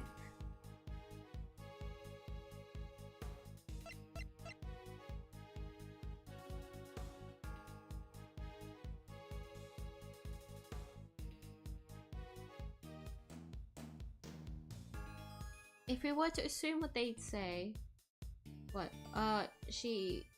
Then wait, hold on. If she go up, no, tangled, go up, die, supposedly.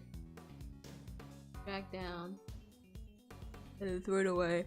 If she tangled, tries to go up.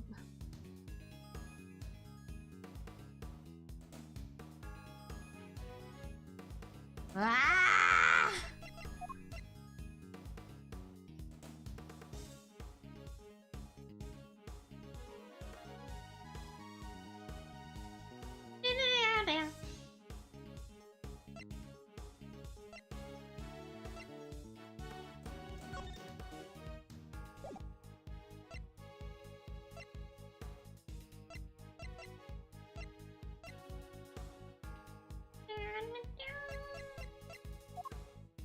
Holy shit, I'm actually clueless. And I think I have to search this up. Who's... I'm absolutely clueless. What?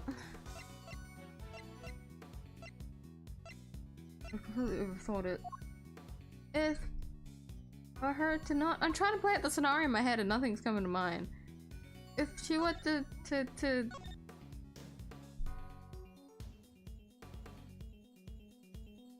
Ow, sorry.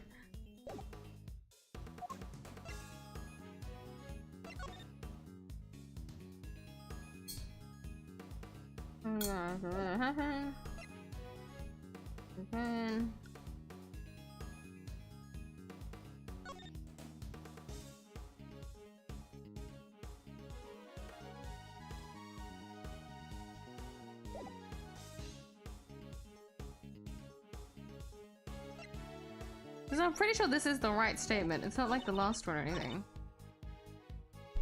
You would change your tune, but we don't need to prove the coroner wrong.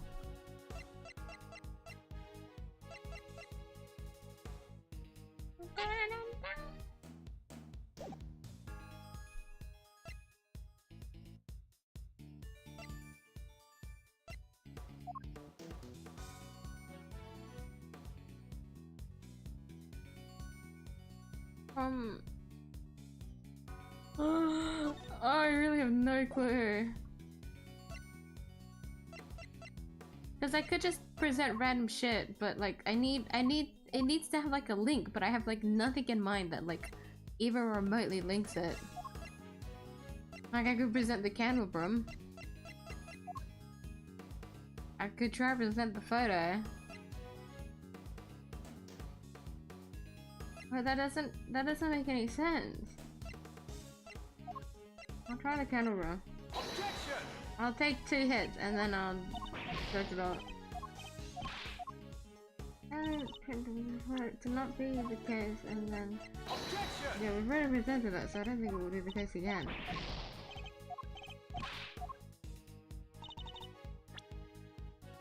I forgot to save, huh?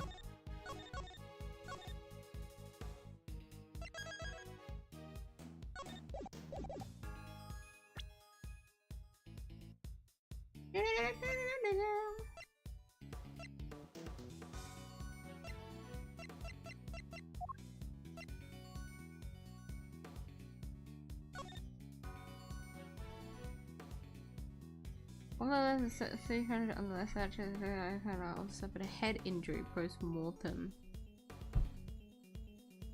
They remarked from the mark on the back.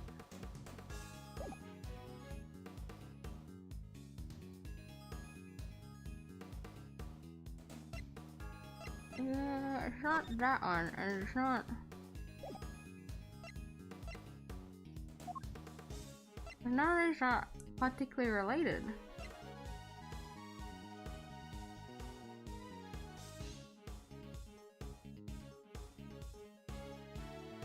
I don't need to bring up the clothes bucket at all, do I? Not yet, anyways.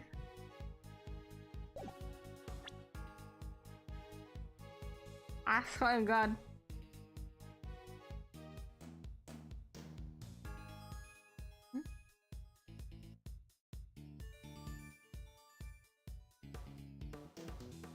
Oh, go ahead, and then I failed, and then...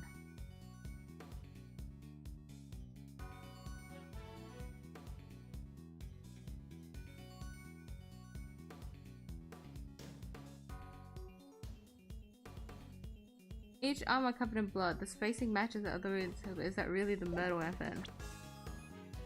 The implication is very obviously that it's probably not, but then what else is that implying?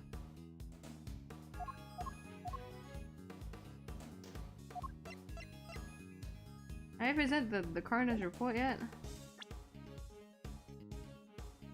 No.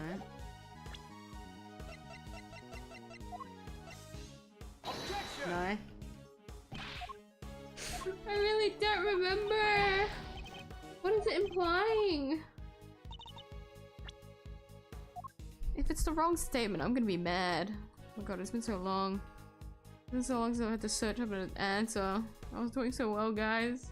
I was doing so well. What have it? 2 investigations to walk through. Blah, blah,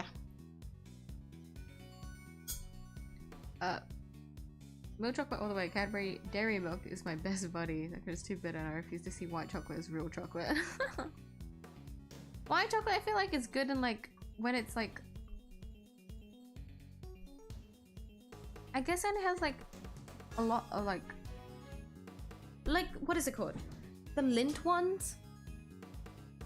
Is it the Lindt ones with the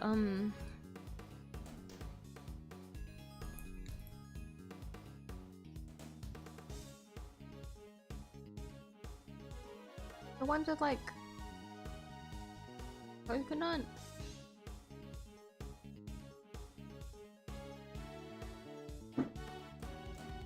No. I swear it was in a bowl though. Ah, it was probably a different brand.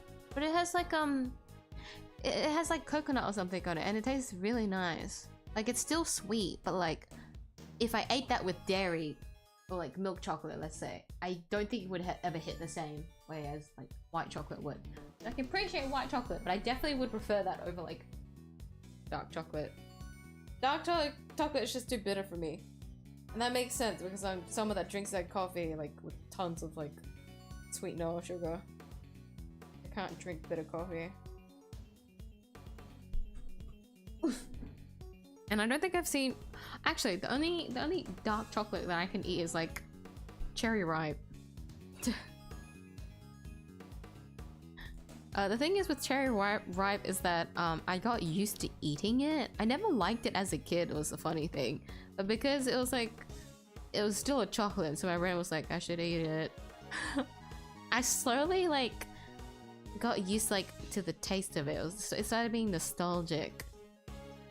Cherry ripe and Turkish delight are the 2 things that like I knew.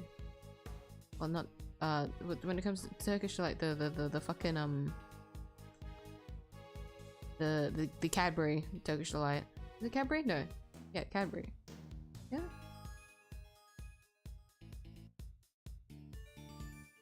Fries? Never mind. The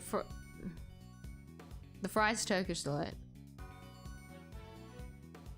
They weren't something I enjoyed as a kid, but I slowly got used to it over time. So they become like weird cravings. Like there's like a texture thing to it, I guess. I prefer Turkish delight more than I do cherry ripe now. I just got used to it over time. Like it would have been my first choice in terms of like chocolate if I had to pick. So if I have a craving for it, then like, okay, yeah, sure.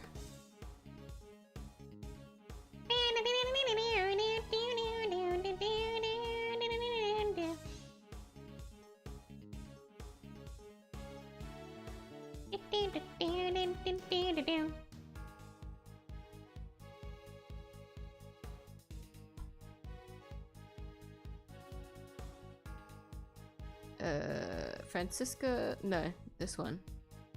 No, there's mine chest here. Okay. Gavel's argument, what you're forgetting.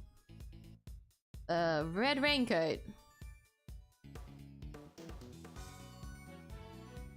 Worn by the victim whose fingerprints and blood were found on the hood.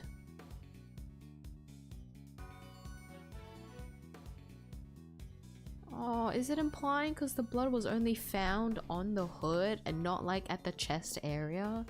Oh, that's so easy to overlook. Objection! What the fuck, man? What the fuck?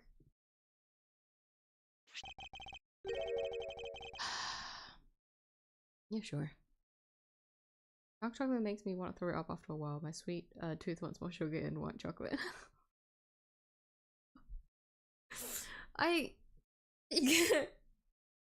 Yeah. But is it really like too much dark chocolate makes you want to throw up? Like I feel like I can still, personally, I think I can still stomach a bit of dark chocolate. Maybe not to the point of throwing up. I would just be like extremely displeased. I would be able to keep eating it if I had water or like something to like down and down it and rinse my mouth. Because I do it with chocolate anyways, but like the bitterness would be like all over my mouth, and so I don't want to get rid of it. I'm trying to think of like another instance of like dark chocolate being okay. But Berry Ripe is like the only one that ever comes to mind. Even though you barely call it a chocolate, no, it's barely coated in dark chocolate. Maybe like inside what counts.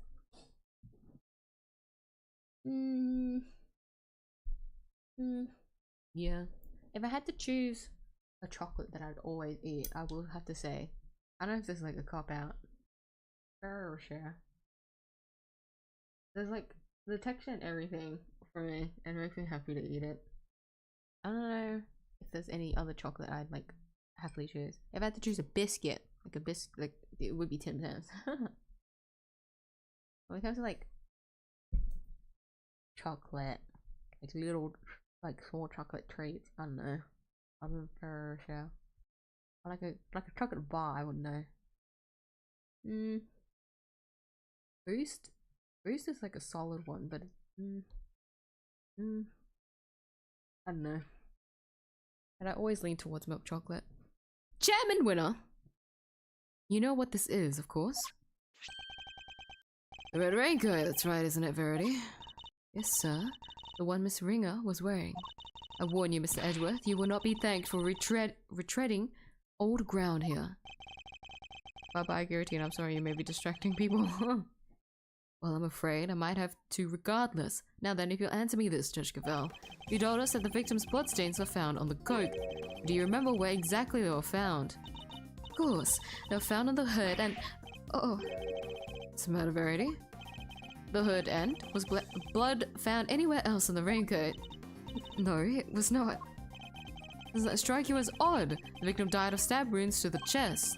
Wouldn't that lead one to expect to find bloodstains in that area? And yeah, there was blood only on the hood. It's a glaring contradiction if I ever saw one. Not glaring enough for me, I guess! God! The head wound the victim suffered wasn't just some incidental injury. It was inflicted before the stab wounds to her chest. Perhaps you are correct. Perhaps the victim did sustain the head injury first. As you said, if she had been stabbed first, there should be blood in the chest area of the raincoat. Therefore, Miss Ringer cannot have been stabbed before the head injury had been inflicted on her. But even we concede this point, that the head injury came before the chest wound, what difference would it make? How does it change our understanding of the case? So it changes things a great deal. In fact, it raises an even more fundamental contradiction. That was quite the bold claim, Mr. Edgeworth. I have to admit, you have me intrigued. Perhaps you could show us this fundamental contradiction with some evidence. Which piece of evidence best demonstrates the contradiction? The order of the injuries revealed. Oh, sorry.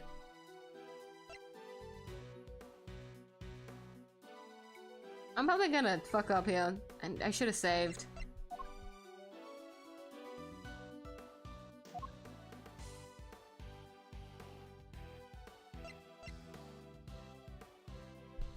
I say the closed box. Wouldn't there be more blood in there?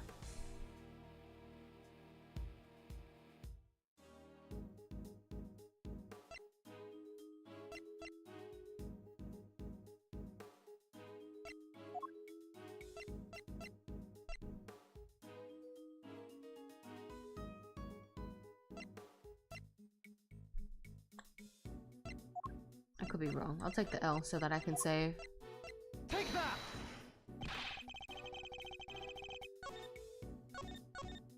Okay, maybe I'll save right before. Let me get through this dialogue.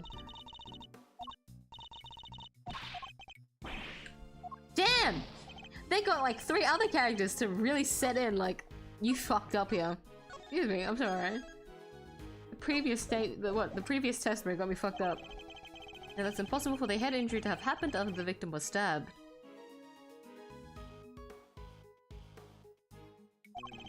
In which case, one of the pieces of evidence is beginning to look very suspect indeed.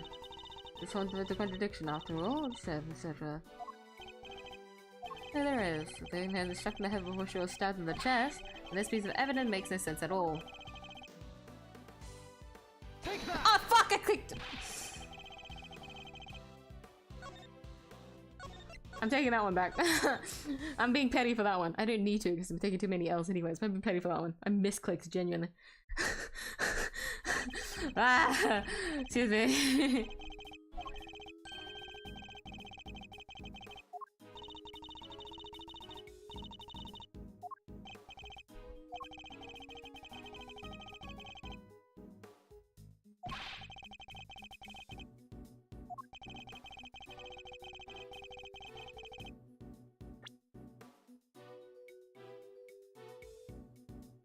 Although I didn't have it after the victim was stabbed. But please know it's something like it should be impossible. Impossible. Hold on, nothing's going on.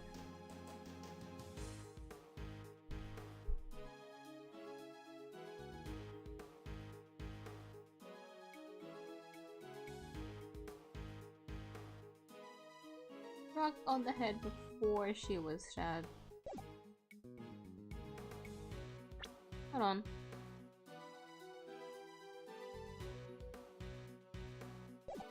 For her to... Hold on. Hold on. The wording is fucking me up again.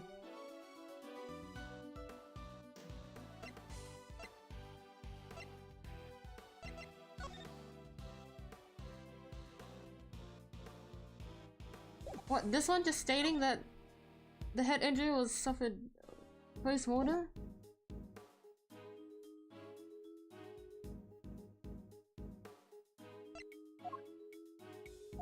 Is that it? Is this where you start to call into questioning the coroner's findings? Is that really the case? Now?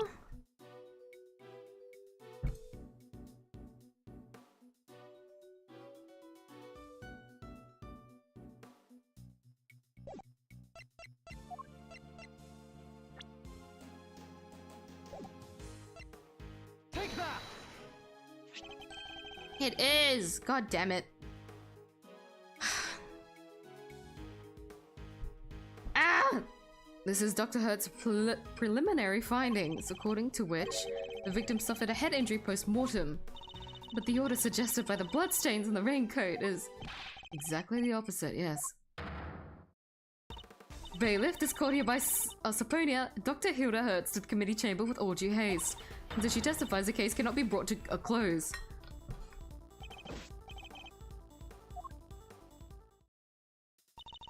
Fortunately, Dr. Hertz is a very busy woman. I doubt she'll be able to come immediately. In the meantime, there's another important angle I'd like to explore. Frankly, something has been bothering me about the person at the heart of this case. The so-called ringleader. Who exactly are they? Yeah, good point. We never looked into that, huh? But having mentioned repeatedly in this hearing, we still don't know even the most basic facts that might help us uncover their identity.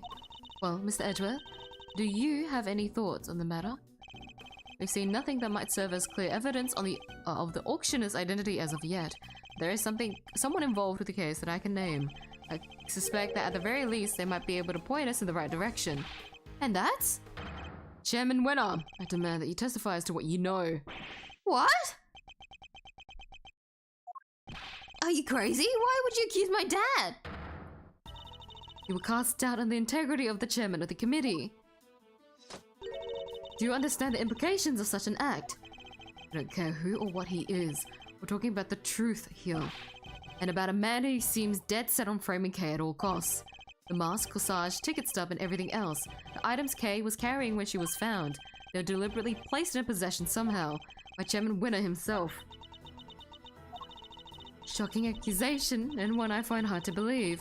But for the sake of completeness, I must ask, why would he do such a thing? To cast suspicion on Kay, of course. What else? I even managed to get him to say something to that effect. Chairman Winner, your rebuttal, please. I think the good chairman might be in shock. So what if I did? Did you hear me, dear boy? I said, so what if I did? You say you got me to admit as much, but where's your proof, With no witnesses to speak of, your word alone is hardly enough to make an accusation like that stick.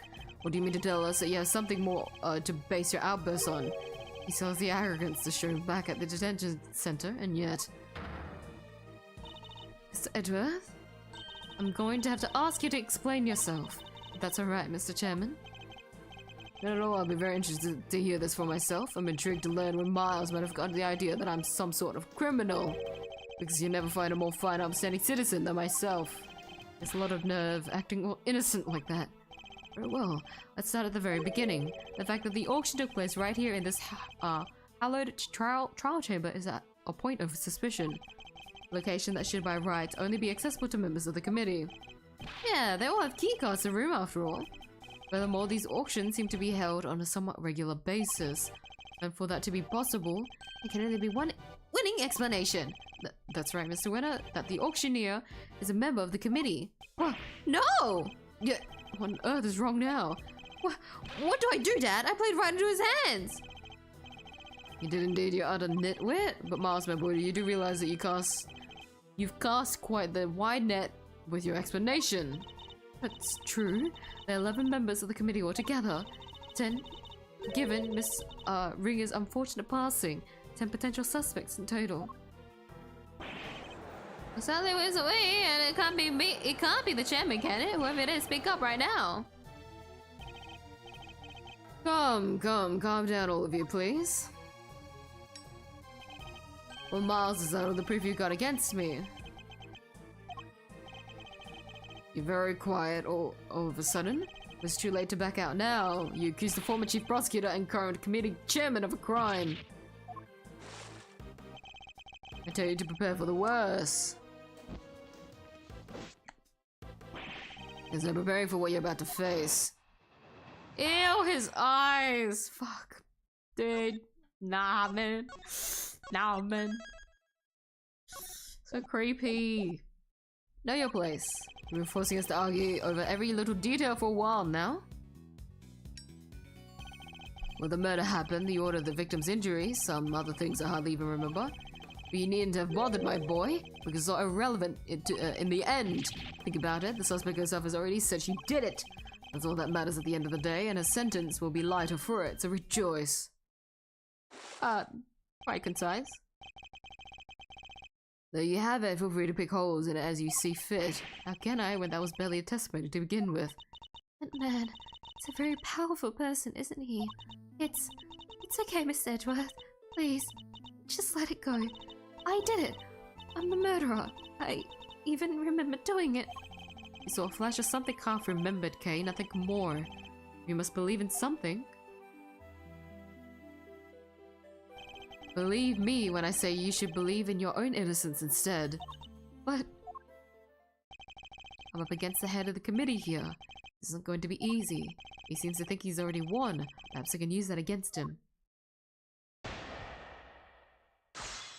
Hesitates to touch dark chocolate, gets craving, finally tries as nothing else at home, finds it sweet at first, and eats like 5 pieces, bitterness kicks in, terrible feeling, never again, repeat. Repeat?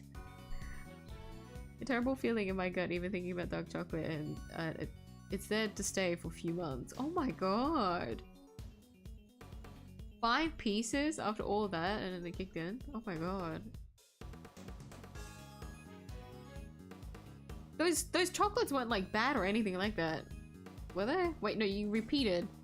So you've had different dark chocolate before. I guess it's just a body response now after the first incident. So that's unfortunate. But not like there is any, like, to me personally, I don't think there's any like dark chocolate that is like worth eating anyways. So it's not, I mean, you can avoid it. Oh my god. Repeat is funny. to know that dark chocolate is not good, what, you've experienced dark chocolate not being good for your body and then still trying. What, is there like random pieces of dark chocolate around the house or something? I know you know what, I get that. Whenever like we had sometimes I think Papa you would buy chocolate. I think it's Papa you. If not, we just have chocolate in our house, and I remember having like the Lindt like ones where it's like all sorts of different ones, and we'd always eat everything else but the dark chocolate ones. No one in the house eats it, which I find funny because I think, oh no, maybe Or maybe miyuu doesn't. I know that miyuu likes eating some white chocolate. She usually doesn't eat much chocolate. But no one ends up eating the dark chocolate, and so like when I do get like really like sweet cravings, I look at the dark chocolate on the kitchen counter and I just think maybe it won't be that bad, and then it's bad every time. Hold it! Even if the broad strokes are correct, it doesn't make something true. Don't be such a stick in the mud. I say the bigger picture is more than enough here. After all, every case has its little inconsistencies and contradictions. We let ourselves get bogged down in every single one. We never make any arrests. Once we did, the trials would drag on forever. Even you understand that, right? Not in the slightest, since my inquiry into the details. But to be so young and pig-headed. Anyway, you keep digging into these little details. Hold it! Seem to recall the ringleader's identity and the faulty coroner's report being critical points of contention. Yes, I was listening, my boy, but critical is a matter of opinion. How can you possibly suggest that such fundamental issues are not important? Perhaps it is your ability to make sound judgments that should be on trial here today. Bravo, my young hothead. Wonderfully cutting stuff. You do like to try, though, don't you? Hold it! There's no way any of what we discussed today is irrelevant, not unless you intend to bury the truth. Tooth. And none of it is relevant, dear boy. The only reason you keep trying to make it relevant is because otherwise you're up a creek without a paddle. It's very fucking... Hold it! His responses are short. Just because she confessed to something doesn't make it the truth. Okay, suffering from amnesia, so any statement she makes should be taken with at least a grain of salt. Objection! And so it doesn't exactly solve anything for us, does it, dear boy? It'll be nonsensical to dismiss her. Dismiss her confession outright. I tell you what, why don't we ask her one last time? And I'm sure she'll just say she did it again. Fine, let's do it. Let's ask her again. We'll see if she really believes herself to be the culprit. Huh? You mean me? Is this really what you want, Miss Edgeworth? If it goes badly, it could significantly weaken your position. I know, but there's no other way. I only request that I be the one to question her. You really know how to tug an old man's heartstrings, you know? Well, fine, ask away, on one condition. If this turns out to be a waste of time, that's it.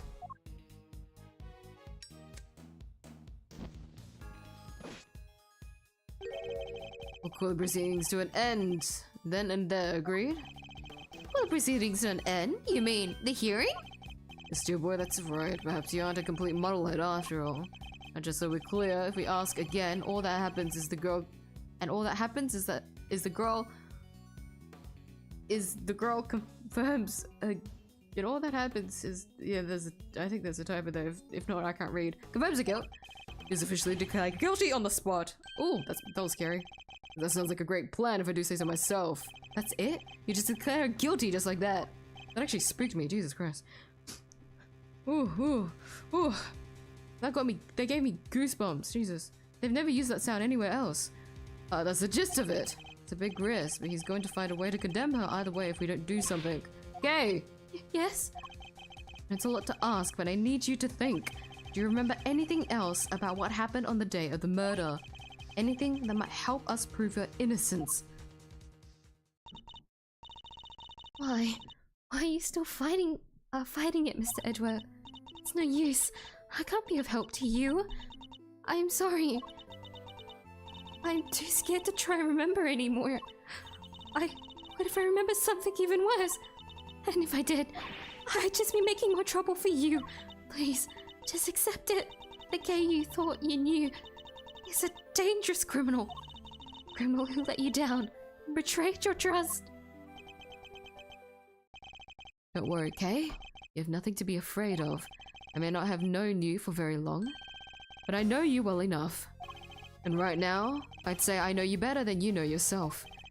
You would never commit a murder, you could never, because this is who you really are. Take that! You're the great thief 𝐢𝐧𝐟𝐨, a noble outlaw who would never stoop so low as to kill.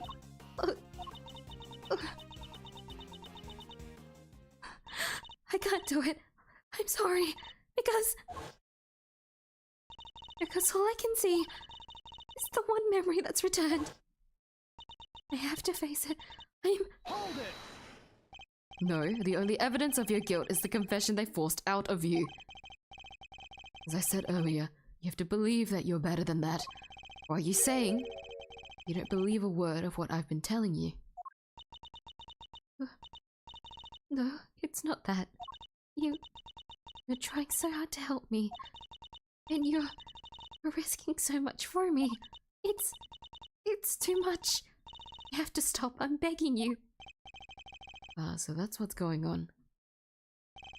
I thought it was strange, but now I see. The reason you're allowing yourself to be railroaded into accepting your fate is because of me, isn't it? Which is exactly what the K I know would have done. You're a good person, Mr. Edgeworth. Sorry to burst your bubble, but I'm not, and I don't plan on becoming one anytime soon.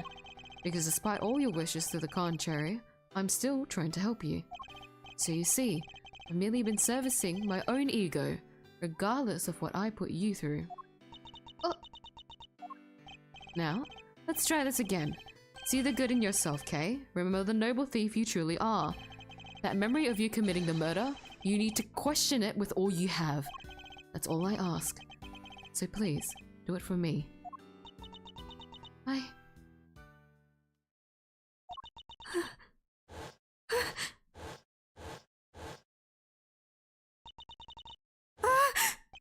Kay! What's wrong? Did you remember something? Oh, it'd be like some cliche movie plot if she did.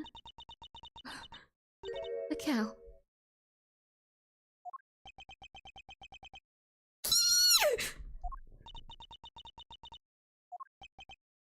A cow? Miss Edgeworth? If you could please perhaps ask her for a few more details. Well, Kay, what can you tell us about this cow? I remember now. The person in the red raincoat. She had it in her hand. A stuffed cow! I can see it so clearly now. Are you sure, Miss Ferrari? Are you absolutely certain? Yes, I'm sure. Now, this court acknowledges the defendant's latest statements as new testimony. If you lost your mind, Rarity, we can't accept testimony like this. With your respect, Mr. Chairman, information pertaining to the victim and her possessions is new and highly relevant evidence. Now, remind you of the 𝐢𝐧𝐟𝐨 state of her memory. No, this simply won't do. 𝐢𝐧𝐟𝐨? But if we claim her memory is unreliable now, then our own argument is weakened, sir. You said yourself only a few minutes ago that thanks to the suspect's confession, we do not worry ourselves over the finer details, did you not?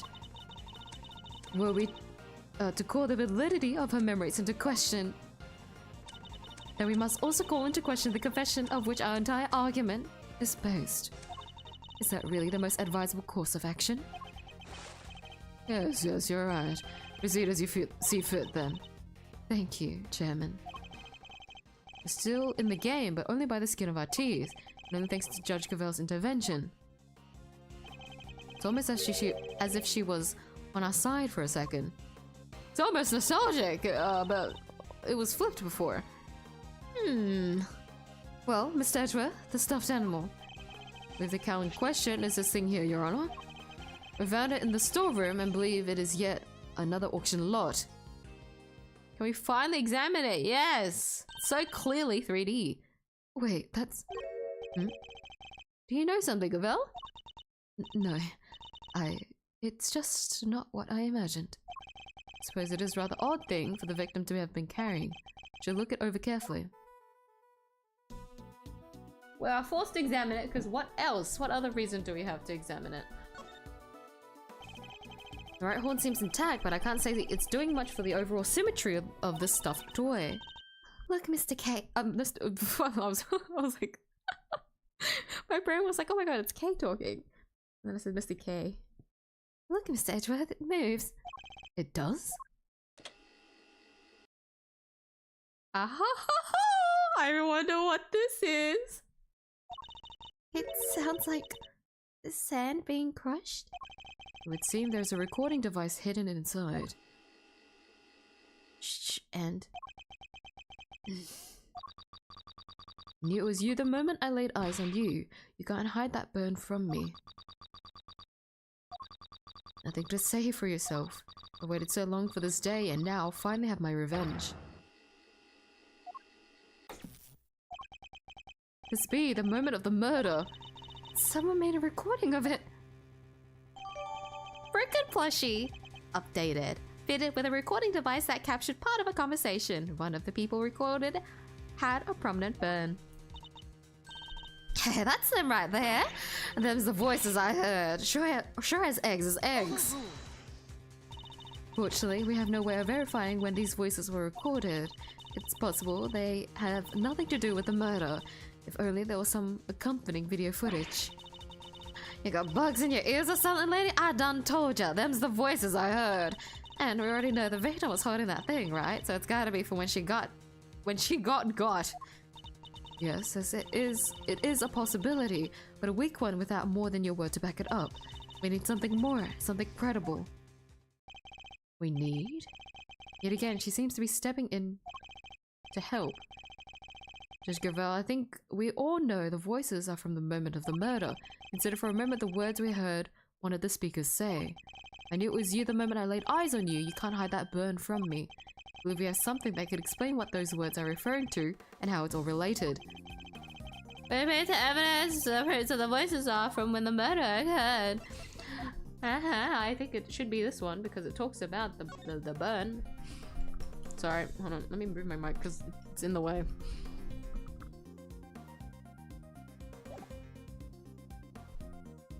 Forehead zoomies would go hard in this game if this wasn't Edgeworth's basic attack. Forehead zoomies. But the thing that he does with his head, with his forehead when he taps on it,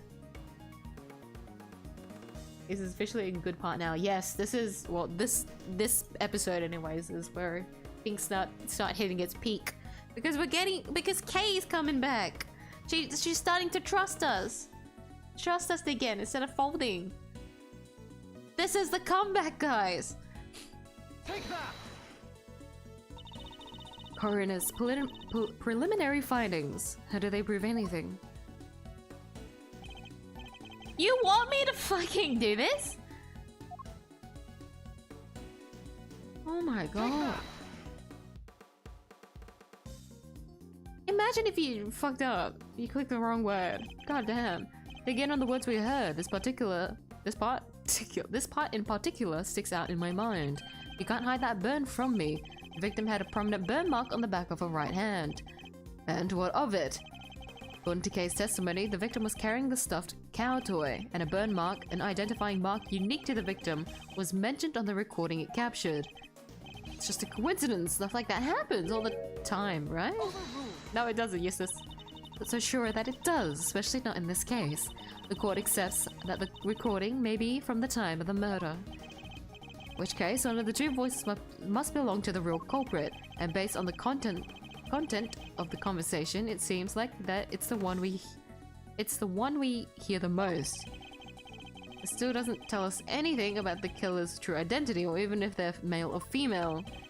If the voice change is correct, unfortunate but unavoidable. One thing, however, has become clear. We're now able to say that the voices Miss Hart heard were those of Miss Ringer and her killer. Just like I done told you they was. Lotta just doesn't get along with like any women of the game, does she? Joris has like some kind of gripe with all of them. I think it's just the ones with strong personalities. So. She doesn't mind Lloyd. Seeing will we get to see her again? We'll see. We can say something else now too. Then let's hear it. That is, if you don't mind, Mr. Chairman. Do as you wish. According to Ms. Hart, just before the murder occurred, two people came up to the storeroom from the committee chamber on the elevator. The ringleader and one of the auction attendees. It seems this was the point at which money exchanged hands, and that happened immediately afterward. The auction carried on after that. All of which points to one key fact. What else does this latest revelation tell us? The ringleader was the killer. Mr. Ringer was the killer. The ringleader was the victim. Miss Ringer was the killer. Oh, she committed murder right before she died. She wanted to style on them bitches. Since the ringleader was the auction's sole auctioneer, then it follows that they cannot be the victim. Hey, Gavel! Not right now, Eustace. There's a good boy. Damn! And if they weren't the victim, then they can only have been the killer. Compelling argument, but hardly conclusive. Fully aware of that, Your Honor. I was merely warming up for the main event. It's been flicking his lighter a lot lately. I wonder what's up with that. There were certain traces left on the scene that seemed to suggest that the ringleader was the killer. Please hurry up and show us. What is something that was placed on the scene that points to the ringleader as having been the killer? Hold on, hold on, hold on.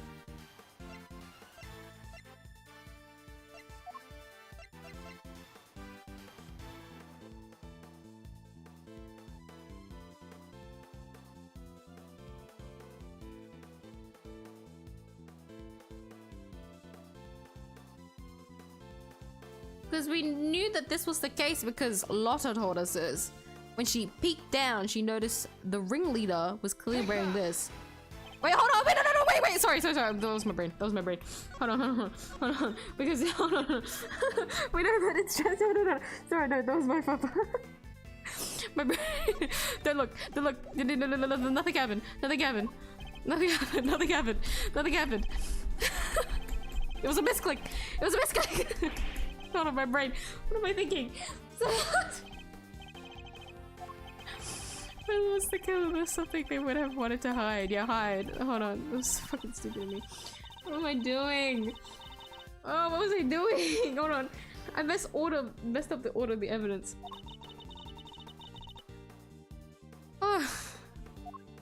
Because we have it as evidence, so we're gonna present the ringleader outfit as evidence at some point. I'm just not fucking following clearly. Okay, I made sure to save, so if I fuck up, I fuck up. Oh my god, I'm nearly gonna die. Holy shit. God, fucking, so embarrassing.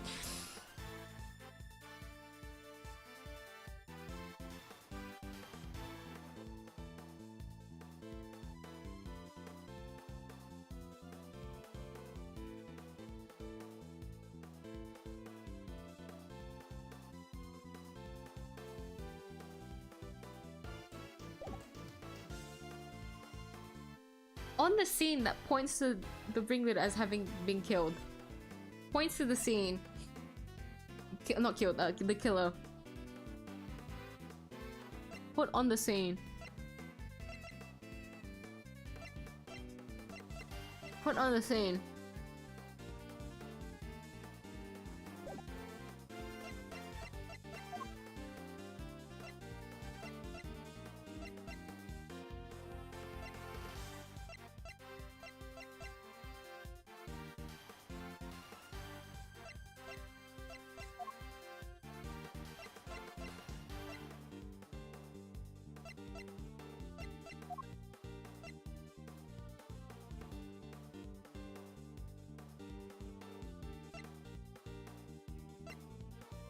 Oh, I'm overthinking again. Oh my god. Ah! Oh my god. I let one thought in my brain, like... Hold on.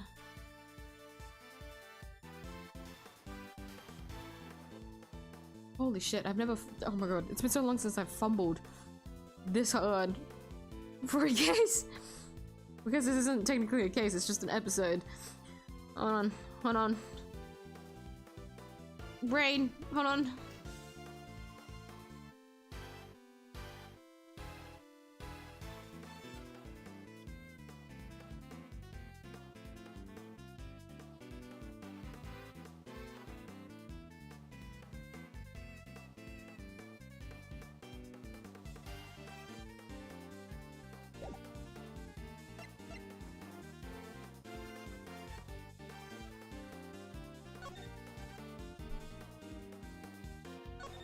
I just remembered I didn't investigate this. Left hold is missing, and I will wonder where it went. Although even if we were to find it, it might not be easy to fix it up either.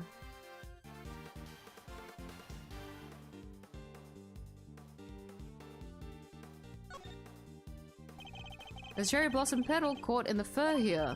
Petal told us that she saw the toy fall to the ground at the foot of the cherry tree upstairs. This explains how this petal got stuck here.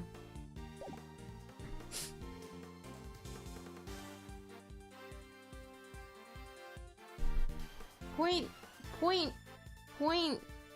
points is what's fucking up my brain.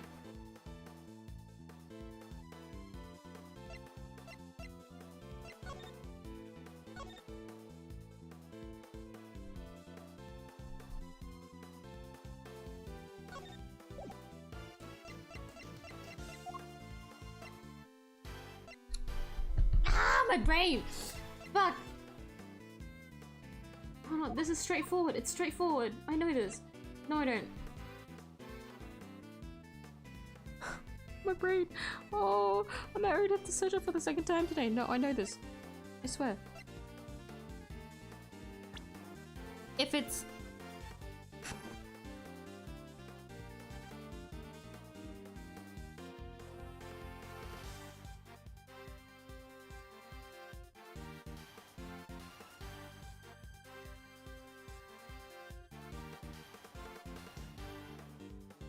What is something that was placed on the scene? On the scene that points. On the scene point. Point scene. Oh no, my brain is so small.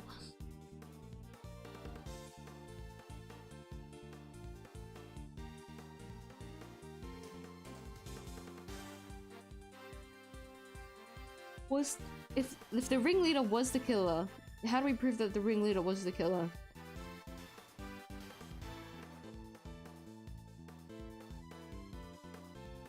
Something that they would have wanted to hide.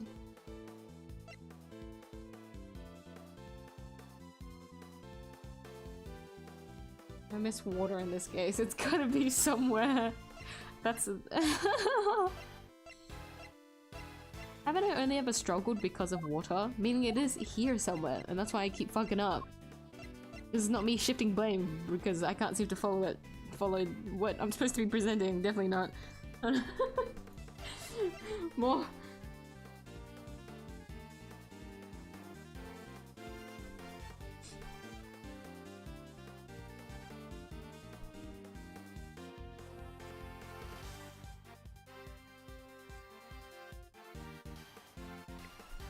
Is this where you present the closed box?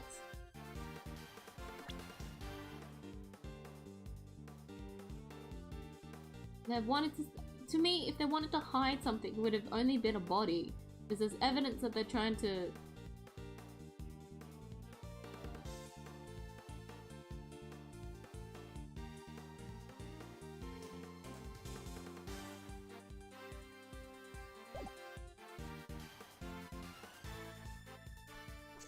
Take that! Angry. Okay, it's like either hide a body or hide, oh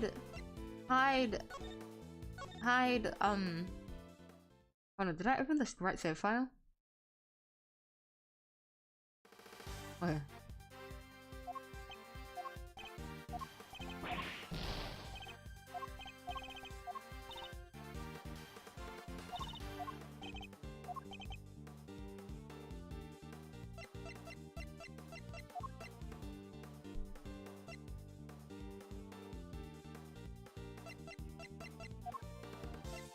Don't explicitly state that just yet. If it was the ringleader,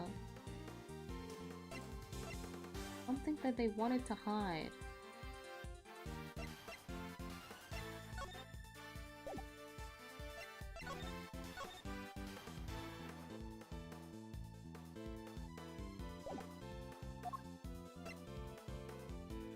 Not the... Hold on, what did I present? Yeah, the ringleader outfit.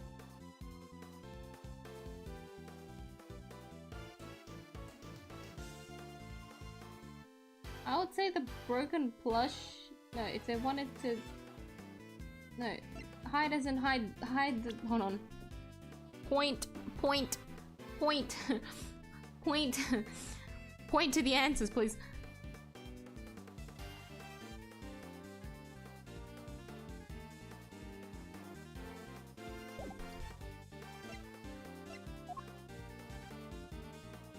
had what scene? Hold on.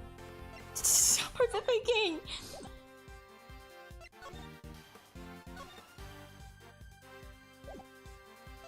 It's because we don't have the storeroom in front of us, so I'm like overthinking this severely.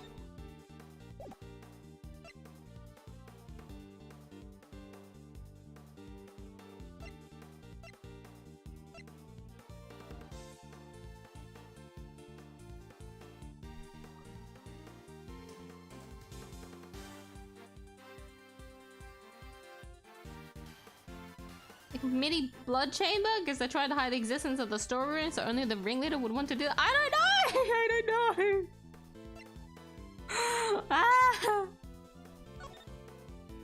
These are all just implications. Is that really it? Hold on.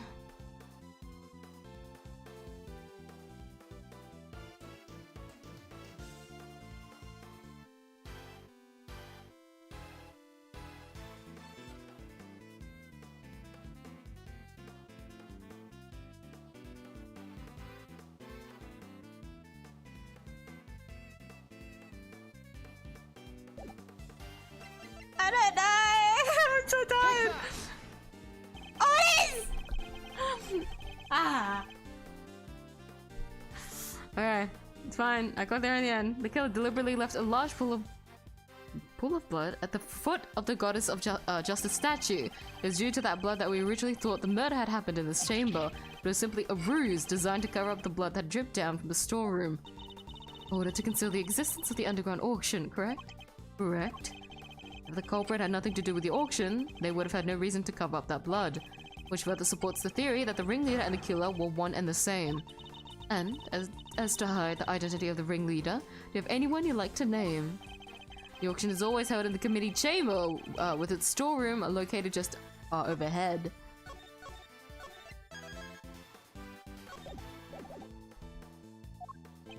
So at the very least we know the murderous ringleader has some connection to the committee.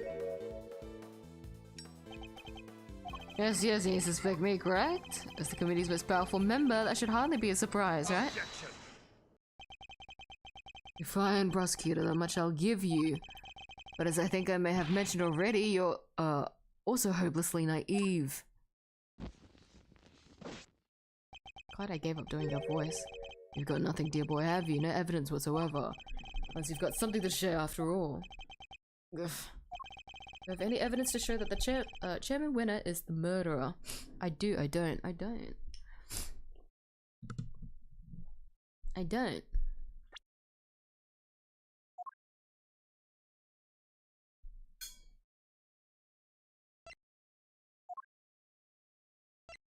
Our only decisive evidence is this.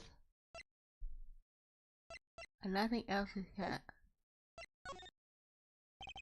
It's Chairman Winner himself who brought up the fact that I suspected him. He seems confident right from the get-go that he's untouchable, which means he knows I have nothing. Well, Miles, my boy, time to pay the piper. Ah, I've always wanted to say that. Verity is all yours. Oh, hey, wait, dang it, I just remembered something. Huh? Did you have amnesia too? Nah, it just done came to me. Flash of inspiration, you know how it is. Very well, say your piece. What are you doing, Verity? Sedgeworth has made it clear that he won't give up until every last lick of hope has been extinguished. To extinguish we must, lest he try to drag us through this excruciating process again in the future. She's very good with her words to convince him. Yeah, what she said. I don't quite get it, but it sounded pretty cool. Don't worry, Dad. I'll help Gavel bring this to a winning finish. We'll show them how wrong they are. Fine, let's hear what the witness has to say. Hit the gem, Miss Hart, if you'll be so kind. Alright, then here goes nothing. Facts, Miss Hart, and nothing but the facts, please. Don't you worry, I'm pretty little ahead on that front. I'm a journalist. It's my middle name. Bellamy officially worried. Well, the ringleader's a killer, right? Which makes the victim one of them auction goers. Thing is, that don't add up. I counted 11 people coming down the hatch, see? And the murder happened, and the auction started back up again. Now, I had me a look back downstairs right after that. No. And when you know it, there were 11 little duckies all lined up in a row again. How? 11 little duckies! Are you sure of this, Miss Hart? Sure as can be a gavel ship sewing with my own 2 peepers. So 11 before the murder and 11 again after, which means... Hey, that's a thingy! Contradiction, Eustace. Do try to keep up. Miss Hart, did nothing really change at all? I done told you already. They carry right on again like nothing even happened. Oh, set for it wasn't nothing much, but What is it? that little old mallet doodad. Can't have yourself an auction without one. Kinda like the one Missy over there's got, but different. The auctioneer's hammer? That's the money. I done heard that thing banging, clanging right the way through, then nothing, just like that. So the noise of the hammer stopped midway through. Could have something to do with murder. Miss Hart's statement updated for the second time.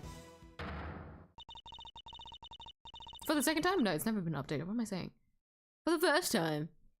If what Miss Hart is telling us is true, we have something of a problem. Namely, that if the victim is neither the auctioneer nor one of the attendees, your entire theory cannot stand, Miss Edgeworth. Chalk, one up for justice. Eat that, Edgeworth. See, Miss Edgeworth? There really was nothing we could do. And there must be something we're overlooking that we still don't have an explanation for. I just need to think. If I can't, Kay is... Alright kids, we finally have our answers now, so then I expect you to make good on... One moment, sir. I worry that it might still be a little early to pass judgment. After all, we have one more matter yet to resolve. And until we do, we cannot claim complete and total victory over Mr. Edgeworth. She's got a perfectionist streak. Yeah, that's definitely it. Is that not so, Miss Edgeworth? Frankly, I expected you to have raised your voice by now. A loud, hold it, perhaps? Oh, yes, of course. Once again, she has rescued us from the jaws of defeat. Very well, let's get this over with, shall we? What is this one matter that still remains? Why, the contradiction in the coroner's report, sir? Back with the witness, Your Honor. And that's another voice to add into the mix. What's this all about? Why'd you call us back down here? It's somebody suddenly fall ill? I'll have a compress ready in 2 shakes of an... Ouch. This better be good. Did somebody else drop dead? Well, they might soon wish they had. Dr. Hertz, Miss Needler, thank you for coming on such short notice. Let me assure you, this won't take long. Could try to bow me up and cut to the chase, will ya? Of course. We summoned you here to confirm something. What is Judge Cavell up to? Dr. Hertz, this court asks that you provide the unabridged truth regarding the following. You stand by your preliminary findings. Can you vouch for their complete and total accuracy? Grandma doesn't make mistakes ever. That's strange. Huh? What do you mean? In the course of this trial, an error was indeed found in her report. So I ask again for the truth, Dr. Hertz. Did you alter, tamper with, or in any way falsify your findings? That's awful. How can you say that? What are you asking me for? Why the heck would I want to do that? Except the true culprit, of course. As if I know anything about all that. I just know I didn't do anything of the sort. Seems doubly strange. What other explanation could there be for the discrepancy in your report? Mr. Edgeworth? Fuck her up. What if you might have any thoughts on the matter? It's not like you to be coy, I must say. Why does she keep taking charge and helping me? Still don't know what she's trying to do, but I'll happily take what I can get. If everything was recorded accurately and then handed off to Mr. Winner according to protocol, then the report shouldn't contain any mistakes. Wait, for the record, I didn't do anything to the report! I guess we'll see, won't we? Dr. Hertz, so we could begin with your side of the story. Why do we even need to do- what? Why do we even need to? This is pointless. I'll be the judge of what's pointless, thank you very much. We have patients waiting back at the hospital. But Grandma, we really don't have time for this. Would you please help us? I can't stress how important this is. Grandma says she'll testify. Would you please make it quick? If we're not back soon, people will suffer. You had no qualms about taking your time and buying cotton candy the last time we saw you.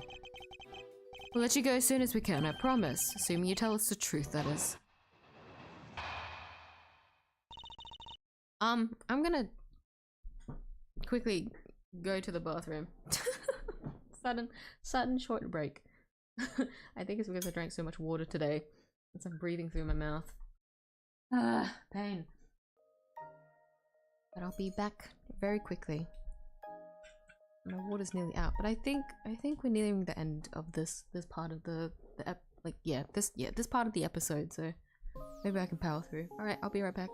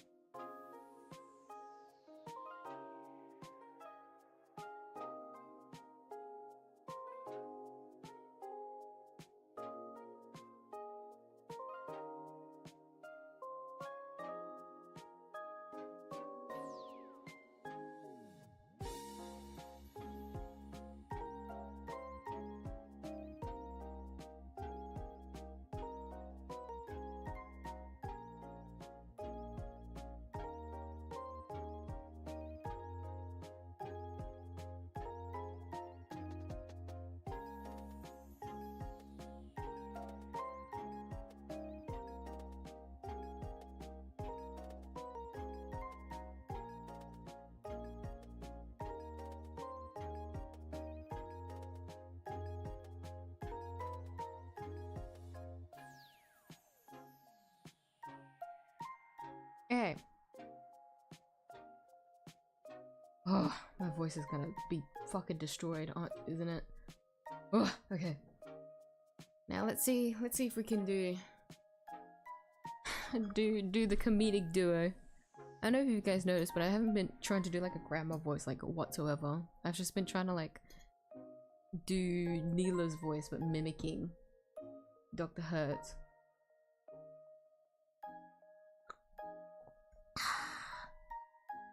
Pain. Come on, throat, you got this. Oh, I forgot to turn off the music. The so-called mistake in the report. Click, click. No way there's a mistake in Grandma's report, not never. I've been dealing with a dead longer than you've been alive, Sonny Jim. Me writing something wrong is about as lucky as... Ouch. And what the heck do you think I'd stand to gain by doctoring a file, hmm? Don't make a lick of sense. And that's all she has to say. Nothing funky here. See, it's just as I thought. There's no chance the good doctor doctored her findings. You swear by the Holy Goddess that this testimony is true. Of course, Grandma's never told a lie, and Let that be her first. Your opinions are not necessary, Nurse Niddler. Your grandmother is the subject of this inquiry, not you. Not necessary? That's not fair. I'm the only ally poor Grandma has. Go ahead and shout objection left and right, but you must... Hold on, there was a southern accent somewhere in there. You best be prepared then, Mr. Ex-Prosecutor.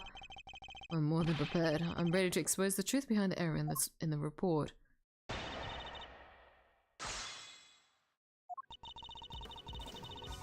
Why is my ear itchy now? Hold it!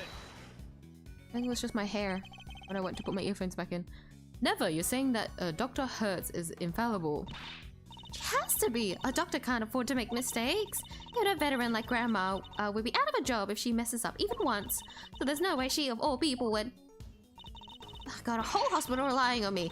Might be you can bungle your work and survive, mister, but I can't.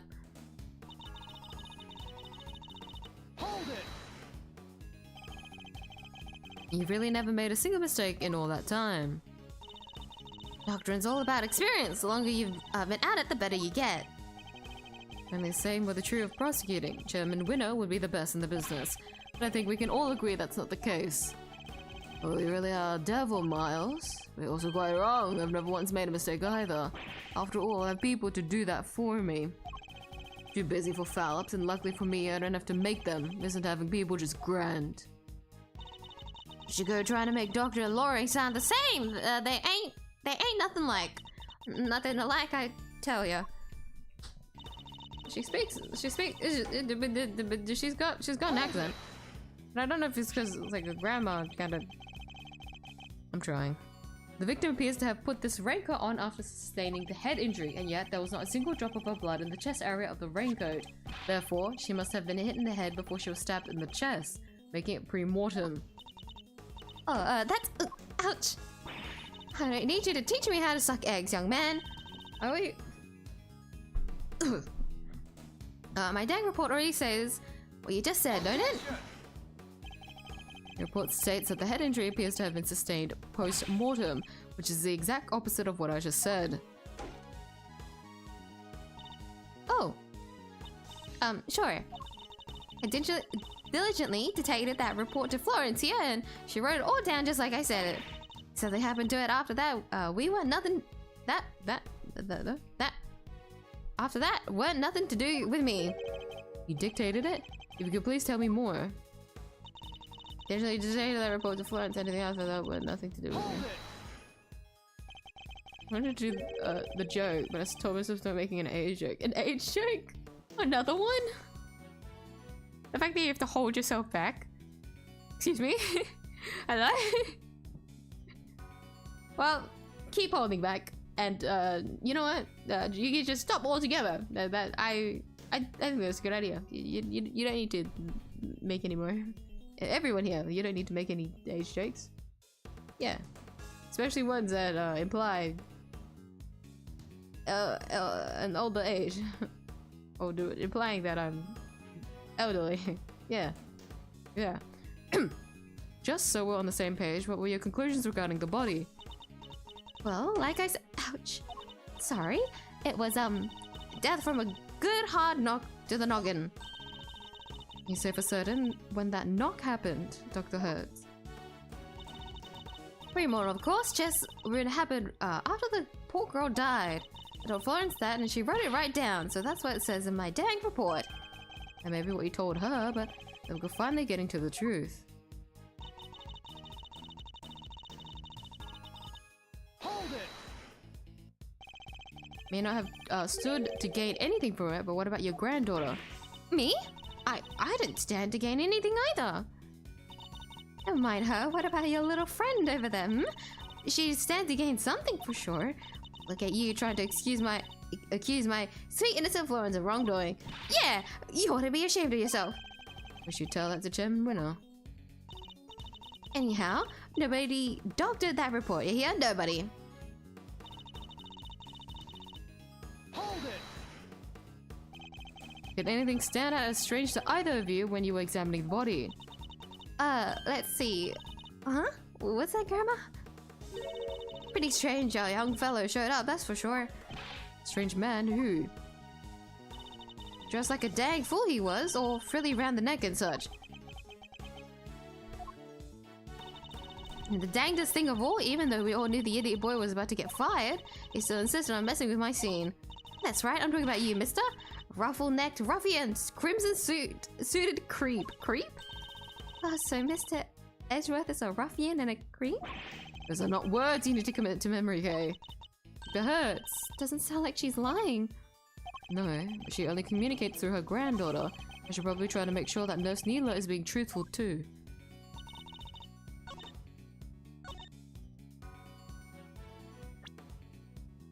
What am I supposed to present here? It's not going well for me, is it?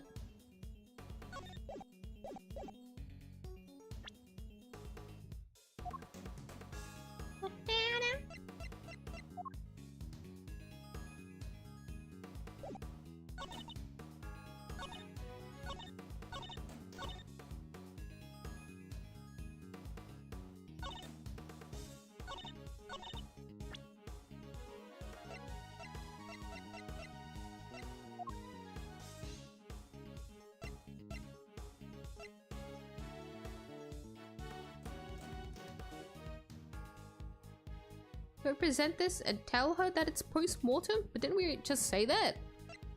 Hold on. Hold on, I'm not sure what I'm supposed to be presenting. Oh, it's happening again. What the fuck? Hold it!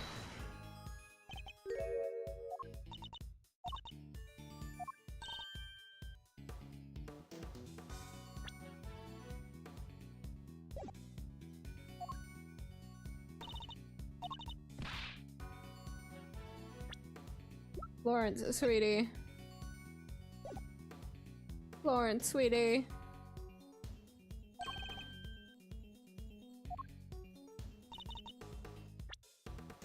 So do we, oopsie, present the file and being like, no, it says post-mortem. But we just said, but oh wait, no, it's signed. It's signed? Objection!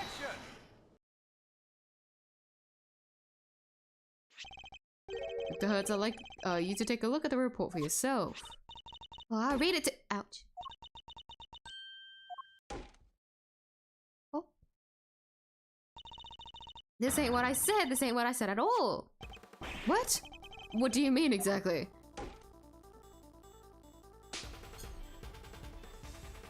She didn't want to take the abuse anymore. Oh my god. I don't know.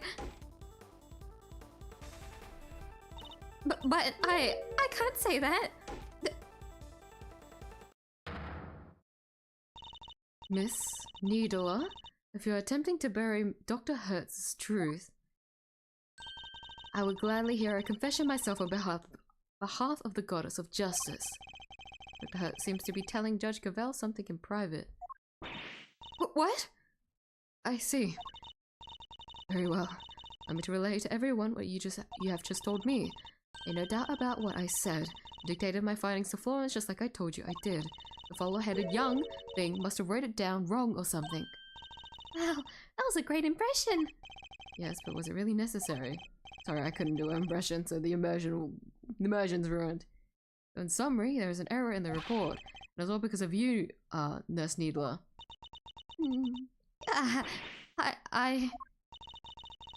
The true facts have now been shown to be that the head injury occurred prior to the chest wound. The question now, Miss Needler, is why did you introduce such an error? To admit it, Verity, you make it sound as if the poor girl did it deliberately. Whereas it seems to me she just made a little mistake. Pre-mortem, post-mortem, they're practically the same word, don't you think? Except they mean two completely opposite things. This was deliberate, no doubt about it. Why would she want to change it? Exactly. Thanks, Kate. Won't get away that easy. Explain yourself, young lady. Grandma, I submitted a falsified report, an act that led to Kay being accused of murder. You owe us an explanation. But I can't. I can't tell you. Not don't want to, but can't. It's really rather unpleasant, don't you think? Picking up on this poor considerate girl who's only looking after her grandmother. There's nothing to do with anything. She simply made one tiny mistake, so why not leave it there? Her grandmother's very insistent on abusing the shit out of her, though. She didn't like that mistake. Objection! You'd like that, wouldn't you? Because the only person her testimony would hurt is you. What on earth do you mean, my boy? Seeing as you're now a de facto ex-prosecutor, you're going to explain yourself better than that. I'd be happy to do. I'll even spell it out for you. Nurse Neela's role in this crime was very important because she's I don't want to fuck up. She is co-conspirator. She's the real murderer. She's the real victim. Nurse Neela doctored the report in order to cover for her accomplice. Ouch! So she's a conspirator. This innocent young thing. This innocent young thing is a crazy thing when fucking Kay is younger than her. Shut the fuck up. Disgusting. Shame on you. I need to sneeze, huh? I don't think it's coming though. No, it's not. I felt the tickle. I just gotta shove a tissue in my toes. You share your grounds for making such a wild accusation, dear boy. Murder could have been committed by one person working on their own. Without at least 2 people, it would have been possible to move the body, maintain attendee numbers, and doctor the report.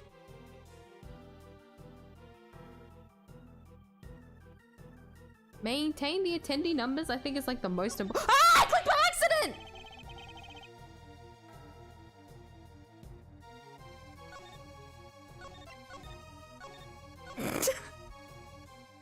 I just don't want to fuck up when I click like 1, right? Like I'm okay with having like 1 HP left, but like the issue with that is that in the event that I don't save and it takes a really long time for me to go back to that point of restarting when I do accidentally fuck up and then it ends up with the game over. Yeah, that's my fault.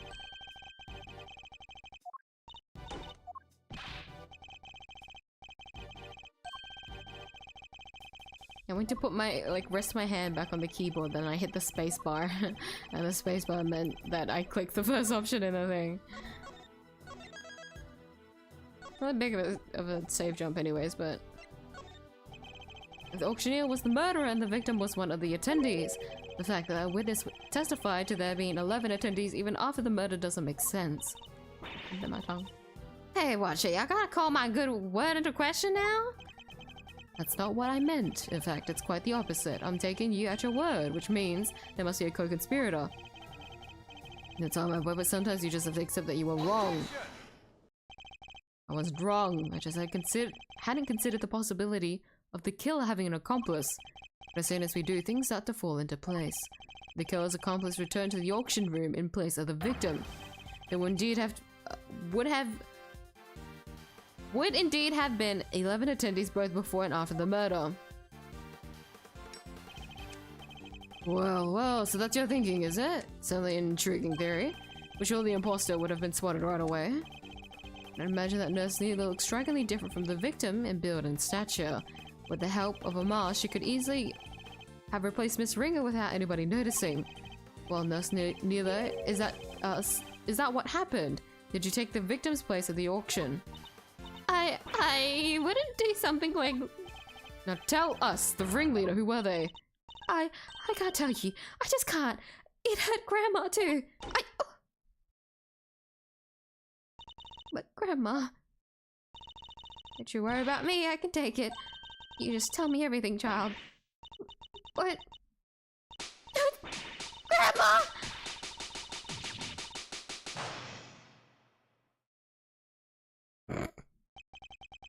I was right, she was an accomplice. Miss Neela, why? Oh, Miss Neela? Can you explain yourself? Yes. Uh-huh.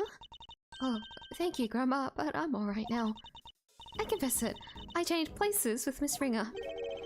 To admit that you were working with the ringleader. Yeah, I was helping them. I don't know how, but they found out Miss Ringer was going to attack them. Culprit was going to be attacked by the victim. They seemed pretty sure it was going to happen that night, so they made a counterplan. They wanted to strike first, and they wanted me to help them. I was told to go to the storeroom before the auction began and wait there. Now hold on right there, Missy. I didn't see nothing, and my eyes don't lie. If you'd been there from before the auction, I would have bumped right into you. I was there the whole way through, and you weren't there for a bit of it. But I'm not lying. That's easy for you to say, but you are lying about altering that report only a few minutes ago. Look at him. I think we're all well aware of the number of potential hiding places in that storeroom. Oh wait, where exactly are you trying to say our friend, the nurse, was hiding? Oh my god, I didn't save, you fuck.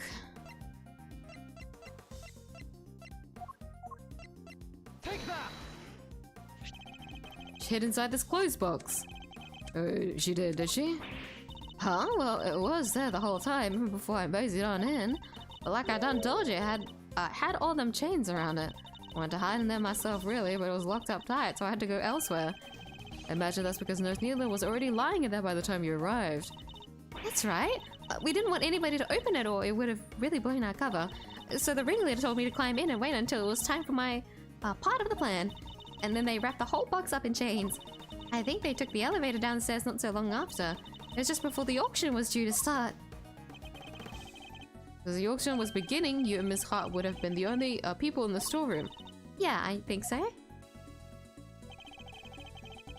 The auction proceeded as it always did. Until a certain customer came upstairs to complete her purchase, that was when the incident occurred.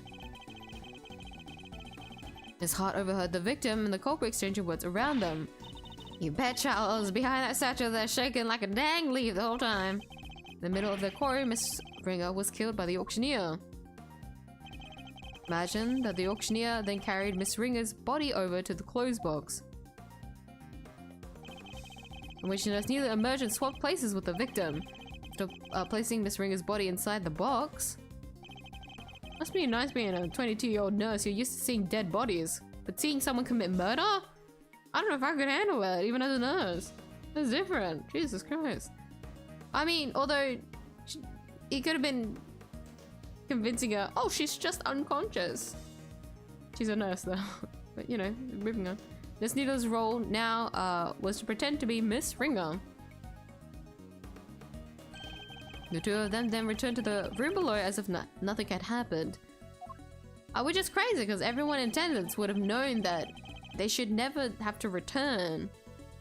One of them should leave. They leave one by one, and yet she returned back down, meaning you could assume like they had like a disagreement or something, I guess. Like, oh no, we're acting out that I didn't actually want this anymore, or I don't have the money. I'm gonna, or like I want something else. Let's go back downstairs.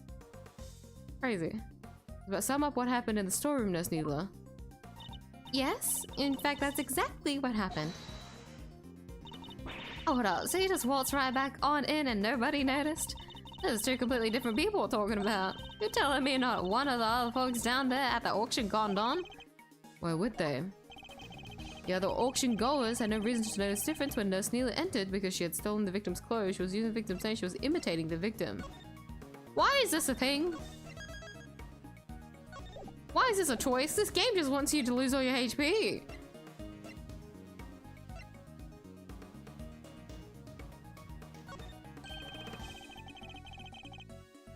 Oh, you were imitating. Wait, no, that was incorrectly worded. Hold on. What? Was her voice changer the same? Using the victim's name? Oh, stolen the victim's clothing, sorry. So obvious. Oh, I'm actually breaking down from this. Holy shit. The more mistakes I make, the more, like, easier mistakes. Oh my god. Oh my god. As we've seen, Miss Ringer and Nurse Neela are about the same build. What's more, the auction rolls required attendees to wear their masks at all times. If Nurse Neela were wearing the same clothes as Ringer, nobody would have been any the wiser. No, and they weren't. I borrowed Miss Ringer's clothes and ouch! And left the poor child in her smalls? Have you no respect, girl? No, Grandma, I thought the same thing. It wouldn't be nice to leave her like that. So when the ringleader wasn't looking, I put that raincoat on her. So that's how Miss Ringer came to be wearing it. Thus the auction was able to carry on as before. Guess the part where I caught the red raincoat on film came just after. It must be, then it all makes sense. Right after that was when I went on over and looked downstairs through the gap in the elevator. Spied me 11 happy little auction goers, and back I snuck in to my little hidey hole. Told me you were hiding back there the entire time after that. Well, that is not exactly. What is it? Did something happen? So maybe I ought to have mentioned this before, but I fell asleep for a few weeks after that. Or passed out, unconscious, you might say. What? What happened? Oh, nothing much. Kind of silly, really, but there was a sudden loud noise and it startled me just a little bit, you know? Right, maybe more than a little, but I just witnessed a murder. I can't blame a girl for getting jumpy. I guess that got my heart shook and my head faded, but before I knew it, I was out like a light. By the time I came to, it was the next dang day, and then there y'all were clankering down that ladder. Seems you were startled by a loud noise and fell unconscious. I suppose that means you don't know what happened after that. Not per se, but, well, after the auction was over, all the masks were back on the rack, so I reckon the guests done finished up and filed out one by one like they were supposed to. Nurse Neela, once the auction had restarted, what exactly were you doing? I was pretending to be Miss Ringer and placing bids just as the ringleader wanted. I had to win the clothes box as I've been instructed. He had a dead body inside after all. I imagine if somebody else had won it, we would have been in real trouble then. You had no idea that the victim had vacated the box in the meantime. No, not until we came back up so I could pay for it. That was when we noticed. The ringleader told me to go look for her right away. Except I found some other girl collapsed at the foot of the ladder instead. Okay. Yes, she must have fallen from up on the roof and been knocked unconscious. The Vector must have left that hatch wide open, huh? That would explain it. He would have been so shocked by seeing Miss Ringer fall motionless right in front of her, that she wouldn't have seen the open hatch and fallen right through it. That explains the noise that caused you to fade as well, Miss Hart.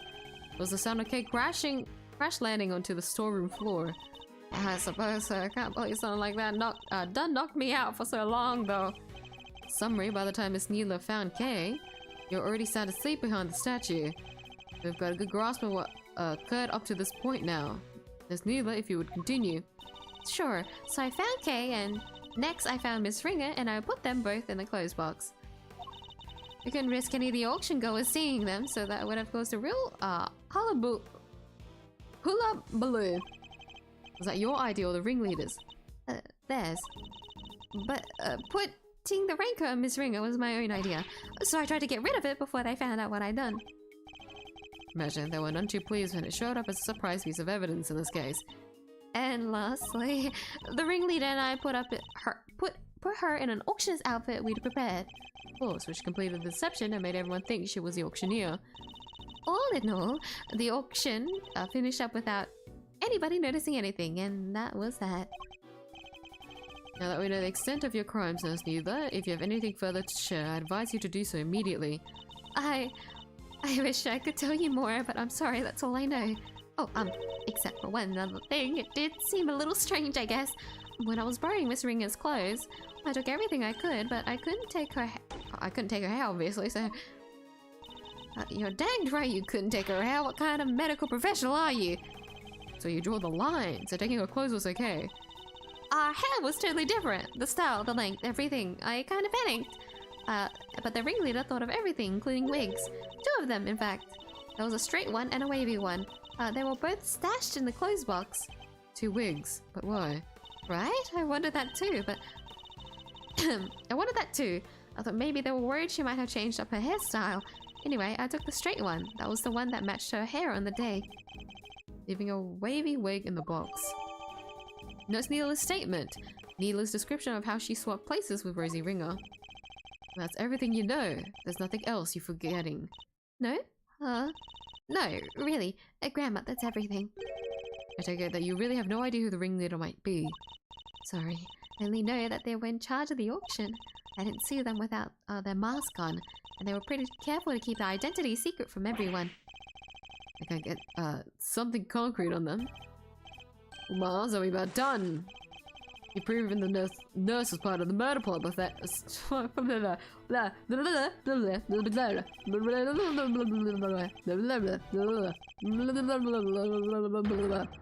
Even for your sake. Oh, he turned into an Animal Crossing character just a bit way through there. Is this it? Am I Not going to be able to save Gay. Objection! Oh, I love her. Francisca, what are you doing here? As I told you before, Miles Edgeworth, where the case leads, I follow. Your dedication is an inspiration to us all. But don't go getting the wrong idea, little brother. I'm only here to deliver the truth regarding the suspect. Like, I actually calls him little brother because he's not a prosecutor anymore. I'm still not here to forgive you for abandoning the way of the prosecutor. I understand that. You should thank your former subordinate for what I'm about to share. In his desperation to help Kay Ferrada, he gave me a valuable piece of information. This is what I say! Gumshoe, the goat! The goat! That G in his name stands for goat. Look at him go!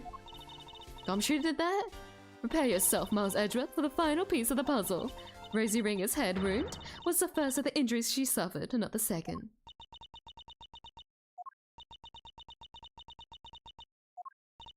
Well, someone say something! Well, there's no easy way to say this, Francisca, but we already proved that ourselves. Yeah. What? Yes, just a few minutes. Well, why didn't you say so sooner? It exactly gives us a chance. And I suppose you know about the murder weapon too. No, not yet. Ha! Good, then listen up. The victim was struck on the head with a blunt object bearing a circular surface, and the wounds on the chest were actually inflicted post-mortem. Circular surface. Objection. You're certain of that, I assume? Your sources are above board? Two trusted medical professionals reached the same conclusion independently. You can ask for more. Objection. It's only good to know. Fortunately, you're overstepping the bounds. Objection! Of what? I'm the prosecutor in charge of Interpol's investigation. Interpol's investigation into the underground auction, and this murder occurred during that auction. It would be negligent of me not to pursue leads pertaining to related parties, especially the victim. Oh my, you've really become quite the force to be reckoned with, haven't you, my dear? When all parties are in agreement, the victim died from a blow to the head. Auditory report updated. Chest death occurred as a result of a heavy blow to the head with a circular object. Chest wounds inflicted post-mortem. Sadly, the murder weapon itself has yet to be identified. Based on the shape, I might have an idea or two. But guys, I didn't turn up any other weapons during my investigation. Yeah, and yet, one need only think about the setting and an auctioneer's tools and the answer should be obvious. An object with a circular surface used in an auction. We're obviously talking about Judge Gavel's hammer, and auctioneers have a judge's hammer. If I choose the first one, I'll just like straight die. Like I lose both my points. Judge Gavel would not handle that at all. It won't be whips that we're getting hit with today. What would an auctioneer have readily at hand? An auctioneer's hammer, of course. We never found one of those. The auctioneer was indeed a killer. It does seem a likely candidate for the murder weapon, but without the evidence to support your theory, it remains nothing more than that. I have just the evidence you need right here. I don't know what you're talking about. I know what you're talking about, but I don't know which evidence you're talking about. This piece of evidence strongly suggests that the auctioneer's hammer was the murder weapon.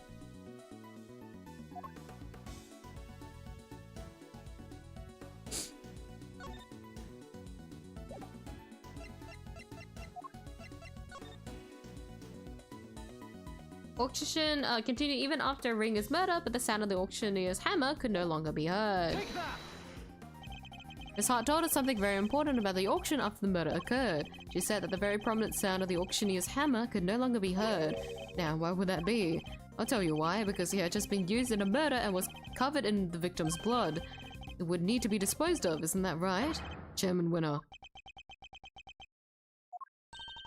How about people look into this right away? You really are like a dog with a bone, aren't you, dear boy? But if you can't dedicate yourself to a cause when you're young, when can you? He's very confident we'll never find it. Very well, a search for the murder weapon will be conducted. In the meantime, the court is in recess. Oh. Damn, I thought there was gonna be a little bit more, I'm not gonna lie. I honestly thought there would be a little bit more. Ladder, a formal accusation.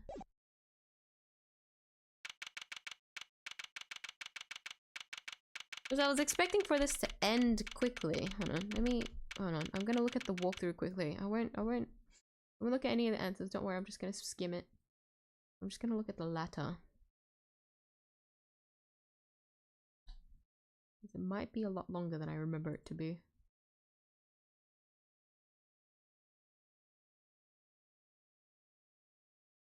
Okay, I think it is quick. I think we can do this. We can do this quickly. I think so. And then that should be the last bit. Okay, yes it is. Okay. We'll power through this so that I don't have to do this. We can start immediately off in the new one in the next week. Okay.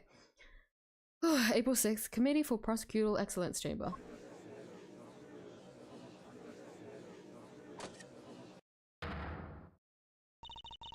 Silence in the courtroom, please.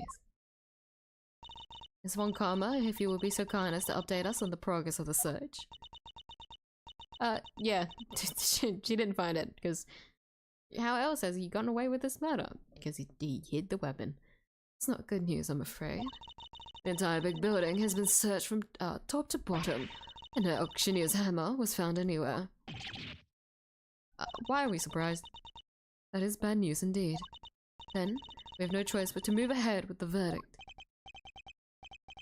Such a terrible shame, but I suppose only a fool would have left the murder weapon behind. Certainly not what I expect from a first-rate criminal mind. But there's just not enough to work with here. I can't carry us any further on my own. Guess it really is a tragedy with such as life, I suppose. I was just thinking back over the defendants I've made pleas with over the years. People who poured their hearts out to me, who trusted me with every detail of their crimes. And then when it came to their sentencing, I recommended life in prison every time. Every single one! Oh. If only you could see them, the stupid dumbfounded looks on their faces. We're such a scum. The verdict would now be passed. All present will accept the goddess's word as law. There's nothing more I can do. Kay and I are both... If only we had some proof. I've imagined I would be passing judgment on you under such circumstances. The end of the road, huh? By the power vested in me. Celsius winner, this court hereby indicts you for your crimes. What? Huh? What on earth's gotten into you, Verity? I submit for the court's consideration the case file of a certain incident, namely the IS-7 incident, a murder that took place 18 years ago. What does that file have to do with... Wait, you mean... Your late night visit to this chamber, that was to... Precisely. It gave me to retrieve these documents. But sadly, it would seem that I arrived too early to catch the auction itself. When we spoke of the matter before, I implied that I had come to retrieve files pertaining to your own case. You'll have to forgive me. That was a ruse to buy myself more time. IS-7 incident case file. Details of a murder case from 18 years ago. What the heck are you doing, Gavel? You can't just accuse my dad. Without proper grounds, it's defamation! Nearly there. An excellent observation, Eustace. It is. And of course, I have the grounds to make such an accusation. 18 years ago, Mr. Manfred von Karma had some details about the victim's body fabricated. Details he was forced to fabricate when the sculptor Artie Frost's body went missing. My papa? Fabricating information? What is the meaning of this?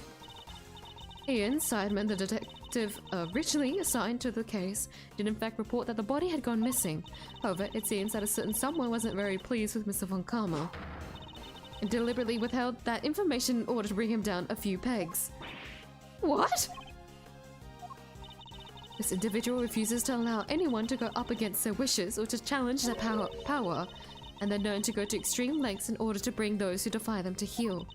18 years ago, they were no different. In fact, they even ordered Dr. Hertz to create a fake autopsy report for the IS-7 incident. What? She was responsible for the fake report? Wait, you have to understand. Grandma, she's not a bad person. She had to do what she said. She didn't have a choice. He, the person in question, was the chief prosecutor at the time. The chief prosecutor 18 years ago? No. The man who gave Papa the first penalty of his career.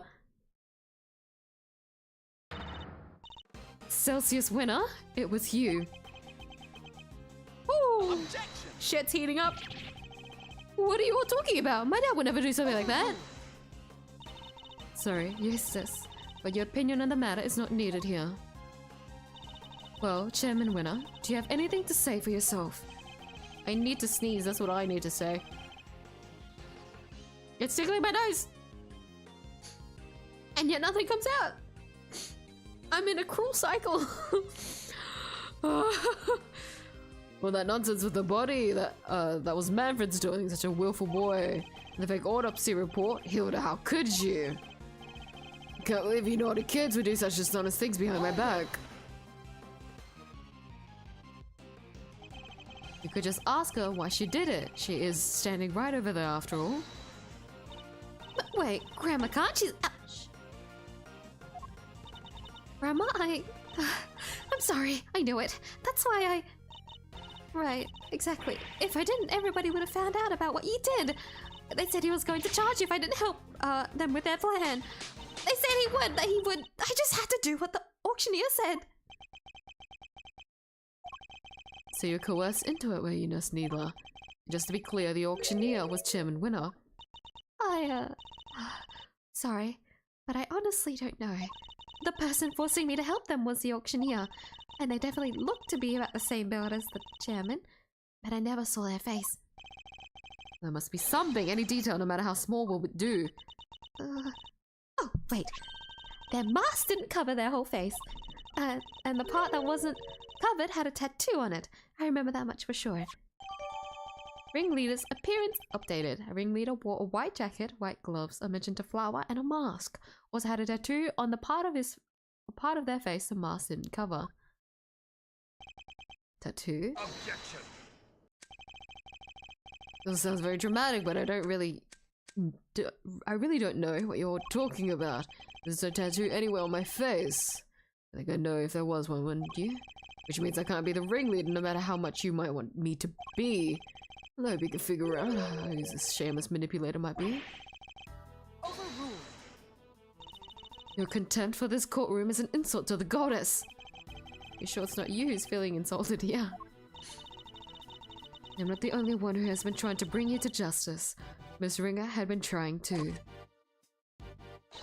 And I refuse to let her sacrifice be in vain. And Rosie was looking to take me down, you say?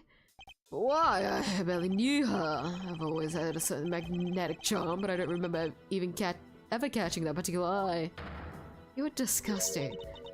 You barely knew the victim? Why, I do believe that is a new statement. The goddess demands that you offer your full testimony on the record. Ugh. That's how this is going to go, hmm? You mean to howl me until I finally break? Well, if that's the way you want to play it, fine. I'll assure you all. Every last one of you. Mr. Edgeworth, please allow me to work with you on this one. I doubt we'll get another chance to put him on the stand. So let's make the most of this opportunity. Of course, Your Honor. She's on our side now. I wouldn't have it any other way. Oh! Now, Chairman Winner, you will tell this court everything you know about Miss Ringer. Everything I know about Miss Ringer. Young Rosie was a member of the committee, of course. But we never really had any personal interaction, at least none that I remember. I forgot to... Oh, let's quickly look at this. So this should be all the same. But let's remind ourselves what's going on here. So IS7 incident case file, date December 24th, 18 years ago. Prosecutor Manfred von Karma. Defense attorney Gregory Edgeworth. Victim Artie Frost. Suspect Samson Tangaroa. Case summary. Body of Artie Frost discovered in mansion belonging to Samson Tangaroa.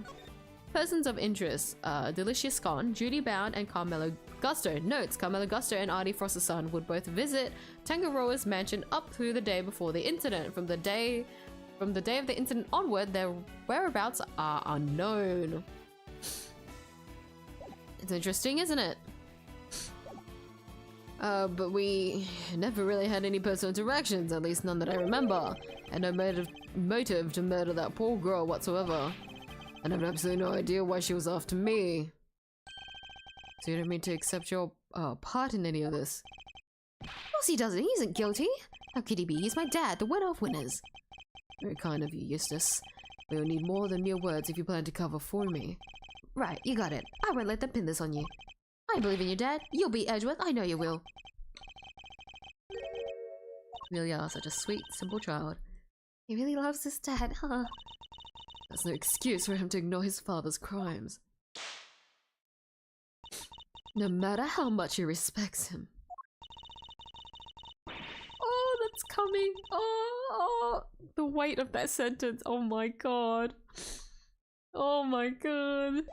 Regardless of their station in life, all criminals will be made to atone for their sins in time. It looks like cool, both of them. I should have taken a screenshot. Damn. Francisco ready with her whip, and then Yvel with her hammer. They look like they're about to like fuck him up for real. They had such a cool pose. This won't be easy on Mr. Winner, but it has to be done. We can't let his father get away with this. The only thing I know about Miss Ringer. Hold it! Shit is going down! As a member of the committee, you must at least have been familiar with her face. Sure, but that's about all. I saw her every once in a while. Not very close with your committee members, are you? Why do you have 11 then? Hold it! So you're saying you barely knew the victim at all? That's exactly what I'm saying, my boy. Yes, why I never even knew about the burn mark on her hand. You didn't. I mean, what's the point? You get to know someone, but before you know it, they're gone. It's become such a pain to remember things about others. They're here one day and gone the next. Yes, because they dare to stand up to you and you make them disappear. If you could please add your remark about the victim's burn to your testimony, Chairman Winner. Hold it! It's nice to have my HP back. Thanks, game. You sure you didn't know about the burn mark? Really don't let up, do you? I'm not in the habit of memorizing who has a scar on their head and who doesn't. But this wasn't any, this wasn't just any old scar. I'd say it's pretty noticeable, in fact. Perhaps under normal circumstances, but now that I think about it, Miss Ringer did always wear gloves. Truth be told, I wasn't aware of that burn mark until after the incident myself. The victim's hands were always covered by a pair of gloves. Makes sense, of course. People can be very self-conscious about such things. I can only sympathize, being something of a sensitive soul myself. If you're not too sensitive to append that statement to your testimony. That's another one. Although I suppose she was always wearing gloves, perhaps it was to hide that burn. So you remember her always wearing gloves? I mean, it was something of a trademark of hers, yes. You knew it was to hide a burn mark. Or as you imagined, it was just a fashion statement. Does your little friend there have something to hide under all those bandages, I wonder? Who, me? No, I don't have anything to hide. You don't? Not even the stony visage of a cold-blooded murderer? Stop hounding the poor fucking thing. Oh my god! She's 17. Leave her alone. How old is he again? 68. Old man. Anyone here is hurting such a thing, it's you, and I expose your true face if it's the last thing I do. Quite literally. You failed to entertain, my boy. Go ahead and do your worst. So Mr. Ringer always wore gloves. It reminds me of something. I should look over the evidence again. Hold on, I'm not following, I can't remember. Always wore gloves. Always wore gloves. You ever had any trouble with her professionally? Don't be so silly, my boy. I'm far too important these days for such trivialities. By all accounts, her work was unimpeachable. The killer is Maya? It was Maya this entire time? Oh my god. I mean, if you think about it, Maya is one who always gets framed for murder. Somewhere right now, she's being pinned the murder for this exact trial by some random fucker. Oh no, what? The spirits. The spirits are... No, I don't want to do that. I can't even joke about that. I love Maya too much. Sorry, Maya. I take it all back. But imagine, she had like a guest appearance in this game. It was only because she got pinned for murder once again. Oh, the poor thing. She'd never be able to catch a break. A difference in standing meant we hardly ever interacted. That doesn't prove you didn't kill her, does it? Well, you would say that, wouldn't you? Anything to save your little friend, hmm? Certainly, seems like Miss Ringer had some personal interest in you, at least. Indeed, but I can't for the life of me imagine why. Too bad, so sad. Without a motive, you can't logic your way into pinning this on me. Hold it! You have no idea at all as to why she was after you. Let's see now. Because Dad's a rule catch. I suppose you could say that, yes. The admirers, they come, and then they go again. Huh, you can even dream of being like my dad? Very true. I doubt many ordinary people could quite match his achievements. It's remarkable, really, to have so many people come into our life and then for so many to leave it. Someone would complain if you chose to leave Verity, my dear.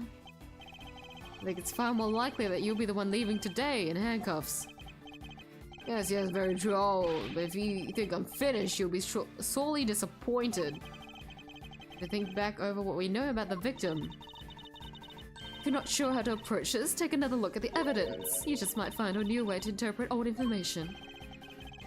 Trying to help me, Francisca. I'm trying to help Kay Faraday. I couldn't care less about you. Nice to see how she really is worried for Kay. In her own way, Francisca thought away. Isn't that what makes her so cute? Feminism! We love it! I love you, Francisca! She always stands up for the girlies. Is this one that I need to always wearing gloves? Let's see.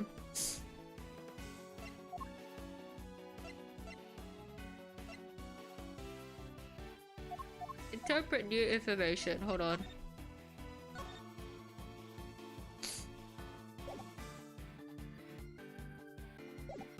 I'm pressing it again.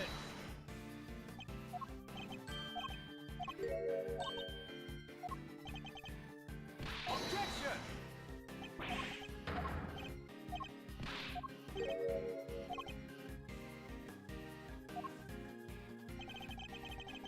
She always wore gloves.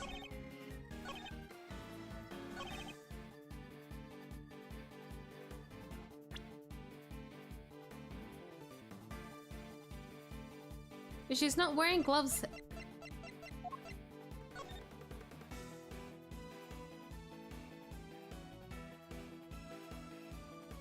Oh, this is updated. Victim's body discovered in committee chambers. Autopsy places time of death at around 11 p.m. the previous night.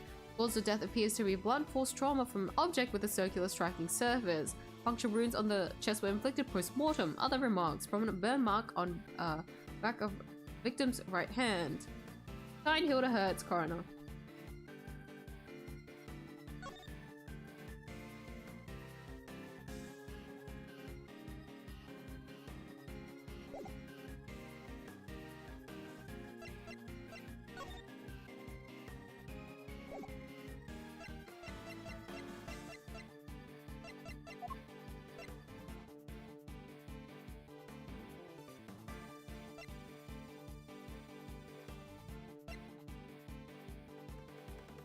I don't know how I'm supposed to present this one. So it's either the raincoat to me or the auto pop, because we can see that for some reason she's not wearing the gloves, because if he were to remember she was always wearing gloves, then he would have put gloves on her when putting her body. But does that change much? We just didn't see that the gloves are there, but she's not wearing them for some reason.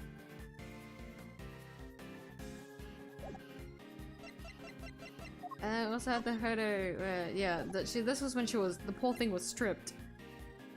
So, yeah, her fingerprints would make sense to be on the hood.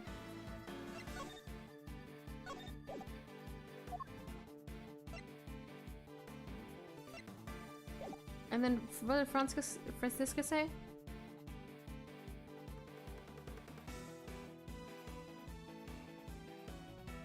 She mentioned old information. What information?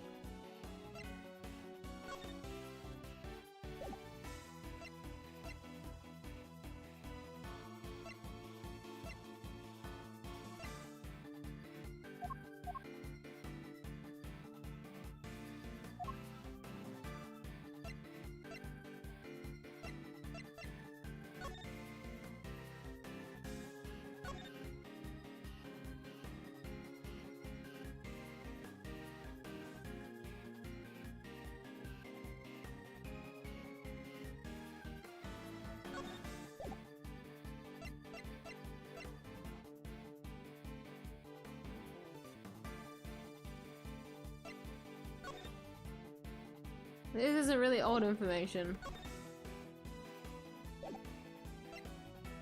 We've got the recording, which says what again?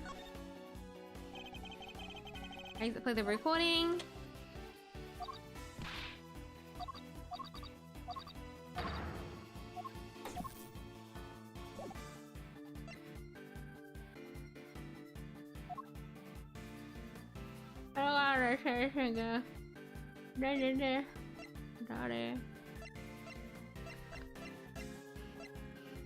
Next Neela's statement, ringleader prepared wigs in order to enable their accomplice to disguise himself as a ringer.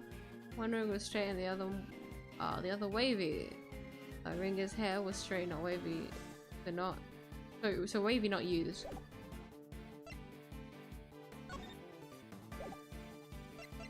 I try it. I have 4 HP now, so I don't need to worry. But this doesn't really make sense for me to present this. But it's like the only thing that makes sense to me. But it doesn't really mean anything.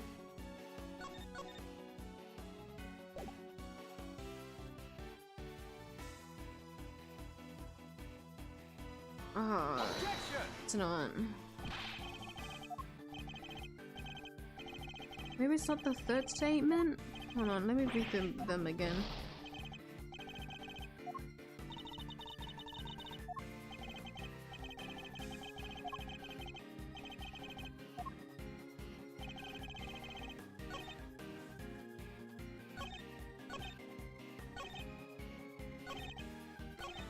Yeah, so motive we can't really push, but he knows something about the gloves. Hold on, am I thinking of the wrong order of this again? Hold on. I didn't even know about the burn mark on her hand. Hold it!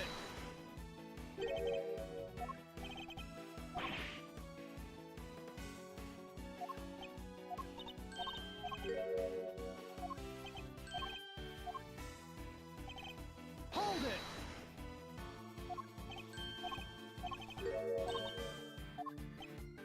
Objection! Real West.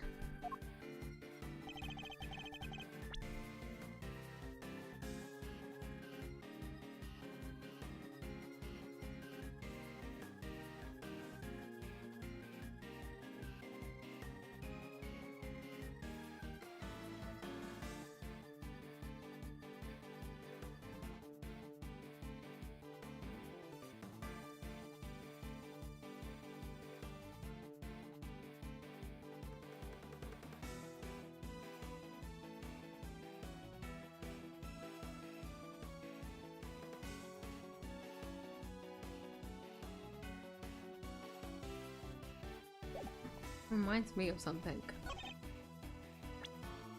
Glove, glove, glove, glove, glove, glove.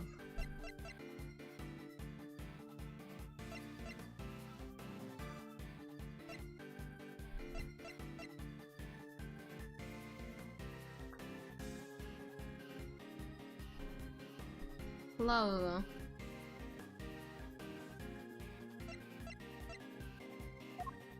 Hold on. I'm overthinking again. Hold on, hold on, hold on. Glove. Hold on. Wait. Glove. Glove, glove, glove, glove, glove, glove.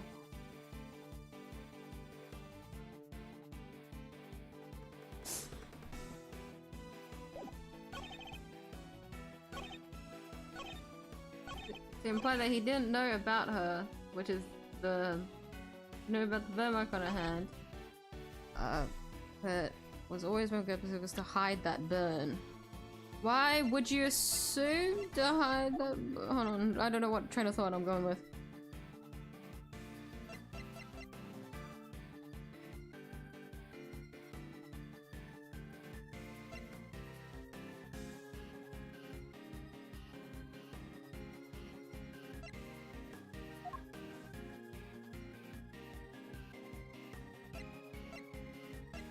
Would it be the toy? I guess it would be. Would the toy? The cow? Still live, huh? Yeah, I'm doing overtime today to make up for yesterday, and also, well, I'm kind of nearing like the checkpoint, I guess, for like this bit of the case, and so I'm trying to power through it. It's been a while since I've done a long stream, but we keep going, guys. It's what I say, but I keep finding myself in this situation where I don't know what I'm supposed to present. Objection! Because there was a reason why she wasn't wearing gloves during that time. Miss Ringer always wore gloves. If she did, that raises a rather important question and highlights quite a contradiction. Contradiction, you say? Really? Let's get to the conversation that was captured by the stuffed cow. You'll see what I mean. I knew it, Phil. The moment I laid eyes on you, you can't hide that burn from me. Nothing to say for yourself. I've waited so long for this day, and now I'll finally have my revenge.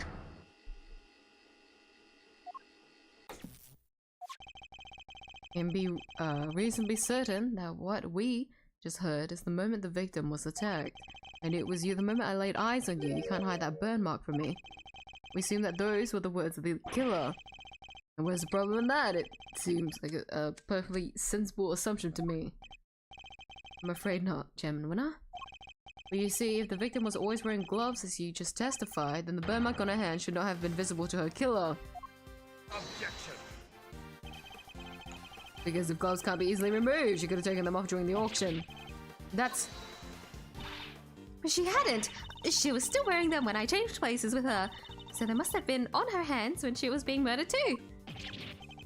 What are you saying, my dear? You do know how much trouble you're in, don't you? I'm not scared of you anymore. I have Grandma on my side now. Now it's time for you to pay the piper, Winner. You danged devil. You're both looking to disappear too. Oh! Nearly there. That can be arranged. But this time, Excelsius Winner, the only person disappearing will be you. Objection! Shut up! Shut up! Shut up! Objection! Oh, it matters. Because it turns our understanding of the burn mark on its head. What do you mean? What can the fact that the victim's burn mark was covered up possibly tell us? Murderer had a burn mark too. The victim didn't have a burn mark. There was no burn marks at all. The murderer had a... hold on. I'm not paying attention. This is what I get for trying to skip his dialogue.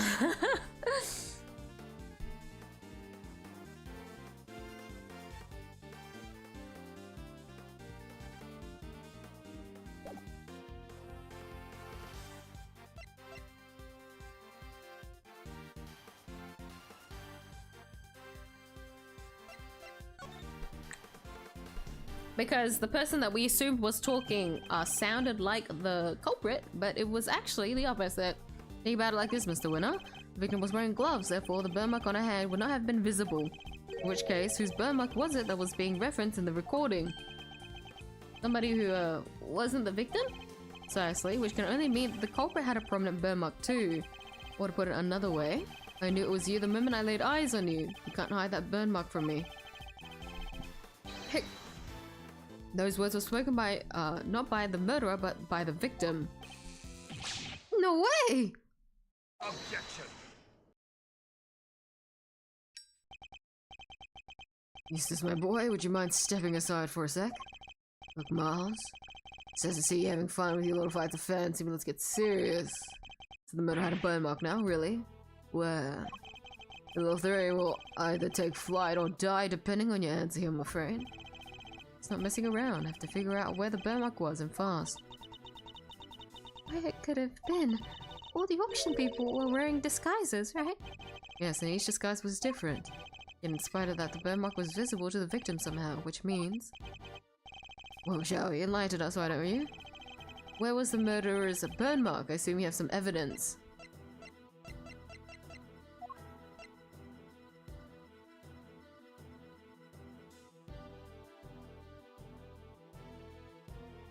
I don't know if I'm supposed to present that one. Yes, it is. Here's my evidence. The outfit that a ringleader was wearing throughout the auction. Or rather, the outfit you were wearing, German winner. What exactly is that supposed to tell us, hmm? A suit, white gloves, and a mask. This disguise should have covered almost all of your skin, but according to Nurse Neela's testimony, the auctioneer's mask didn't quite cover your entire face. Not only that, she claims to have seen a tattoo on the part that was exposed. Was it a tattoo, or did she simply mistake a burn mark for one? Burn mark on the face? Objection. Eustace, did you remember something? To interrupt you while you're so clearly enjoying yourself, dear boy, I regret to inform you that none of the committee members has such a burn. Myself included, of course. Dad, you... I mean... Yes, sis? Do you think you can be quiet, please? You can be foolish on your own time later. He knows to hold back, Eustace! You may be an annoyance most of the time, Mr. Winner, but on this particular occasion, I'm grateful for your presence. Reaction like that from you, his son, is as good as an indicator of the truth as I could have hoped for. It gives me a much-needed confidence boost concerning another theory of mine, namely, who that unexplained item belongs to. What's the matter with, Mr. Winner? I think he might be in shock. After all, he's usually the last to figure things out, and in this case, he seems to have gotten there all too quickly. He knows that his father is indeed the real murderer. He's sad because he knows the truth? So it's better to not know the truth at all? No, Kay. It's what we came here for. It doesn't matter how we get there. The important thing is finding the truth. You yourself told me that once, right when I needed to hear it the most. Now it's time for me to repay the favor and show you the truth of your innocence. Oh, I want to know too. The truth of what really happened. So please, Miss Edgeworth, won't you show me? Very much intend to. You don't know when to give up, do you? Where's this burn then? Perhaps you could point it out to me? But you can't, can you? Because it's nowhere to be found, just like your evidence that I'm the killer. Yeah, hard for the contradictions on you, like, you won't find any. Because he's my dad. Winner through and through. Understand, Mr. Winner? I completely understand. What, you don't want to believe it's true. But if you ignore the truth now, you'll regret it for as long as you live. Dad, what do I do? Don't ask him. He's so creepy. Just don't understand how I could ever raise such an idle buffoon. You really wish to help your father, Eustace. You can try thinking on your own for once in your life, you useless nitwit. But I try all the time, Dad. All I do is try. I went to the school you wanted me to go to. I aced every test. Look at my jacket. Then they give these to the valedictorian. I did everything you told me. I worked like crazy. I graduated top of my class. I tried to be just like you and win as many trophies as I could. Objection. Oh, nepotism. Oh, nepotism. You really are just a simpering simpleton, aren't you? Those tests you aced at the school give you perfect scores on all of them. This debate and speech competitions you won, the judges were all friends of mine. You never even realized that much. There's no hope for you, I'm afraid. None at all. You're no son of mine, even if you must see that. Ah! He's gonna run away. And he's crying. Oh dear. Gavel's skirt was overlapping Needler's face. Oh god, my own son. They all leave in the end. Yeah, I fucking wonder why, bud. God, you're crazy. When I was trying to fail, he did it all for me. Then he should have tried harder. You're a disgrace. Welcome to Investigations, where we figure out great dads and the worst dads. Mainly worse dads. The ratio is a little bit off. Very, very, very off. But yes, that is the underlying theme of investigations. We find out about how horrible fathers can be and how great some of them can also be. Isn't that sad? You don't deserve to be a father, and you certainly don't deserve to be a chairman of this committee. Even I feel sorry for the boy now. Oh, Mr. Winner. Explain yourself, Chairman Winner. Just what do you think your son is to treat him such a way? An utterly useless pawn sounds about right. You want to talk verity? You tried to worm your way into my trust by using Eustace too.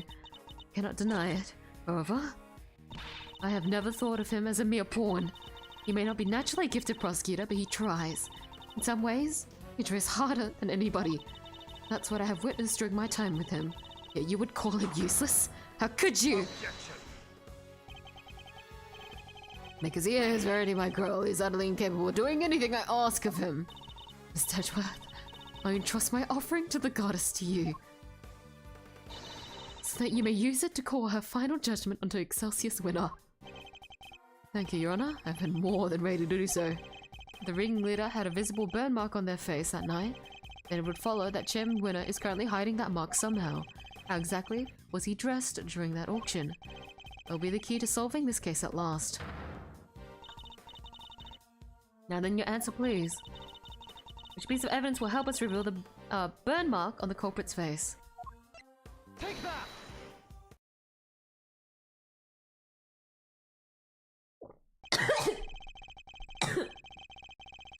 Hold on.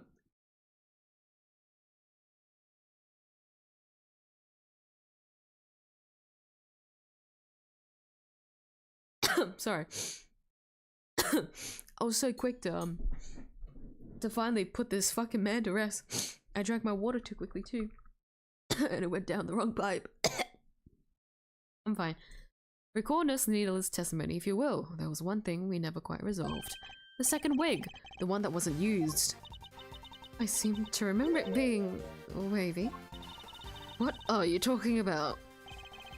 Miss Needle apparently found some very interesting items when she went to swap places with the victim. And? What do they have to do with the burn mark? What she found were two wigs. One was intended to make her look like the victim. What was the other one for? I suppose it was meant to be a spare. Doesn't take a huge leap of imagination to see the truth. Compare Chairman Winner's current appearance to that of the ringleader as it was described to us.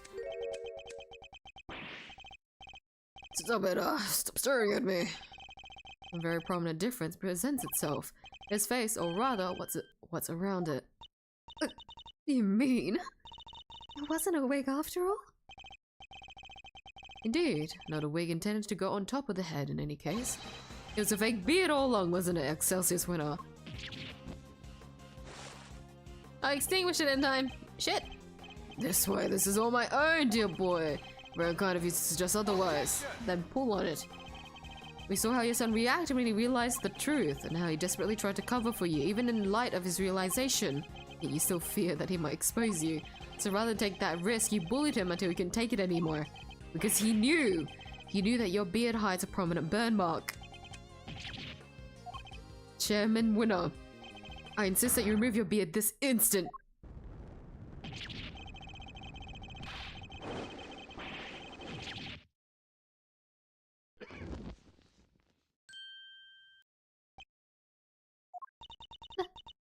There it is. The burn mark. Mr. Edgeworth, for bringing evil to justice before the eyes of the goddess. You have my thanks.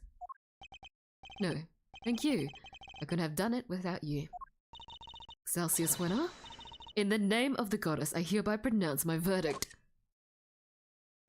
In the matter of the murder of Miss Rosie Ringer, this court finds you guilty!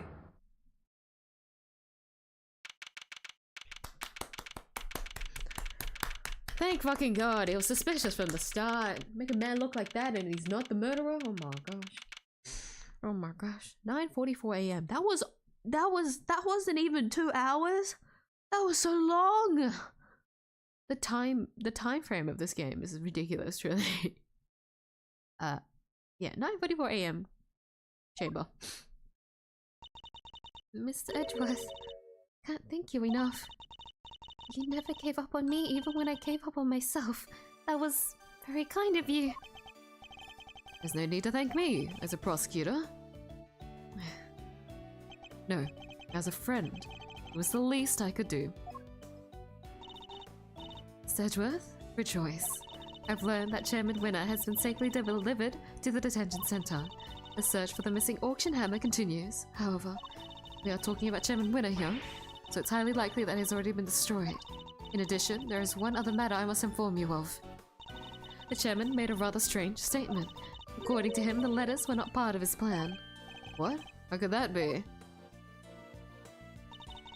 Claims that he and Miss Neela found this letter on Miss Ringer's person, and that they then found a second letter on Kay's unconscious body.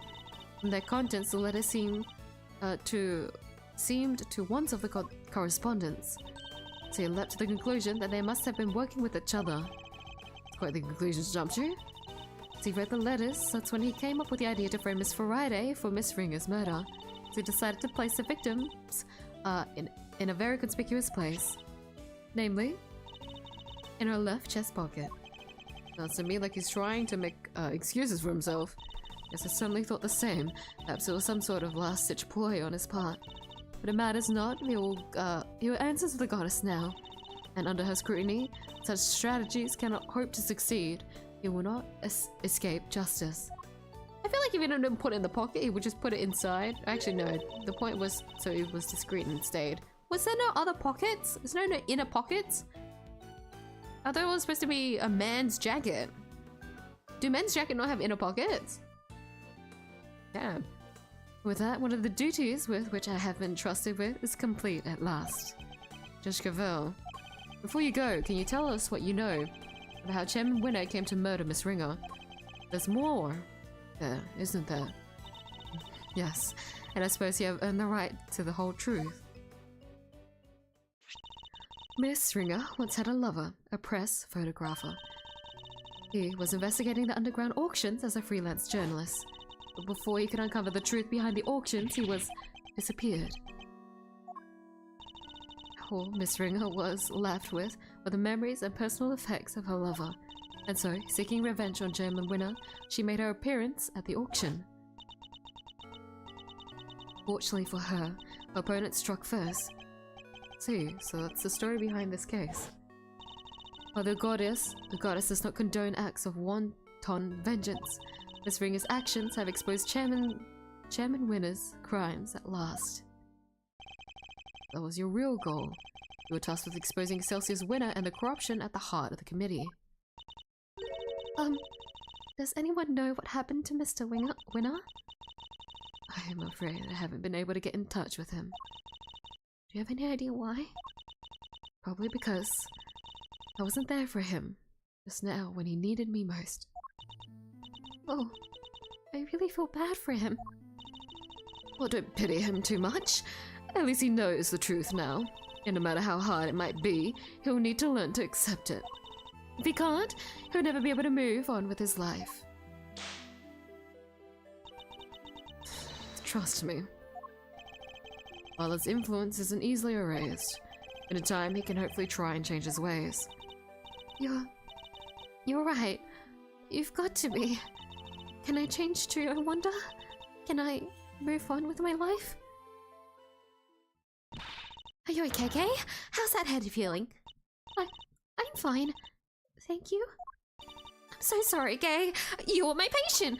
I had a responsibility to you, and instead I let them accuse you of... Danged right? We ain't just in the business of fixing bodies, Missy. The mind's where it all begins. You're right, Grandma. Speaking of which, how's your memory? It's like, with a little more time, maybe I'll be able to remember some more. Please forgive me, but I had better be on my way. And to preside over the trial of Fifi Lagarde in a bit. Well, good night, Case, huh? He's the defense attorney. It was supposed to be Miss Ringer, but as she is no longer with us, we are still in the process of finding her replacement. Miss Ringer was scheduled to represent Warden Lagarde. And of course, until we find Eustace, there's nobody to act for the prosecution either.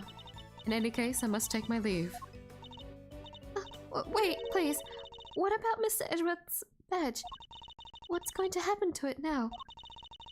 With its chairman under arrest, the committee's activities have been suspended for the time being. So to answer your question, it's complicated. It's all up to the goddess now. But Don't worry about it, Kay. It's a consequence of my own making. And I assume you do not mean to change your mind? Of course not. I chose the path of the truth, and I chose it willingly. Chairman Winner out of the picture. Justice is in the hands of the righteous once more. If you did wish to follow the path of the prosecutor again, Miss Edgeworth, I would be more than happy to facilitate such a decision. It's very kind of you to offer, but I can't accept your help at this time. I can't ask for my badge back when I'm not even sure if I want it anymore. I see. It seems we are destined to continue on different paths, and well, I trust you'll keep my badge safe until they converge again. With all I have. In the meantime, I have here a token of the goddess's mercy. You may return this notebook to its rightful owner. Kay's promise notebook. Seems it was due to be sold in the auction, and with the name Kay written on its cover. Chairman Winner made the connection immediately and knew who it belonged to. It was the same name as the one in the letters, after all. The letters he claimed to know nothing about? Suppose he insisted he didn't prepare them. Yes, he also had something else to say. Apparently, he thought that Miss Faraday was after her notebook and that Miss Ringer was after his life. And that their respective goals are what led them to cooperate and infiltrate the auction together. Fortunately for him, he misread the situation completely. It was all just happenstance. He had known a defense attorney who was also a member of the committee. There's no way she wouldn't have told me. That just isn't like her. The belief in her is touching. Well, the notebook did become part of the Chairman Winner's cover-up scheme. It is also a treasured possession of Miss Faraday's, which is why I would like for her to have it back, as I am sure with the goddess. Thank you? Pray that it helps her to recover her lost memories.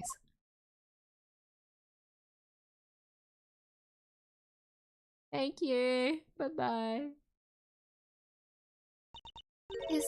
Is everything alright?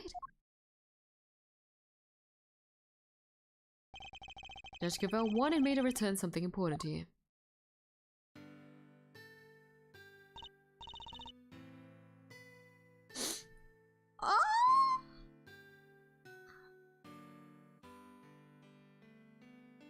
Them doing a CG for this is cruel. Isn't that... Always greet people with a smile, even people you don't know. Never cry in front of strangers. Daddy, I wrote them all down, Daddy. Yeah, I'm gonna keep all my promises and be a real hero when I grow up, just like you. Oh wait, I got to write one down. The most important promise of all. Promise number 5. Always try your hardest to learn about things you don't understand. I remember just how you said it, and I'll never forget it. Always try your hardest to learn about things you don't understand. That's right. I have to try.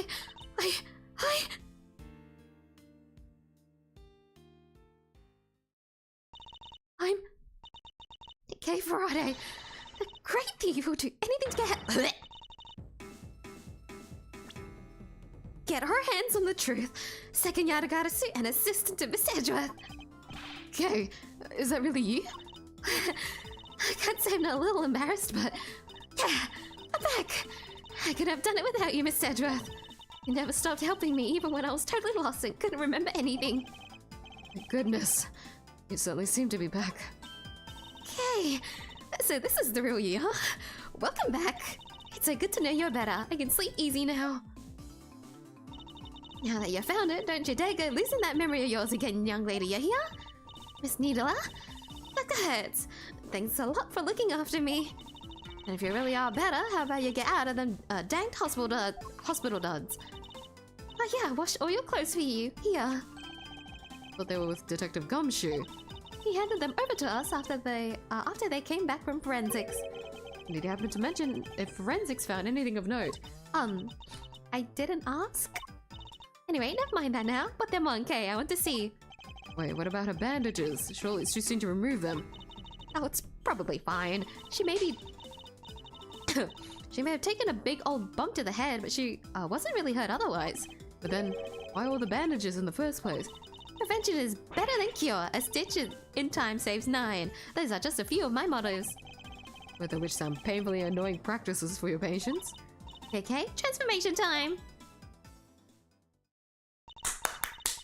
She's back! She's back! Oh, I'm gonna cry. Yeah, now this is what I'm talking about. Fits like a stolen glove. Oh! Francisca! That smile suits you better too. Do I screenshot this? Yes, I do. As it always did. Screenshot. Thanks to you too, Miss Von Karma. I'm so glad you showed up when you did. It simply came when Scrummy asked me to. I'm sure he'll be very happy to see that you're back to your old self too. Speaking of Kami, where is he? Who knows? Perhaps the well of his devotion ran dry when a certain someone threw away his badge? Detective Gumshoe. Anyway, I have to be going, and I'll be taking those two with me. Wait, what's going to happen to them? Acting as an accomplice in a murder and forging an autopsy report 18 years ago, their crimes can't be allowed to go unpunished. The fact that Excelsior's winner coerced them into cooperating will...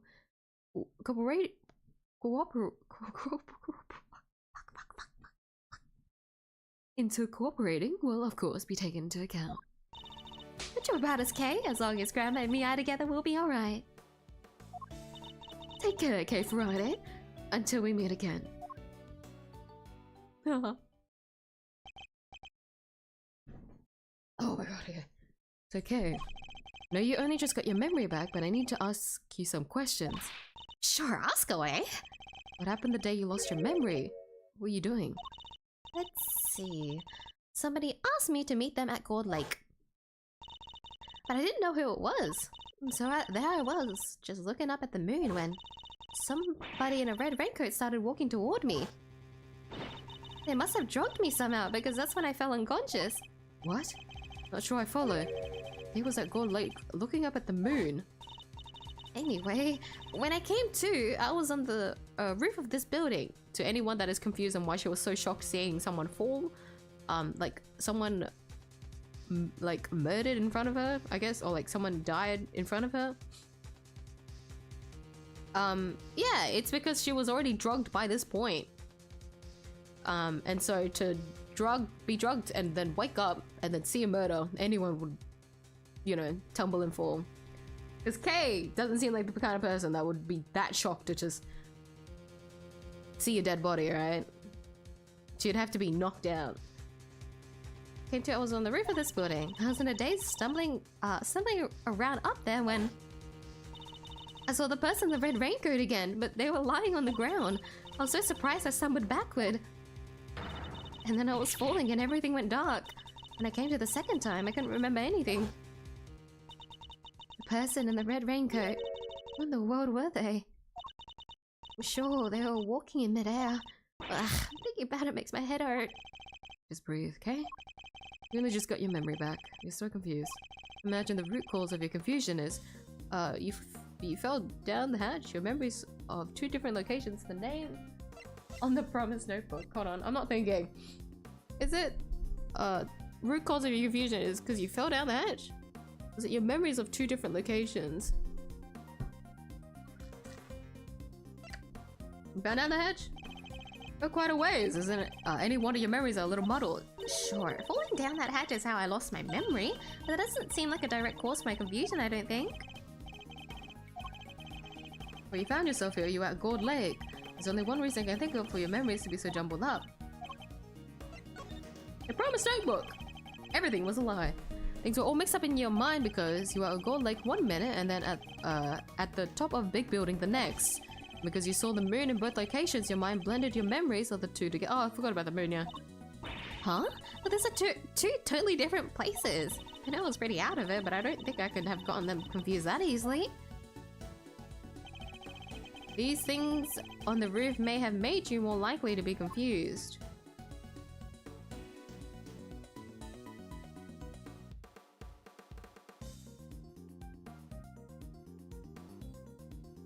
Take that! There are two key similarities between the scene down by Gold Lake and here on the top of the big building. Cherry blossoms and food stands. Wait, you're right. The similarities are what caused your memories of both places to overlap. The person in the red raincoat wasn't walking in mid-air. I'm not gonna lie. That was a guess. Just because in the flashback, we could see a stand. I wasn't really thinking about the cherry blossom though. The person in the red raincoat wasn't walking in mid-air. They were walking towards you across the park. But in your blurry memories, that same sight played out over the viewing platform instead. No way!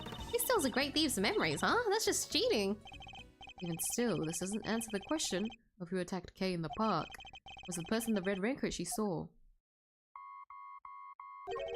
You hear that?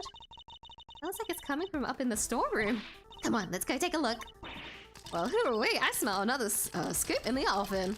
You're still here? We may need her camera. Doesn't hurt to bring her. 9:53 a.m. 51st floor, storeroom. I need a sneeze, but it's not coming.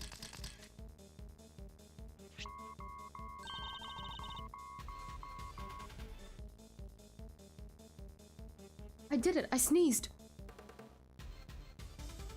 Oh, thank fucking God. It took 6 hours for me to sneeze. 7 hours now. Oh my God. Oh my God. Oh my God. 7 hours for my nose to finally sneeze. Holy shit.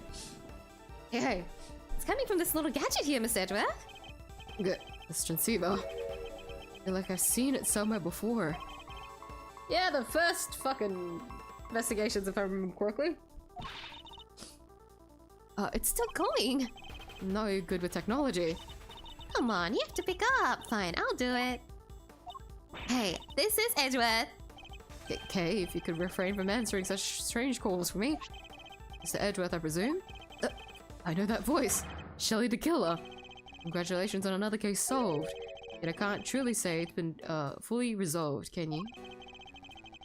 Oh wait, no, this is the walkie-talkie from, not the investigation, from, yeah, Shelly. Oh, I don't know who I was expecting now. Those investigations, there was like one section. Wait, no!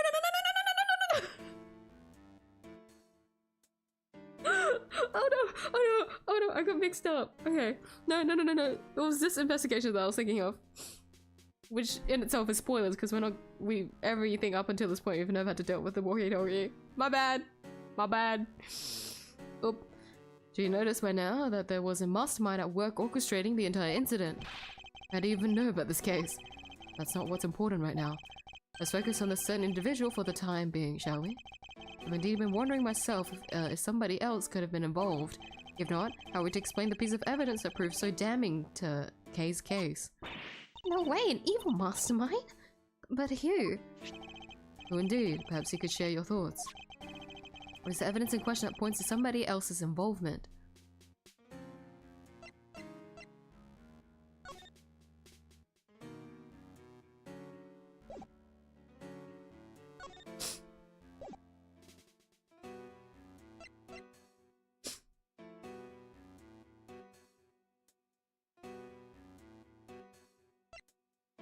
There's a lot that I could think of. I'm gonna get grilled by Shelly the Killer because I can't figure this out.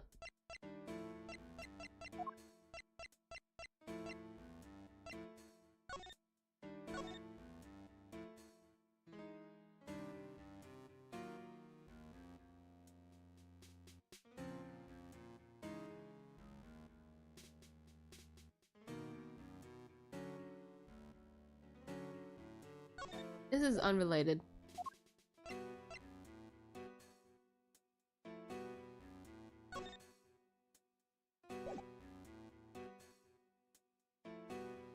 Let her? Because we know that Kay says she doesn't remember that she was told to go to Gold Lake. Take that! Somebody else was behind this. Incorrect. Hold on, I'm not thinking. So, hold on, I'm really not, I'm not. Hold on. I'll present everything. We don't lose points for this.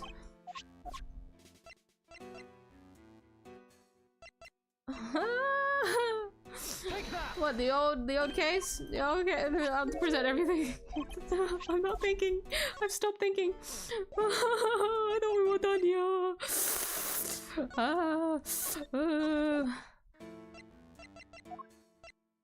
Take that!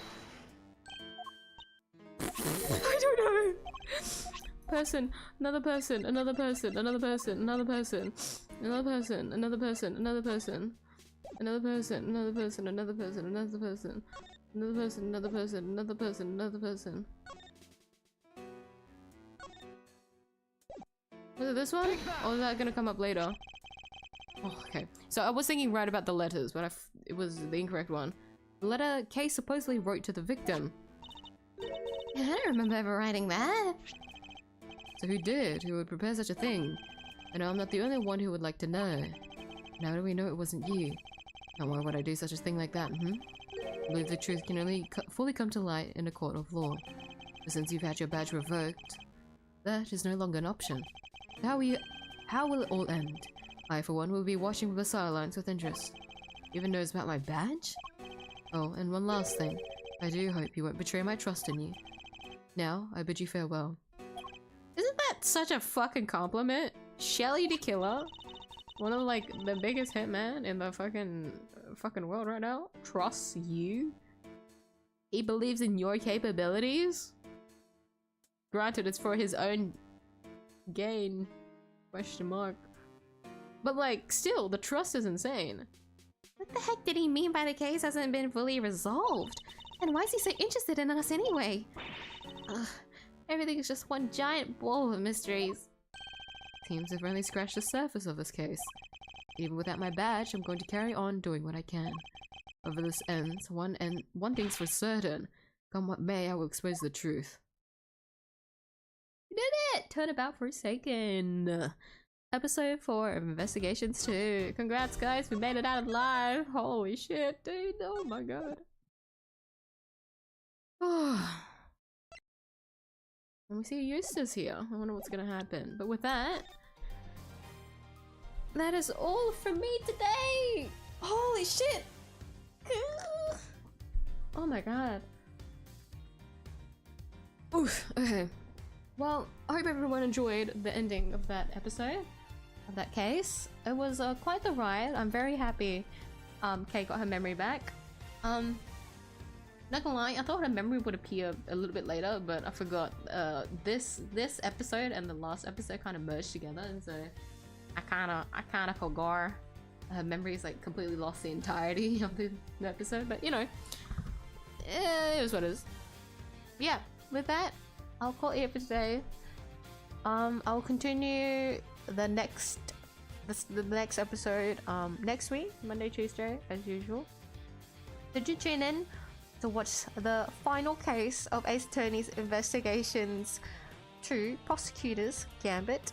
We will get to see the full translated official ending of investigations, and I'm very excited for the last case, because I will go even crazier than I did today. All that fumbling is going to be like 3 times as worse in the last case. Even though I've gone through the story before, it doesn't mean that I remembered every detail about it, and so I'm cooked. But that'll be next week, so I do hope everyone joins me when the time comes, because it is a fun time, honestly. The last case, or how it starts, if I remember. We don't start off horribly as we did like this, the 4th case, so it'll be fun. There's gonna be a lot of new voices again, so my throat is fucking cooked, needless to say. But with that, yes, I'll call it here for today's stream. I'm gonna be doing Honkai Star Rail stream this week, because the update is gonna happen in like 2 hours, I think. The new story update is gonna happen. I'll do the pulling stream then. I don't know if I should do the story in my own time. That's because I have the day off tomorrow.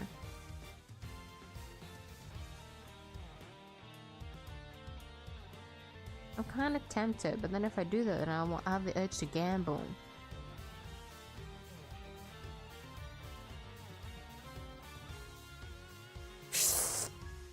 We'll see. I'm really indecisive, but it will be a 𝐢𝐳𝐼 stream this week. So probably no drawing stream, but in the event that I do tomorrow's story, that might happen, but I'm probably doing only 𝐢𝐳𝐼. I think so. I'm too... I really want to see what goes on in the story. Yes. No digging stream next week. No more digging stream, because I played the game! I finished the game! I got to the ending of the game. And it's probably better that I don't play it again, because my motion sickness will flare the fuck up. For the health of my brain, I will have to avoid opening the game ever again. Unless they update a multiplayer version, okay? In the event that it does ever happen, I'll consider it. Yeah, that is my plans for this week. So Saturday, 𝐢𝐳𝐼, and then continuing investigations Monday, Tuesday, as usual. So I'll be doing a drawing stream, I'm pretty sure, the week of, yeah, next week. Next week should be a drawing stream to make up for no drawing stream this week. Yeah, that's all from me today. Thank you once again, everyone, for joining me. Thank you to those that have stayed and watched through the stream. I hope you enjoyed watching through the story. I'm blanking out. To those that have commented today and chatted with me, thank you for dropping by. I know many people were busy today, but that's okay. There's a good chunk of the game was kind of brutal, and so I don't want too many witnesses. I'm glad there wasn't many witnesses. Multiplayer, who's gonna play that with you? I don't know.